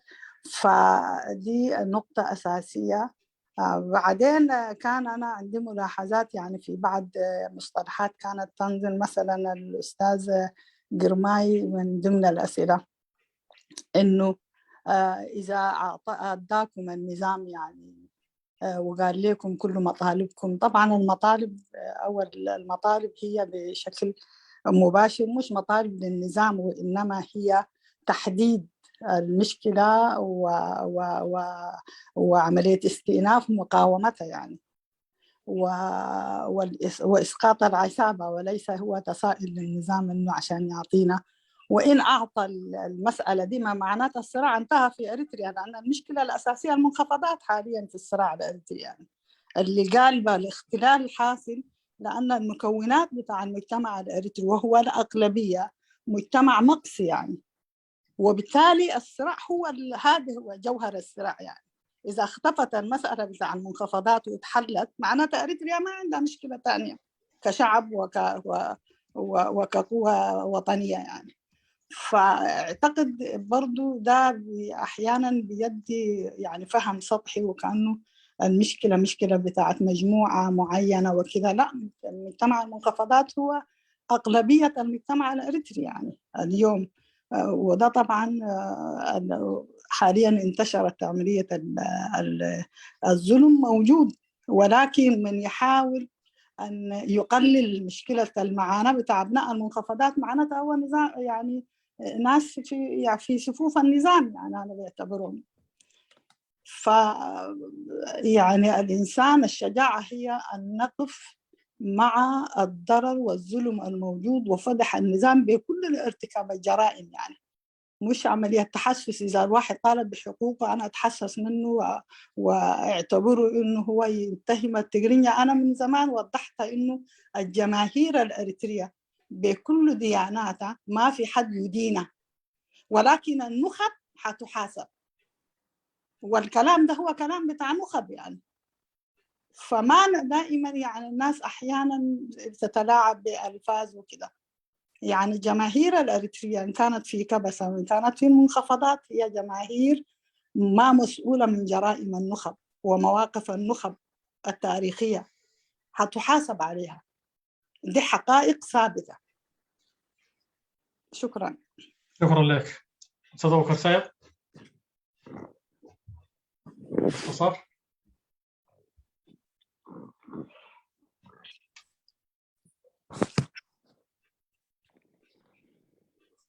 أستاذ أبو بكر.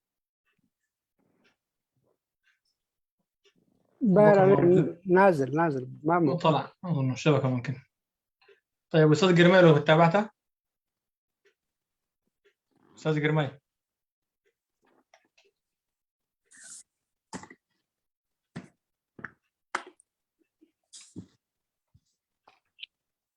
خيار ممكن تحاول بروحك فكرني يا خيار. طيب أستاذ حامد سلمان. يا طيب علق على الكلام وترجم ترجم المداخلة والتعليق ولا؟ لا أنا طبعا لغتي ما تصل مرحلة إنه أنا أترجم. أنا أفهم كويس لكن ما بقدر أترجم. أوكي. طبعا ما في شيء أضيفه على كلام الأستاذة أخيار يعني. الأخت أخيار الأستاذة أخيار ذكرتني بس نقطة مهمة كنت أنا ما كنت منتبه لها، إنه السبب الرئيسي في خلق نظام قمعي مدمر ما يترك ولا نفس للآخرين يعني، بما في ذلك كل الناس. أي شخص موجود في إريتريا يعني مستوى القهر مستوى القمع الموجود في إريتريا ما هو موجود في أي مكان. طيب السبب الرئيسي للنقطة دي زي ما قالت الأستاذة أخيار هي عشان النظام ده يأخذ رخصة من النقطة دي، يأخذ رخصة إنه هو يمارس مشروعه ويمهد لمشروعه، وما في حد يسأله، ما في حد يقول لا يعني. فبس حبيت أضيف الحتة دي، وشكرا جزيلا للأخت أخيار يعني كلامها كان. أستاذ قرمي. أنا كنت بعيد ما سمعته، لكن أنا كنت افتكرته موجود. نعم. لكن بالاختصار تقول أستاذ أخيار إنه المشكلة الكبيرة هي في بتقنية. فإذا كان النظام يعني حل مشكلة المنخفضات، إن حلت المشكلة بالتقنية أستاذ قرماي. أيوة. رحيقا يا رب زحي سمعكون تشجر أنت دا حتى يكونن كان في قرماي زقربو حتى يكونن وين تسرعات هيكونن تحطو قن تسرعات كمان أنت دا حتى تحتيتون بو ملسوه تعبي شجر زلو تحتي زلو تشجر سلازي تسلطان شجر فتحلو مالتيو بحصيرو أنا كم زي خستاي قبل زخل كالي نعشتو نغرات كترفع يخل مخنياتو رحق إلى سانيحه نخب انتاي قرماي نخب إليت سوري كان مالتيو اوكي نخب قالت حتى تي كله ناقد دنيو. ايوه النخب هم طبعا تم تحتتي تم لهيكان ويتسرعات كم لهيكان توسيدودي ويتم لهيكان مستسرعات زلو نسوي يوم تتحتتن بر تي كالي حزبي تحفاش حزبي امنتو وي جغرافيكا كمامتو زي قدس حتاتي ايكونن وانت خليتا قداسيت نطبي سالسيتو النيراتا كم سالسيت وقت تحستك قال نزيور كم مراحي نايزي متخابزي عبقده زلك مراحيخا اتي مجلس بدعواتي خاط كبابينا زبلكا يوقع كله صبوق نطبي اني اكايلاتو. اوكي شكرا لك. رح يغزني سوري ابا ذلو مثيل انه ابو بكر. طيب حجي عدلني ياسين عثمان كاتبكم ياسين ديلي وسدين ياسين عثمان. بس نقطة بالنسبة أنا إلى أبزي أتكابابينا زلو أبقرن أفريقيا تشجر كند شجر نايزي حجرات زي إثيوبيا يا وإزون إثيوبيا وتأم حنتي عبيت حجرات من إثيوبيا حنتي مأكلاويت حجر كجبروال زي دفاف بأم جرا تشجر زي مثلا قرن أفريقيا كاب إثيوبيا زنق على شجرين زياتن حجرات. اوكي السلام عليكم يا اخواننا. السلام عليكم ورحمه الله وبركاته. كل سنه وانتم طيبين يا اخواننا، ولاخواننا المسيحيين كمان كل سنه وانتم طيبين، ان شاء الله تكونوا فوات عيد سعيد. المهم انا بتقنيا حتى نحن اخونا احمد سلمان صبو مشيتنا امسينا قن انا تقابل قدم وانا تقابلين بركون زنا منخفضات ديلك ناي كبسايلك بقدم ولا تي 8 7 اب حد انجليز له شما يصحف كون نمبري تم 8 7 زي قداي تقبلنا قبلن كله انا بوشتاون اتقبلين بركم مالتي كاب كون كوينو قن حتونا تاي انتايو قدم حد حاولنا مسانجر حتيتوان يرتحتو انا حتى نبركم اتي منخفضات اب كتبوتات في الليله طب بحلالو قندي نايتي منخفضات مسرتي زنبرون كابتي خصاي تعاليا مال مخنيات مالهم انتايو كم قال اتخاء حجي تقراي انت بولو تطنقناي قصهم نحنا نو يلكم تحسبوا حجي لو نحنا تقراي كنكونا زبلو ولا احواتنا كل جزاء محبرات له نحنا كل جزاء نبينا خنفلو زبل سبات له طنقناي زغداي اسخم نحنا دو يلكم تحسبوا دو كم ساسة تحطها أب جنزب استواطو 220,000 دولار. أنا بس خاب أبالات ناي منخفضات سمعكم 220,000 دولار السودان كيدو تطفافيو تمخنات كأنت زي تبحر له. كم قال يتخا زي موالاناتنا نحنا بجيب كاب جبانا خيلك زياون أيتو واحد أطلع نعي لمنتاي أب زي مجمرت أب زي أبنا بلندن أب ستة قبل كله أب هايز هون أب 5 ستار هوتيل تبين.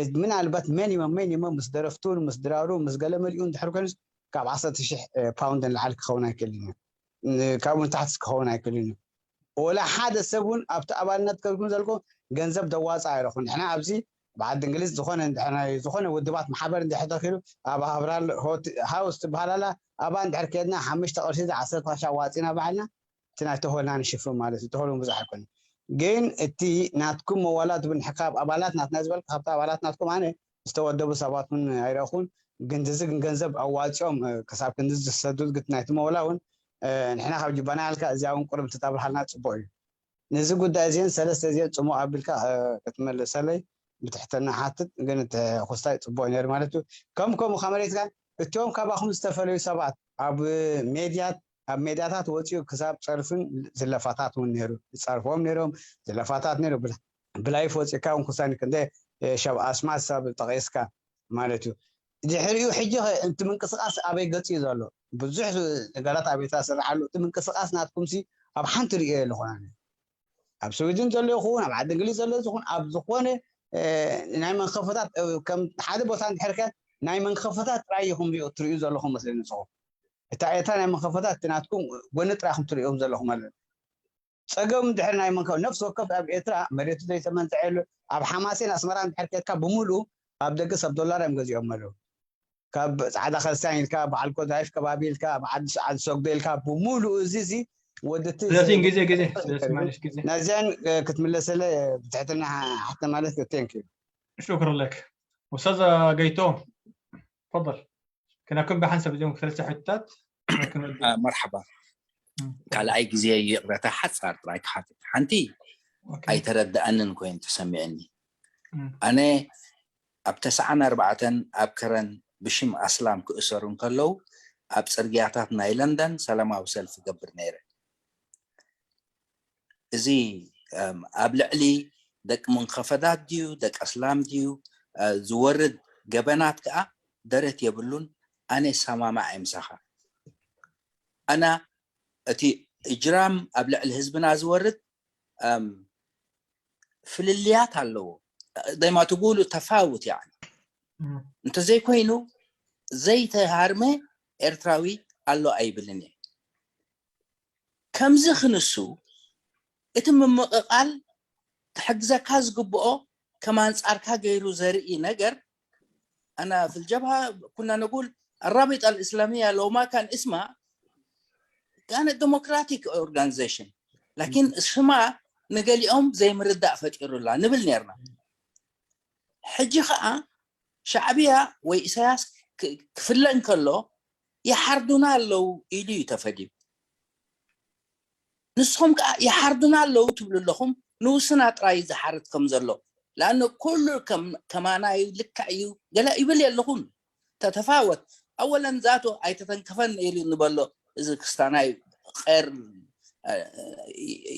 يهددوا أشخاص كذا كوينو بدرجة حجز اللوا نفس وكف قلعة نساوا وسيدو ناوجياتو هجي تتفاوت مبالن ابچ امانه اتيخا خرد اكايك الينيت نعنا زور زلا اي تراي كان مبالن ببيني انا يرايني جنك اتزخسبن مليش خا اخال ابكال صقم كيتونا المفرحيه كم ببلكافتينا سلازي نتي زورد زلو حسم أنا كما خالك كأيون تبلكو نأدخيكو ونعي لكن أب سودان تدفئنا مساعتنا كيتكم وكو حزباو جنباري خميلو منا بحكمه إنه ويفالو الكويننا ويك أوغا أنا كوينا وركن جنكا بحكمه إنه تقرينيا تزاربنا تغييرو يتخوناتات حجيب حبار كنسر حرخنا بلا لنا ترسعي قسل تنكف دليا يكون لكن زي رسع نقرات له يحردنا اللويلو تفليو صفر خوينا نالو صاحبي حجا يحردنا لو لكم كال ناتكم كوجي لخ تقبروا خلكم يا سيفيك اورجانيزيشن كو حتى بغزاختكم انت اللي يترفدوا بعدي جنكا كاو حلفوا بدرجه ني ارترا اكل تزمق الملك كتبلوا خلكم كاب مخسبو كسارو داي بزحن يا تحطي ان وحيا انت خوينا قريتا صبو مشتا مسنا لنا انتنكي خا شكرا لك احنا هنختم استاذ قرماي واستاذ نوري الندوه تفضل ترجم استاذ قرماي هذا عثمان اوكي، سؤال ياسين قال منذ البدايه انا لم اتفق مع هذه الفكره، فكره المفردات ومرتفعات الأصل. انا لا اتفق معها، لكن انا سؤالي اولا الاشخاص المؤسسين للمرتفعات اليوم غير موجودين معكم، فاين هم وماذا حصل بالنسبه لهم؟ ايضا انا سمعت انه في فتره من الفترات انه حوالي 120,000 دولار ذهبت الى السودان لتوزيعها الى من يستحقونها، ولكن حصل التلاعب فيها، وهذا طبعا كان مشاع. وما هي هذه القصه وايش ردك عليها؟ اما انه نحن يعني نمول انفسنا بانفسنا من خلال الاشتراكات التي نجمعها، ايضا هذه انا لا اراها يعني صحيحه، لانه او انا لا اقبلها، لانه انتم لما عملتوا مؤتمركم الاول عملتوه في مؤتمر فندق 5 نجوم في الوقت انه انا لم ارى من اعدائكم يقوم بدفع اشتراكات تغطي كل هذه النفقات. فبالتالي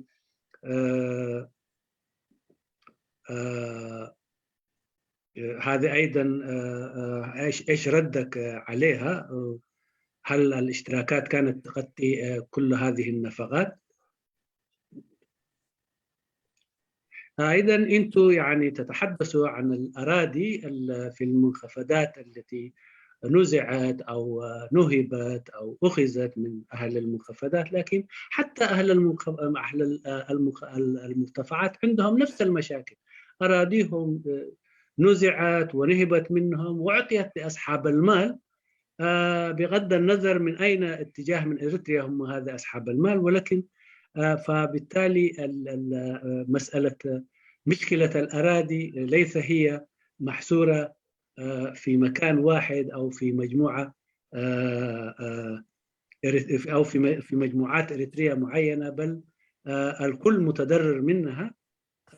فارجو ان تجيب لي على هذه السؤال، على هذه الاسئله، هي 3 اعتقد.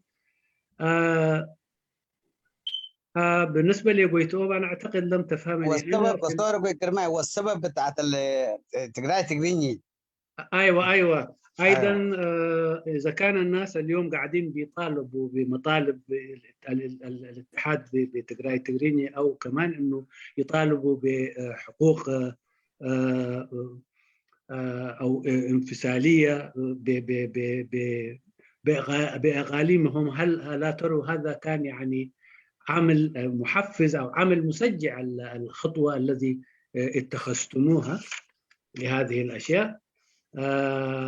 السؤال بالنسبه لجويتوم، انا طبعا عندما وقع الاسر في كرن انا مع مجموعه من الناس او من امثالي او مع من هم جماعتي، انا طلعت المظاهرات ونددت بهذه المساله وطالبت بحقوقهم. وعندما اقول ما فهمتني صحيح التجاوزات او الظلم يعني الواقع على الشعب الاريتري متفاوته، ولكن عندما اقول متفاوته لا اعني بها انه لا توجد ظلم عند مجموعه معينه وتوجد عند مجموعه اخرى، لكن اسقاطها على المجاميع يعني تتفاوت. حتى وهذه ايضا اذا كان حصلت مثل هذه الاشياء، الا نرجع الى نفس التاريخ الذي مارسوه إساياس ومجموعته عندما نادوا ان هم يعني حقوقهم مهدوره، فبالتالي قاموا بمنادات لحقوق مجموعه معينه، ووصلنا الى ما وصلنا اليه من تشرذم وانشقاقات. اما مساله انه انا قد لا اكون مبالغ لو قلت لك انه لا احتاج حتى اكون يعني البس يعني عند حذاء الذي تلبسونه انتم حتى اتفهم هذه المشكله. انا متفهم، لكن اذا لو قلت هذا قد اكون مبالغ، ولكن ليس هي مبالغه. فالا ترون انه المنادات بنفس التكرار، انه مجموعه تقول انا ظلمت وتقوم ترفع شعار وتأسيس مؤسسة أو تنظيم خاص بها، يعني وهذا ألا ترى أنه يدر بالقضية الوطنية عامة مثلما أدر قبل الآن ونحن نجني ثمارها اليوم؟ شكرا لك. أستاذ حامد سلمان. حيجاوب بشكل سريع إن شاء الله. الأخ ياسين عثمان، طبعا أنت قلت 120 ألف دولار مش عارف كانت مشت السودان ولا يعني ده كلام. هل عندك ما يثبت على الكلام ده؟ ما صحيح الكلام ده، ما صحيح تماما يعني. هو افتراء، هو كذب يعني. إذا عندك ما يثبت اتقدم، إذا ما عندك ما يثبت ما تردد الكلام ده. أنت قاعد تشوه ناس أشراف، ناس شرفاء يعني. لما تجي هنا في موضوع 10,000 ولا إنه قعدوا في 5 نجوم، طبعا أنت لأنه أنت موجود خارج الرابطة الحتة دي ممكن ما تتفهمها، لكن أنا ما كنت حاضر في المؤتمر ده، لكن اتفهم القروش دي طلعت كيف. الناس دي كانوا منظمين، ما جو ضيوف عشان يتعشوا عشان يطلع أي واحد فيهم 5 يورو يعني 5 دولار يعني. ناس كانوا منظمين من فترة طويلة وكانوا بيطلعوا قروش للمناسبة دي من سنة وسنتين يعني. لما جات المناسبة قروشهم أصلا موجودة في الحساب يعني، دفعوها من الحساب. فده لأنه هم ناس منظمين، ما جايين يتعشوا في مطعم يعني. شيء طبيعي إنه هم يدفعوا. المكان المناسب لهم هو الفندق اللي أنت قاعد تقول عنه 5 نجوم. أنا ما بعرف هل هو 5 نجوم 3 نجوم ما بعرف، لكن في الأخير هم كانوا عملوا الجلسة في الفندق ده يعني، ودفعوا من حقهم هو يعني. لأنه أنا كنت عايش في الفترة الأولى، أنا كنت بشوف ناس القيادات المؤسسين للرابطة كانوا بيدفعوا قروش كثيرة يعني. واحد يتبرع 700 دولار، الثاني يقول 500، الثالث يقول 1000. بسيطة، بيدفعوا من حقهم كانوا يعني، ما في حد أداهم يعني. فأنت ما تفترض إنه 10,000 دولار دي جاتهم من مكان ثاني. بالنسبة لل 150 أنا 120 أنا بقول لك كلام ما صحيح، كذب. هو أنت المفروض تتراجع عنه إذا ما عندك عليه ما يثبت. ثانيا ما تتهم ناس زورا يعني. ثانيا المنظمين من حقهم دفعوا. ثاني أنت ده شنو ده أنت ما متفق مع الموضوع ده، طبعا حرية شخصية ما فيه شيء يعني. القيادات ما موجودة. القيادات طبعا ليه تكون موجودة مدى الحياة؟ ما حتكون موجودة. الآن موجودين، بكرة حيكونوا موجودين. في المؤتمر الفات ما هم بنفسهم قالوا نحن ما دايرين ننتخب يعني، ما دايرين نكون في القيادة، دايرين نتيح الفرصة للآخرين يعني.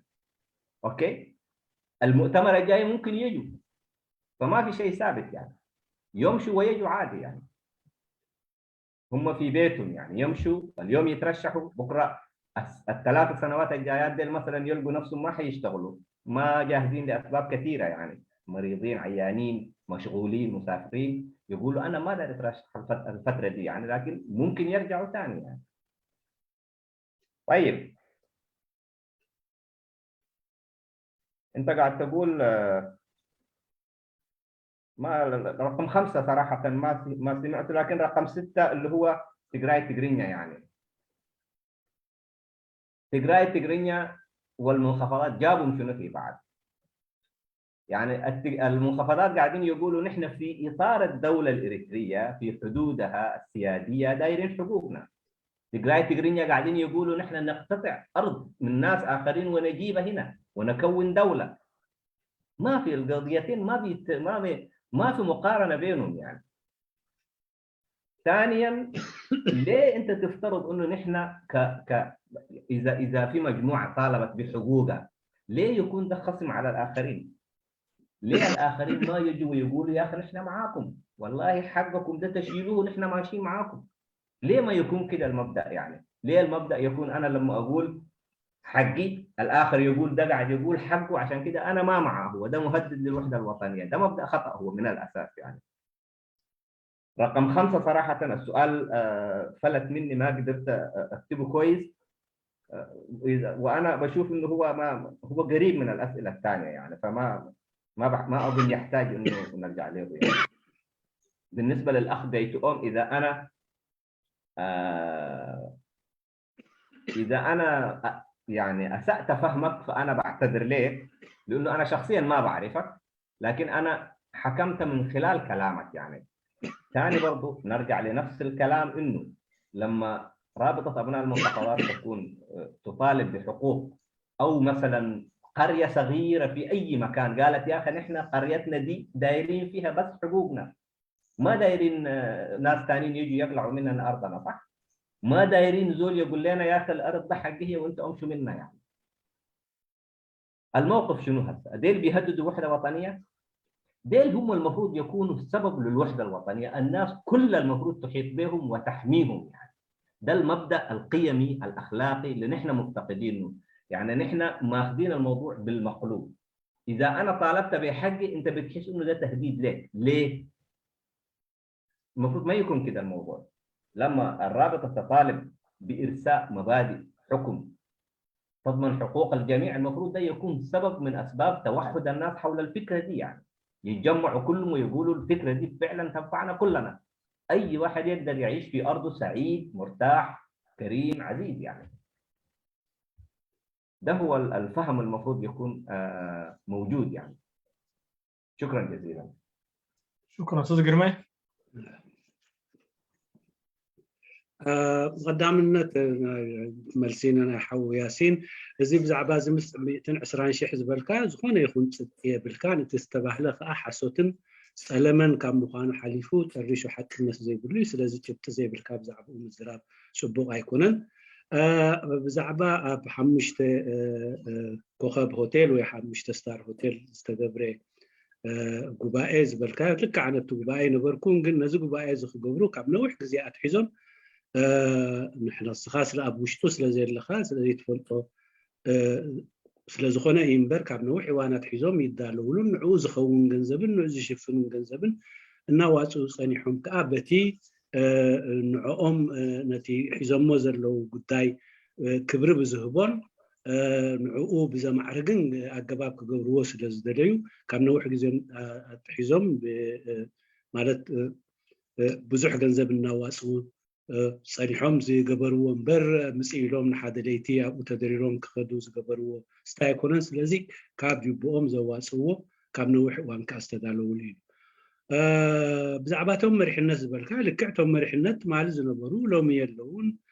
ምክንያቱ ከዓ ነዞም ካልእ ቦታ ንምግዳፍ ክኸውን ይኽእል ግን ከዓ ሎሚ የለውን ማለት ጨርሾም የለውን ማለት ኣይኮነን። ፅባሕ እንደገና ክመፁ ይኽእሉ ክመርፁን ክምረፁን ይኽእሉ። ስለዚ እቲ ጉዳይ ናይ ድሌት እቲ ድሌት ከዓኒ ብዙሕ ምክንያታት ክህልዎ ይኽእል። ናይ ግዜ ዘይብሎም ክኸውን ይኽእል፣ ብዝተፈላለዩ ምክንያታት ዘይጠዓሞም ክኸውን ይኽእል እቶም ትማሊ ስለ ዘለው ሎሚ ዘየለው። ስለዚ ኣብዚ ብዙሕ ምክንያታት ተመርኪሶም ከም ዘየለው ግን ፅባሕ ክህልዎ ከም ዝኽእሉ ከዓ ፍሉጥ እዩ። ብዛዕባ ናይ ትግራይ ትግርኝን ምትእስሳር ደቂ መታሕትን ዘራኽብ ፍፁም የብሉን። ኣብ ጠለባቶም ይኹን ዋላ ኣብ ዘቕርብዎ ጉዳያት ዘራኽብ ኣይኮነን። ምክንያቱ ትግራይ ትግርኛ ሓደ ክልተ መሬት ኣብ ሓደ ኮይኑ ብሓደ ኮይኑ ናቱ መንግስቲ ናቱ ክስታይ ክኸውን ዝብል ሕቶ ዘልዕል እዩ። ንሕና ግን መሰላት ናይ እቲ ህዝቢ ብቐንዱ ከዓ መሰላት ናይ መሬትን መሰላት ናይ ግቡኡን ካብ መሬቱ ዝኾነ ይኹን ከልክሎ ንኸይክእል ናቱ መሰልን ዝሓትት ሕቶ እዩ። ስለዚ ክልቲኣቶም ምንም ዘራኽብ የብሎምን። ድሓር ማለት መሰልና እንተሓቲትና እንታይ እዩ ፀገም ካልእ ክኾኖ ዝኽእል? ብኣንፃሩ ፀገም ኣብ ክንዲ ምዃኑ እቲ መሰልና ክንሓትት እንከለና እቲ ካልእ እውን ወሓቆም መሰሎም ይሓቱ ኢሎም ኢሉ ምሳና ክዳናገፅን ክተሓባበርን ይግባእ። ስለዚ ሽግር ዘለዎ ይኮነን ብዛዕባ መሰልካ ምሕታት። ንሓውገይቶኦም እንተደኣ ጌጋ ተረዲኤትካ ኮይነ ይቕሬታ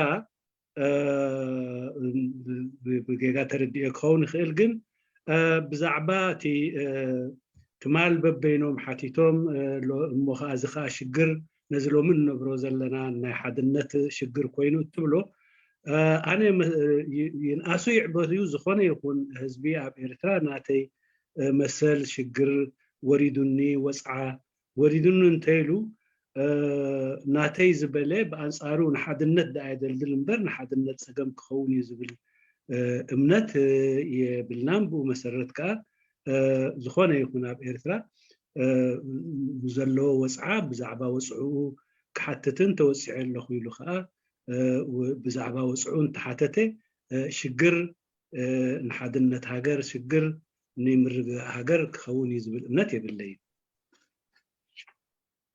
شكرا لك استاذ قرمات صارك انت واصل بنور ان شاء الله.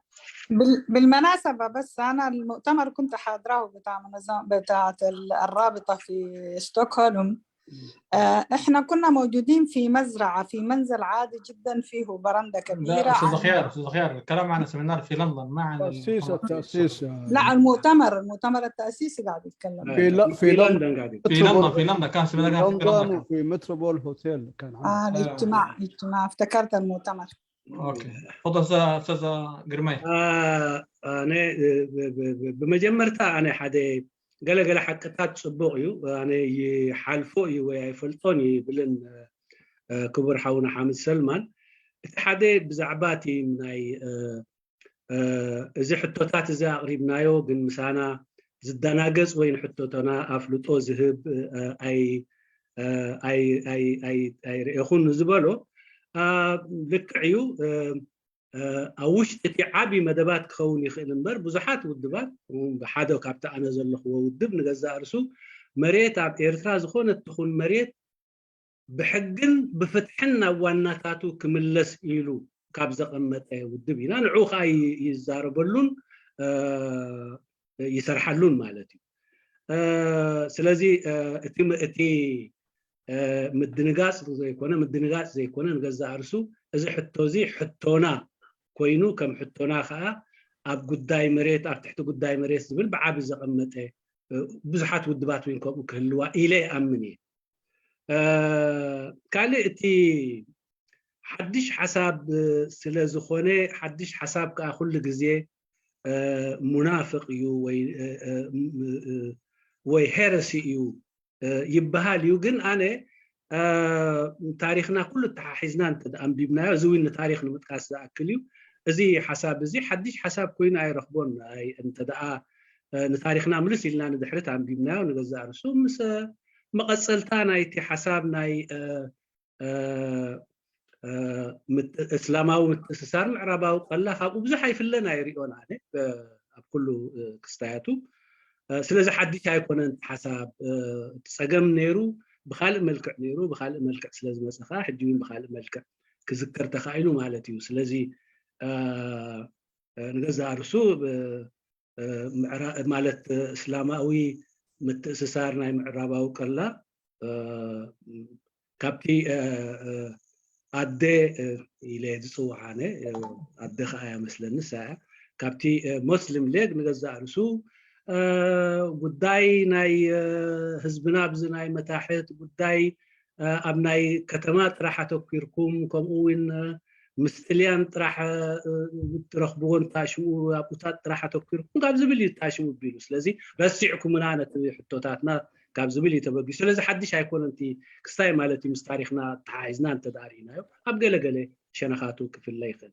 ግን ኣብታ ሕቶይ ክምለስ ኣብዚ ኣይተረኽበን ማለት ኣይኮነን መሬት ብዘይ ድልየቶም ካብ ሓደ ቦታ መን እዮም ብዘየገድስ ብእኩብ ድዩ ብውልቀ ድዩ ተገዲዶም ናብ ናይ ካልኦት መሬት ከዓ ብዘይ ድልየት ናይቶም ዋናታት መሬት እዚ ዓይነት ተግባራት እቲ መንግስቲ ክሰርሕ ነይሩን ኣሎ ብድሕሪ ስጋብ ዘለዎ ከምኡ ስለ ዝኾነ ከምኡታት ክገብር እዩ። ግን ኣይትርእን ዶ ሓምድ ዋላ እውን እቶም ናብዚ ቦታ እዚ ተገዲዶም ዝመፁ ዘለው ኣደዳ ግዳይ ናይቲ ኣብቲ ልዕሊ ዋናታት መሬት ብዝወርድ ዘሎ ብኡ ደረጃ እውን ኣብቶም ብኣስገዳድ ናብቲ መሬት እቲ ክሰፍሩ ዝመፁ ዘለው ወፅዓዶ ይወርድ የሎን ኣይትብል። ምክንያቱ እዚ ንገዛእ ርእሱ ኣብቲ ትገብርዎ ኣስተምህሮ ሓጋዚ ክኸውን ይኽእል እዩ ዝብል እምነት ስለ ዘሎኒ ከምኡ ዶ ትርእይዎ ምክንያቱም ገለገለገለ ትሰምዕኻ ዋላው ነቶም ግዳይሲ ከም ላንድ ግራበርስ ኢሎም ክዛረብሎም ዝሰምዕ ሓደ ግዜ ከመይ ኢሎም እዚኦም ተገዲዶም መፅኦም ካብ መሬቶም ፈንቂሎም ኣብዚኣ ኩኑ ኢሎሞም እንደገና ከዓ ናይ መሬት ናይ ምሳሕዋቶም ኣባይሶም ካብ ዘይናቶም ኣቐሚጦሞምሲ ብኣንፃሩ ከዓ ንሶም ትፀርፊ ክቅበልዎ ንገዛእ ርእሱ ነቲ ሓድነት ናይ ኤርትራውያን ክትንክፎ ስለ ዝኽእል ኣብዚ ጉዳይ እዚ ምትእስሳር ኤርትራውያን ነዞም ክልተ ግዳያት እዚኣቶም ከመይ ገይሩ ይገሪኦም እዚኣ እታ ሕቶ እዩ دكتور ترجمة بالاختصار طبعا اولا في مساله التعاطف ليس التعاطف بس من واجب هو انه كثير من التنظيمات يعني في قضيه الارض لا يختلف يعني رؤياها وموقفها من المنخفضات حتى التنظيم الذي انا انتمي اليه يؤمن باعاده الارض التي اخذت من اصحابها عنوه ان ترجع الى اصحابها بالقانون والعدل. وايضا كثير من التنظيمات فهذا ليس هو بل هو اكثر من تعاطف من الاشياء التي تطرحوها فبالتالي في كثيرين يطرحوا وإن أخذتها كتعاطف هي تعاطف والواجب هي واجب فبالتالي موجود. أما بالنسبة لأي فكرة حديثة هي طبعا بدعة صحيح هذا الكلام لكن هذه الفكرة أنا لم أراها هي فكرة جديدة حتى في فترة الأربعينات طبعا نفس الأشياء هذه كانت تطرح من قبل الرابطة الإسلامية للمنطقة الغربية كانت تهتم بمسائل المنخفضات نتيجة أنه رابطة الأم أنه اهتمت أو اتهمت على أنها يعني قدت الطرف أو اهتمت بالمدن وباتجاهات المتعلمة وتعاملها مع الإيطاليين نتيجة للضائقة المالية التي كانت تعيشها فبالتالي كانت تتهم أنه نست المصالح الأساسية للمنخفضات فبالتالي الفكرة ليس هي جديدة بل هي قد تكون بطريقة أخرى امتداد لما كان. سؤالي هو ألا ترى أنه في أفراد أو مجموعات عنوة يعني أخذوا من أراضيهم وأيضا يعني زرعوا في أراضي ممتلكات لأناس أخرى أيضا هم أيضا مظلومين ألا ترى الاتجاهين هذا أنه واقع عليهم الظلم أنه الواحد أخذ من أرضه مكروها أو إكراها ثم أخذت الآخر أرضه عنوة وأعطيت لهذا وهذا ليس يعني بإرادته فألا ترى أن كل الاتجاهين مظلومين من هذا النظام وكيف تتعاطون مع هذه المشكلة في المنخفضات هل ترونهم أن هم يعني الناس الذي من مغتصبي الأراضي أم هم مكرهين ومظلومين نفس الظلم الذي واقع على الشخص الذي أخذ أرضه والذي اقتلع من أرضه كيف ترونهم هذه المسألة في أدبياتكم أو في تناولكم للموضوع وشكرا. شكرا أستاذ نور عبد الله. طيب السلام عليكم. وعليكم السلام ورحمة الله وبركاته. مساء الخير. من البداية طبعا أشكر المنبر واللواء المشترك كما أحيي بأخونا حامد سلمان. أنا الحقيقة عايز أبدأ بسؤال بعدين عندي تعقيب. حامد سلمان ده هو بتاعت الفيدرالية كان هو واحد حامد سلمان الثاني. نعم هو نفسه هو ذات واليوم جاي باسم الرابطة يعني. على كل حال نشكره على الصراحة زي ما قالوا أو المعلومات يعني لكن صراحة أنا عندي ملاحظات كثيرة وما بتفق معه فيما ذهب إليه. إن أولا المنخفضات كفكرة ذاتها قال جديدة ما جديدة الفكرة دي قديمة وللأسف الاسم بتاع المنخفضات ذات في التاريخ ارتبط أيام التقسيم أيام الإنجليز وكذا فكرة بتاعت عرادايا السودان ولا الأندنة جاءت الفكرة بتاعت المنخفضات أصلا هي سياسية بالأساس يعني. بعد ذاك برضو ارتبطت في نسختها الثانية بين أسلوبيونت وكذا وإلى آخره والآن النسخة الثالثة هم بدأوا بها عشان كذا الفكرة ما جديدة. هو حاول يدينا يعني صورة وردية وكأنه الآن الرابطة برضو أهدافها هي سياسية لكن هي رابطة حاول يبرر، لكن ما افتكر انه هي فعلا هي الان برضه سياسيه يعني. فما افتكر برضه يعني انه هي ذاتها لو عايزين نقيمها خلال 7 سنة دي وكده،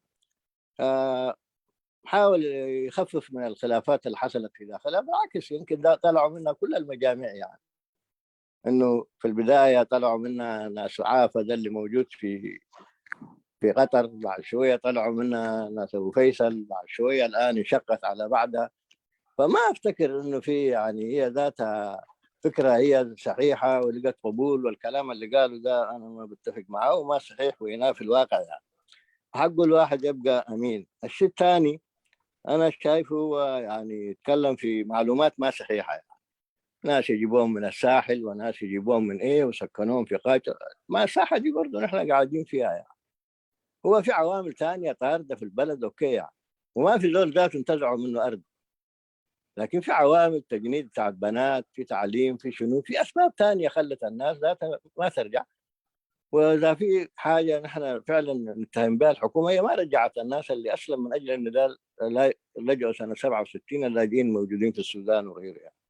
اما ما في اليوم دول يقلعوا منه مزرعه ولا يقلعوا منه بيت ولا يطردوه عشان يمشي. بعدين للاسف الشديد برضو انه انا يقولوا ماشيه في تقدم. انا افتكر القصه دي ما صحيحه. انا المنطقه اللي موجود فيها ما عندهم ولا عضو واحد ما في للرابطه يعني. صحيح في لندن مجموعه تابعه للجناح اللي انشق بتاعت ناس حامد الزاز يعني. فما افتكر يعني، خلونا نبقى امينين. والفكره هي ذات زي ما قلنا فكره في قضايا، في مشاكل في اريتريا حقيقيه، في قضيه مركزيه، في فعلا يعني انه في نظام بطش بالناس كله والى اخره. يمكن زي ما قلنا برضه ممكن تتفاوت الحاجات دي، لكن في قضيه مركزيه لازم الناس تتعالج. بعدين التنظيمات دي كلها زي ما ذكر قبيل سلاحوة كلها بتاعت مخفضات يعني، 6 7 تنظيم كله مخفضات يعني. فأنا أفتكر الرابطة لما تكونت أظن هي ذاتها ما بعيدة يعني. زي ما قلنا الفكرة حاول طبعا أخونا حامد يقدم لنا أنه نحن ما عندنا علاقة بالتمويل وما تمويل، والخلاف أصلا كان في التمويل يعني. وقالوها بوضوح الناس، قالوا ما تسألوا عن التمويل، وعشان كده الناس سابت الحركة. فخلونا نبقى واقعيين. نحن أوكي ما في حاجة اسمها بالمناسبة مجتمع مخفضات وما أدراك وإلى آخره، ده وهم. هم حتى قبيل لما سئل من وين إلى وين منخفضات ما قدر يحدد يعني. منخفضات هي جغرافيا في التاريخ، أبدأ من غردات لتحت دي منخفضات فعلا غربية، وفي منخفضات شرقية. وسياسيا هم اللي كان أصلا بلوى مشكلة بتاعت الساحة الإريترية ذات وانشقاقات وخلافات وغيره يعني. فبلاش يعني إنه خلونا نحن زي ما قالوا الآن لو ذاع تغيرت وقيموا الوضع. يمكن كان في ظروف قامت فيها الرابطه دي قامت لظروف بس كان موجوده بتاع صراعات بتاعت المجلس الوطني ما عندها اي اساس، ناس تبحث عن دور. عشان كده بلاش يعني الناس يعني تبيع المويه في حاره السقايين. نحن عارفين البيل وقتها يا حامد، معلش احترمنا. لما انت لازم تجي تحاضر برضه لازم تعرف الناس اللي قاعد تحاضرهم. وشكرا يعني. شكرا لك استاذ قرمي. والله نوري يكون افضل لو يعني هو باختصار يقول هذا. استاذ نوري ترجمه استاذ نوري معلش. استاذ نوري لا خليه، انا ما مهيئ بالله الترجمه ذات. خليه بالله جرمان يساعدني يعني. جرمان من فضلك. اوكي انا حاقول الاشياء انت اللي باقي تكمل براك. اولا حامد سلمان، انا لا اتفق معك مع الطرح اللي طرحته وحاولت مغربتايو حساب اي سماعم في اللايك تي مالت قنوع شنخاتو ويتبروه شنخاتو كتقرب يخافت تنكاجن انيكم ايكم زريو قداي نجر حدش يوت من قصاص الكاجن زينا معرباو ولا من قصاص حدش ايكون كنت اقدم ابيلو انا وين توسسني حنيره مقصلتا نايتي ناي معرباوي ولا مسلماو متسسار وي وين ابالاتو وانتي ولا انجليز كوم خفلت ويت اليوم نيرا ابالاتو جن حزب التقسيم يلوم سوعوا نيرا اوف كورس اتسم بابالاتو زصوا عنبرنا تاتهم اتي تستواه بسم تعلاو سم MPLM نيرو ወይ Western Province Muslim League ስለዚ መቐፀልታ ናቱ ኮይኑ ብድሕሪኡ ዝውን ከይዱ ብዙሕ ፀገማት ፈጢሩ ሓድነት ናይ ኤርትራ ድሕሪኡ ዝመፀ ድማ ምንቅስቃስ ናይ ምዕራባዊ ቆላት ኣብ ከባቢ መወዳእታ 70ታት ወይ መወዳእታ 80ታት ዝርአናዮ ምንቅስቃስ ነይሩ ብድሕሪኡ ከዓ እዚ ምዕራባዊ ምትእስሳር ዝብል መፅዩ ስለዚ ከምዚ ኢሉ ዝመፀ እዩ ሓድሽ እዩ ክንብል ኣይንኽእልን ሓድሽ ኣይኮነን እቲ ፍልሊ እውን ከተንኣእሶ ፈቲንካ ግን እቲ ፍልሊ ዓብይ እዩ ማለት ሎሚ ኣሎ ኢልካ ክትዛረብ ኣይትኽእልን ብዙሓት ካብቶም ኣብቲ እዋን ዝንቀሳቀሱ ዝነበሩ የለውን እቲ ምክንያት ከዓ ንገዛእ ርእሱ ሓሳብ ትክክል ከም ዘይነበረ ወይ ቅንዕና ቅኑዕ ከም ዘይነበረ ሓሳብ እዩ ዘርእየካ ካልእ ብዛዕባ መሬት ንሕና ኣብዚ ቦታ እዚ ማለት ኢና ዘለና ወይ ኣብ ኤርትራ ከምቲ ንስኻትኩም ትሰምዕዎን ትርእይዎን ንርኢና መሬት ብሓይሊ ተወሲዱ ሕርሽኡ ድዩ ወይ ጀርዲኑ ንኻልእ ሰብ ዝተዋህበ የለን ዋላ እቲ ናይ ዘይ ምምላስ ምክንያታት ንገዛእ ርእሱ ብዙሕ ናቱ ፖለቲካዊ ምክንያታት ኣለዎ እምበር መሬት ስለ ዝተወሰደ ወይ መሬቱ ስለ ዝተመንዝዐ ኣይኮነን ስለዚ እቲ ዘሎ እንተበልና እዩ እቲ ፅቡቕ እቲ ምትእስሳር ድማ ንቐድሚት ክኸይድ ዘይከኣለ እውን ሓደ ካብቲ እቲ መበገሲኡ ንገዛእ ርእሱ ትክክል ስለ ዘይምንባሩ ወይ ቅኑዕ እውን ስለ ዘይምንባሩ እዚ ሓደ ምክንያታት እዩ ሎሚ ድሓን ይኸይድ ኣሎ ንቕድሚት ይግስግስ ኣሎ ክትብለና እንከለካ ኣብ ከመይ ኩነታት ከም ዘሎ ከዓ እቲ ኣብ ባይታ ዘሎ ኩነታት ዘይንሪኦን ንፈልጦን ስለ ዝኾነ ከምቲ ንስኻ ትብሎ ዘለኻ ኣይኮነን ብዛዕባ ምወላ እውን ካብ ነብሳና ኢና ንምወል ዝብል ዘቕረብካዮ እውን ኣነ ከም ዝፈልጦ ምወላ ንገዛእ ርእሱ ሓደ ካብቲ ነቲ ምትእስሳር ምዕራባዊ ቆላ ወይ ደቂ መታሕቲ ኤርትራ ዝብል እዚ ንገዛእ ርእሱ እቲ ምወላ ካበይ መፅኡ ኣሎ ካበይ ዝመፅእ ኣሎ ዝብል ነዚ ምወላ እዚ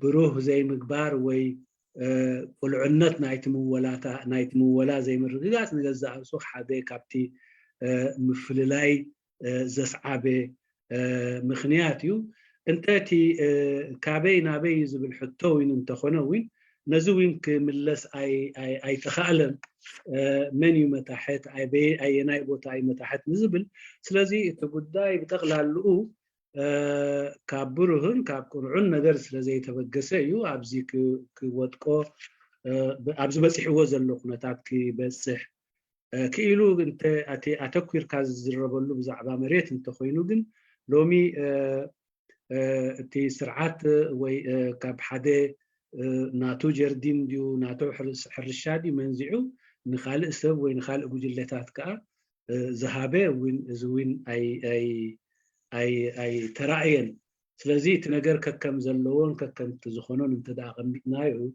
ፅቡቕ እዚ ከዓ ሓደ ካብቲ ምክንያታት ንገዛእ ርእሱ እቲ ምትእስሳር ከምቲ ዝጀመሮ ንቅድሚት ከይሰጉም ዘይከኣለ እውን እዚ ኩሉ ምክንያታት እዚ ብትክክል ስለ ዘይቀረበ ትክክል ስለ ዘይኮነን እዩ ስለዝጎደለት ተሎ ኑሪ هو ዝጎደለት እቲ እንቅስቃስ ተበገሰ ካብቲ ናይ ሃገራዊ ባይቶ ዝነበረ ግጭታት هو ካብቲ ክልል ናይ ሃገራዊ ባይቶ ይጀሚሩ ንገዛእ ካብኡ ንሶም ንሕና ደቂ መታሕቲ ዶ እንታይ ዶ እቲ መሪሕነት ዶ ገለ ካብኡ እዩ ኣብኡ ሮል ክህልዎም ተባሂሉ እዩ ዝመፀ እምበር ምስቲ ሕብረተሰብ ናይ ምዕራብ ናይ ቆላ ናይ ገለ ዝብልዎ ምትእስሳር የብሉን እንድሕሪ ክንመዝኖ ክኢልና ኢለ ኣነ ኣብዚ ዘለኽዎ ቦታ ሓደ ኣባል የብሉን እዚ ሓመድ ዝብሎ ዘሎ ኣብ ጉጅለ ኣለዎ በዓል ለንደን እዚኦም ነቶም ምስቶም በዓል ሓመድ እዛዝ ዝኸዱ እዮም ይዓኒ ስለዚ ፅቡቕ ከይድ ኣለዎ ገለ ከይድ ኣለዎ ገለ ስቕኢልካ ዳሕራይ ንስኻ ክትዛረብ እንከለካ ምስ መን ትዛረብ ኣለካ መን ኦድየንስ ናትካ ክትፈልጥ ኣለካ ክተኸብር ኣለካ ምክንያቱ ንሳቶም እውን ነቲ ታሪክ ካባኻ ንላዕሊ ዝያዳ ይፈልጥዎ ነቲ ሕብረተሰብ ካባኻ ዝያዳ ይፈልጡ ሰባት ከም ዘለዉ ኣብ ግምት ክተእቱ ነይሩካ ኢልዮ ታንኪያ እዚአን እንተሪፈን ዘለዋ شكرا استاذ كريم استاذ نوري رغم تقديري لحقك في الاختلاف مع الاستاذ حميد سلمان بس انه نتحفظ على بعض المصطلحات اللي قلتها للاستاذ حميد سلمان يعني ايش قلتها؟ يعني موضوع الأمانة طبعا أنا أقدر اختلافك وعارف يعني التفاصيل اللي ذكرتها أنت، وأتفق معك في كثير فيها، بس أسلوبك شوية كان يعني لا أنا أسلوبي واضح وأنت تعرفه يا سلاح، ما مع حامد ولا مع واضح، عبيد. بس أنا كده نحافظ عليه ما صراحة بعرف يعني اللف والدوران يعني. أنا المهم اللي حامد سلمان قلته تفضل. وما تئت له هو كشخص يعني، لكن ما أكيد. بتفق معاه، والكلام اللي قاله ما صحيح، ما في شك، والمعلومات ما نحقق. صحيحة وما أمين. ده الكلام اللي قلته يعني، فعشان بس عدم كده إيش الأمانة تتحفظ نفسها يعني؟ يعني تتحفظ كلام على شنو يعني؟ صفة عدم الأمانة برضه ما يا أخي كريمة دي وما أنا صحيح. ولاحظاتي دي تعقيب وذي وجهة نظر يعني. شكرا لك. شكرا لك أستاذ حامد سلمان، تفضل. شكرا أستاذ نوري محمد عبد الله والأستاذ قرماي. طبعا حأرد على الأخ الأستاذ قرماي لأنه هو سؤاله كان أول يعني. بالمناسبة بالنسبة حنختم كمان إن شاء الله. حأختصر طبعا. بينهم كمان حنختم يعني. أيوة. البقية حكون في الدردشة إن شاء الله البقية. أيوة. أنا طبعا بالنسبة لفكرة المنخفضات يعني أنا ما قلت إنه فكرة المنخفضات هي فكرة حديثة كليا يعني، ما قلت الكلام ده. السياق اللي تم فيه إعلان رابطة أبناء المنخفضات هو سياق غير متوقع. الفكرة كانت غير متوقعة في الفترة اللي ظهرت فيها يعني، والجيل اللي تفاعل مع الفكرة بالنسبة له الفكرة دي كانت جديدة، وبالتالي تمت مناقشتها يعني. دي مسألة ما في حد يقدر ينكرها يعني. السبب الرئيسي في إنه الزخم الإعلامي الكبير اللي حصل السياق اللي أعلنت فيه الرابطة. أولا لأنه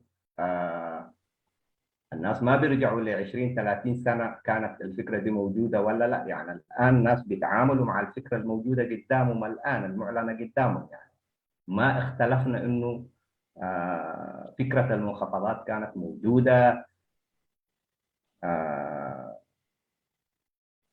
أعلنت بأوجه مختلفة في مراحل تاريخية مختلفة، لكن الشكل اللي ظهرت به في 2014 أنا ردي كان مش لأنه الفكرة حديثة بنفسها، أنا ردي كان على سؤال محدد اللي هو ليش كان في زخم كبير في بداية الرابطة والآن الزخم ما موجود؟ التبرير الواضح واللي الناس كلها تعرفه إنه الفكرة كانت طرح جديد يعني، طرح جديد في السياق الموجود فيه يعني. الرد تقريبا سألوا الأخ قرماي، وفي نفس الوقت كمان سألوا الأخ الأستاذ نوري محمد عبد الله يعني، فهو الرد للكل يعني. سؤال ثاني للأستاذ قرماي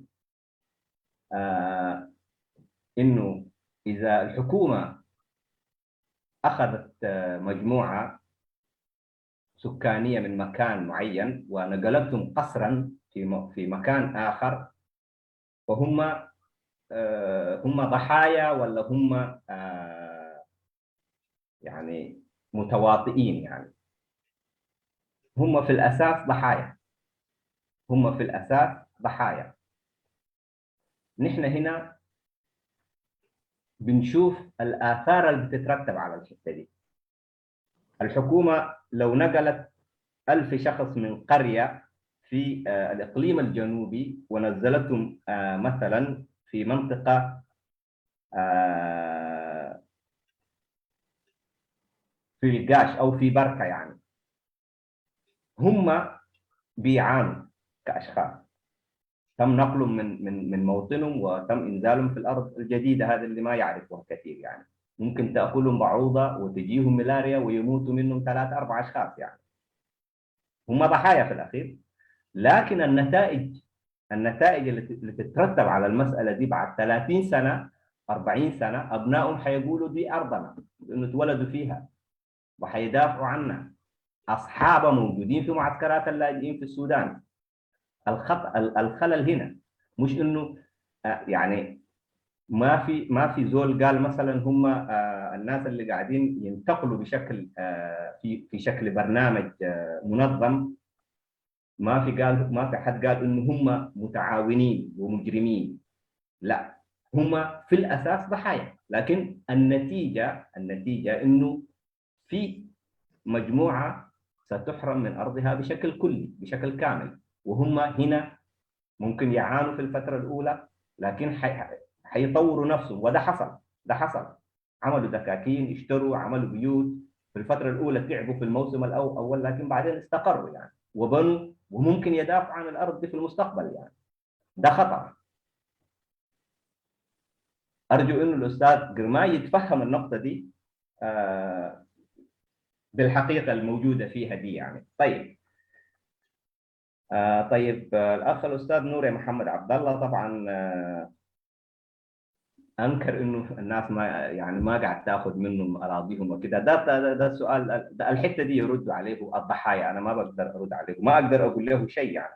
انا شخصيا بعرف قصص كثيره، بعرف قرى انا بعرفها كافراد تم نقلهم وتم وضعهم مرتين في خلال سنتين. السنه الاولى جابوا مجموعه كبيره غصبا عنهم، جابوهم في الحدود، يعني في الحدود ما بعد ام حجر، بعد ام حجر يعني في الحدود مع السودان، وتركوهم هناك، ادوهم خيم وكده وتركوهم هناك. جات المطر لا حول لهم ولا قوه، خشوا السودان. جابوا مجموعه ثانيه برضه خشت السودان. ديل انا بعرفهم، انا ما قاعد اتكلم يعني. هو قال لي انت قاعد تكذب في الحته دي، انا ما كذاب، انا صادق في الحته دي، وعندي اسمائهم وارقامهم والقرى اللي انتقلوا منها والمنازل اللي تركوها ووين موجودين الان، عندي المعلومات يعني. فالموضوع ما مش كذاب بالحاجه اللي انت ممكن تتخيلها يعني. انت ما موجود في اريتريا وبالتالي ما تعرف يعني. ناس كثيرين نزعوا منهم اراضيهم. انا كنت استاذ في القاشبركه في اريتريا، بعرف ناس كثيرين نزعوا منهم ارضهم، وفي ناس سجنوهم وماتوا في السجن بسبب المساله دي يعني. فالمساله مش انه انت يعني تتصور حاجه في مخك وتقول ما موجوده، الحته دي موجوده يعني، موجوده وحقيقه هي يعني، والضحايا ممكن يجيبوا عليها وموجودين يعني. طيب الخلافات كانت في التمويل. طيب الخلافات ما كانت في التمويل. لانه انا الرابطه من تاسست انا كنت عضو فيها يعني، انا عضو في الرابطه وكنت عارف المشاكل اللي كانت تحصل طبيعتها شنو يعني. ما كان في خلاف في ما كان في خلاف في التمويل، ولا كان في مشاكل تمويليه، ولا كان في جهات ادت القروش رابطه والقروش ضاعت زي ما انتم قاعد تقولوا يعني. حصل خلاف اداري بحت. بعد ما حصل خلاف اداري، انت تعرف نحن نفوسنا يعني، في ناس اختلفوا في مسائل اداريه واضحه يعني، 1+1=2. اختلفوا بعدين يعني رموا كلام بتاعت انه القروش ومش عارف كده والحسابات، كلام ما صحيح يعني، ما صحيح. فانك انت تقول هسه كان في خلافات في التمويل، ما في تمويل اصلا عشان يكون فيه خلافات يعني. الناس اختلفوا في مواضيع وبعدين جابوا مساله التمويل دي عشان ينتصروا على بعض يعني، وده شيء سيء هو لكن حصل يعني. طيب هو يقول انه الفكره غير صحيحه وبالتالي حصل الخلافات يعني. مش بالضروره يعني، الفكره ممكن تكون صحيحه لكن بيحصل فيها خلاف عادي يعني. طبعا انه الفكره صحيحه شيء، وانه الناس اللي موجودين يطبقوا الفكره دي بشر، هم يختلفوا، يكون نفوس عندهم مشكله، يكونوا يعني بشر، هم في الاخير بيختلفوا يعني. في التاريخ لو رجعت كل الافكار بما في ذلك الافكار الدينيه يعني حصل فيها خلاف. هل ده يعني انه الفكره غير صحيحه؟ لا، الفكره صحيحه، لكن الناس نتيجه لحسابات معينه، نتيجه لفهم معين بيختلفوا فيها يعني، شيء عادي هو ده يعني. طيب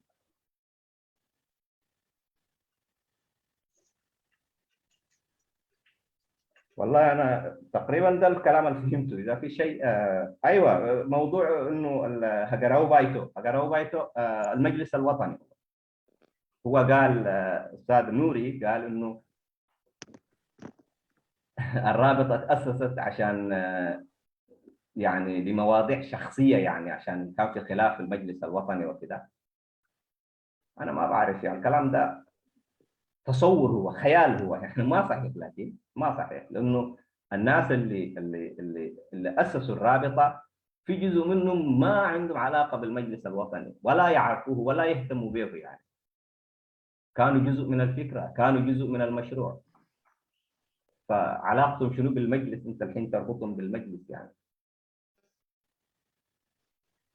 ما في علاقة يعني. الرابطة مشروع الرابطة هو مشروع لناس شافوا انه اريتريا ماشية في هاوية، انه مجتمع المنخفضات مهدد وجوديا يعني، وجوده في ارضه مهدد، وبالتالي طرحوا مشروع انه المجتمع ده يوعوه ويفهموه عشان يدافع عن حقوقه وعن ارضه يعني.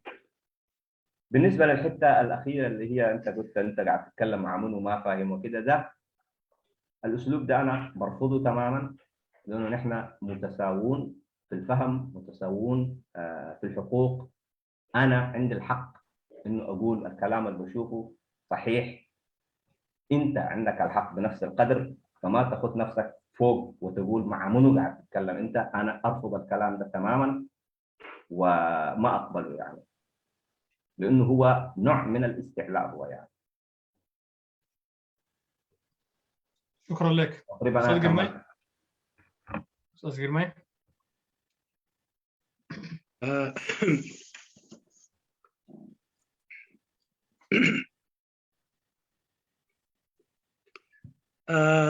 بمجمرتا نابتي أنا زبلكو ፍጹም ሓድሽ ሓሳብ እዩ ኣብቲ ኣይኮነን ኢለ ግን ኣብቲ ዝተረኣየሉ ኣብቲ ማለት ከምዚ ዓይነት ሓሳብ ክመፅእ ኢልካ ኣብ ዘይትፅበየሉ ኩነታት ዝተረኣየ ምዃኑ ንምግላፅ እንተዘይኮይኑ ሕሪሱ ከም ሓሳብ ቅድሚ ሕጂ ዘይነበረ ፍጹም ሓድሽ ሓሳብ እዩ ማለት ኣይኮነን።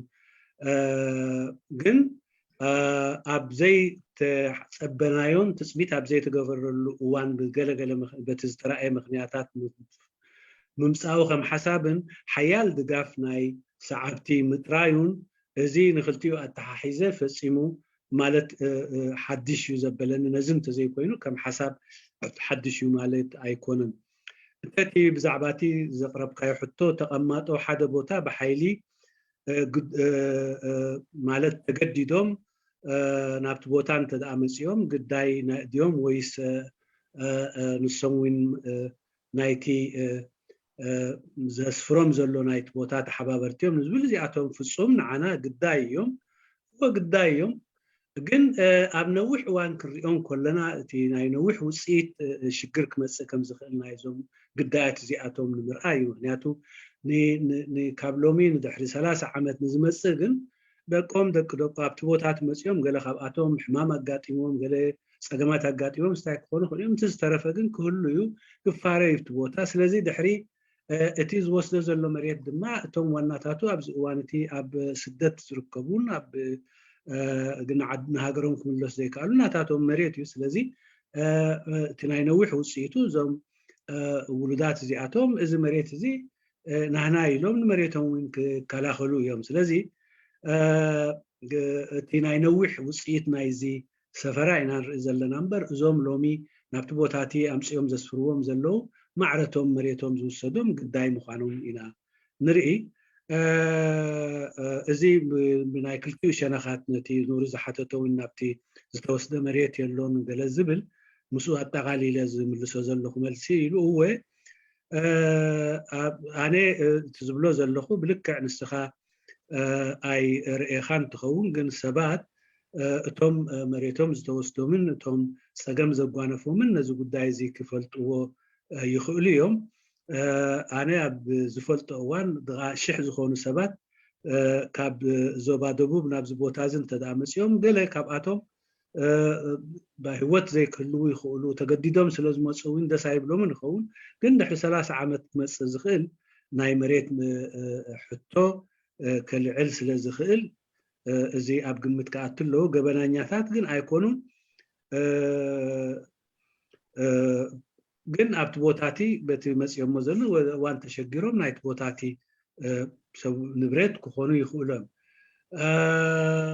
ከምኡ እውን ኣነ ኣብዚ ከባቢ እዚ ማለት ከም መምህር ይሰርሕ ስለ ዝነበርኩ ይፈልጥ ናይ መሬት ተወሲዱ ካብ ምን ከመይ ገይሩ መሬታት እውን ይውሰድ ነይሩ ግን ከዓ ካብቲ ዝበልኮ እውን ካብዚ ሰሜናዊ ክፋል ናይ ሳሕል ናብቲ ከባባቲ ኣምፅኦሞም ኣብ ከባቢ ዶብ ናይ ሓጀር ኣብቲ ቦታቲ ኣቐሚጦሞም ገለ ቴንዳታት ሂቦም ግን ማለት ኣደዳ ናይ ሽግርን ናይ ሕማምን ስለ ዝኾኑ ገዲፎሞ ንሱዳን ኣትዮም እንደገና እውን ካልኦት ኣምፅኦ እውን ከምኡ ተረኺቡ እዩ ስለዚ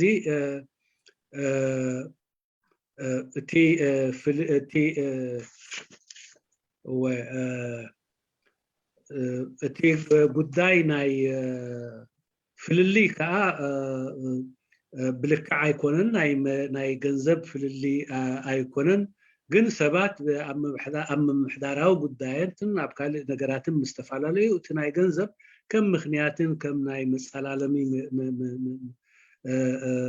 ምግባር ዝወረደ እንተዘይኮይኑ እቲ ጉዳይ ናይ ገንዘብ ኣይነበረን እንተቲ ንቅድሚት ክኸይድ ኣይከኣለን እቲ ምክንያቱ ከዓ እቲ ሓሳብ ትክክል ስለ ዘይነበረ እዩ ንዝብል ግን ሓሳብ ትክክል ክኸውን ይኽእል እዩ ትክክል እውን እዩ ግን ከዓ ሰባት ተፈላለዮም እሞ ነቲ ሓሳብ ብዘይሰዓብዎ ምክንያታት ወይ ከዓ ኣብቲ ሓሳብ ብዘርእይዎ ፍልልያት ብካልኦም ኣብ ምክንያት ገይሮም ኣብቲ ሓሳብ ተፋሊለና ኢልካ ተኸይድካ ወይ እውን ነቲ ሓሳብ ገዲፎሞ እንተደኣ ኮይኖም እቲ ሓሳብ ትክክል ኣይነበረን ማለት ኣየስምዕን እንተ ብጉዳይ ሃገራዊ ባይቶ ይኹም ተፈላለዩኹም ንዝብል ግን ገዛ ርእሱ ገለገለ ካብቶም ኣባላት ብዛዕባ ሃገራዊ ባይቶ ዝፈልጥዎ ነገራት እውን የብሎምን ኣባል እውን ኣይኮኑን ወይ እውን ኣብቲ ዝኸይድ ዝነበረ ኣብ ሃገራዊ ባይቶ ዝኾነ ይኹን ርክባት ዘይነበሮም እዮም ስለዚ ብምክንያት ናይ ሃገራዊ ባይቶ ኣይኮነን ትፍልሊ ዘብሎ እውን እዚ ሓደ ካብቲ ጭብጥታቱ እዩ እንተቲ ምስ መን ትዛረብ ከም ዘለኻ ንዝብል ግን ኣነ እዛ ባህላ እዚ ኣይቅበሎን ነብሰይ ኣይላዕልን ግን ከዓ እቲ ዝብሎ ዘለኹን መን ይብሎ ከም ዘለኹን ይፈልጥ እየ ስለዚ ግን እቲ ኣባህላ ከም ኣባህላ ኣይተቐበልክዎን ቁርዓ ኣባህላ እውን ኣይኮነን شكرا لك أستاذ حامد كلمة أخيرة في الختام أخيرا في الختام أنا أشكركم جميعا على وقتكم على صبركم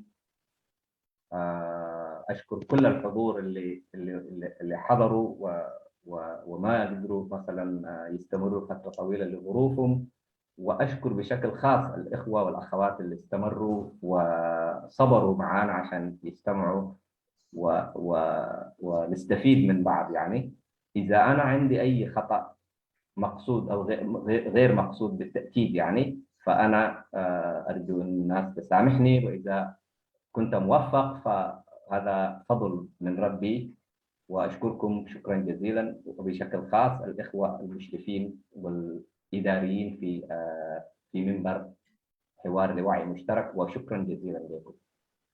أستاذ قرماي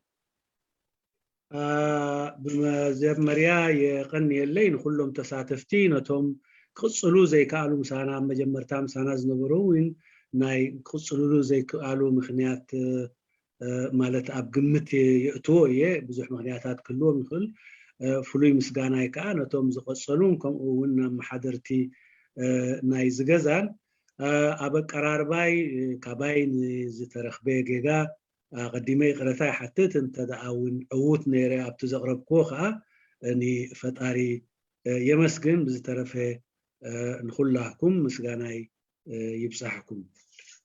أستاذ حامد طبعا احنا بعد اللجنة مباشرة الوقت في الدردشة اللي فترتها يعني شوية ساعة وشوية.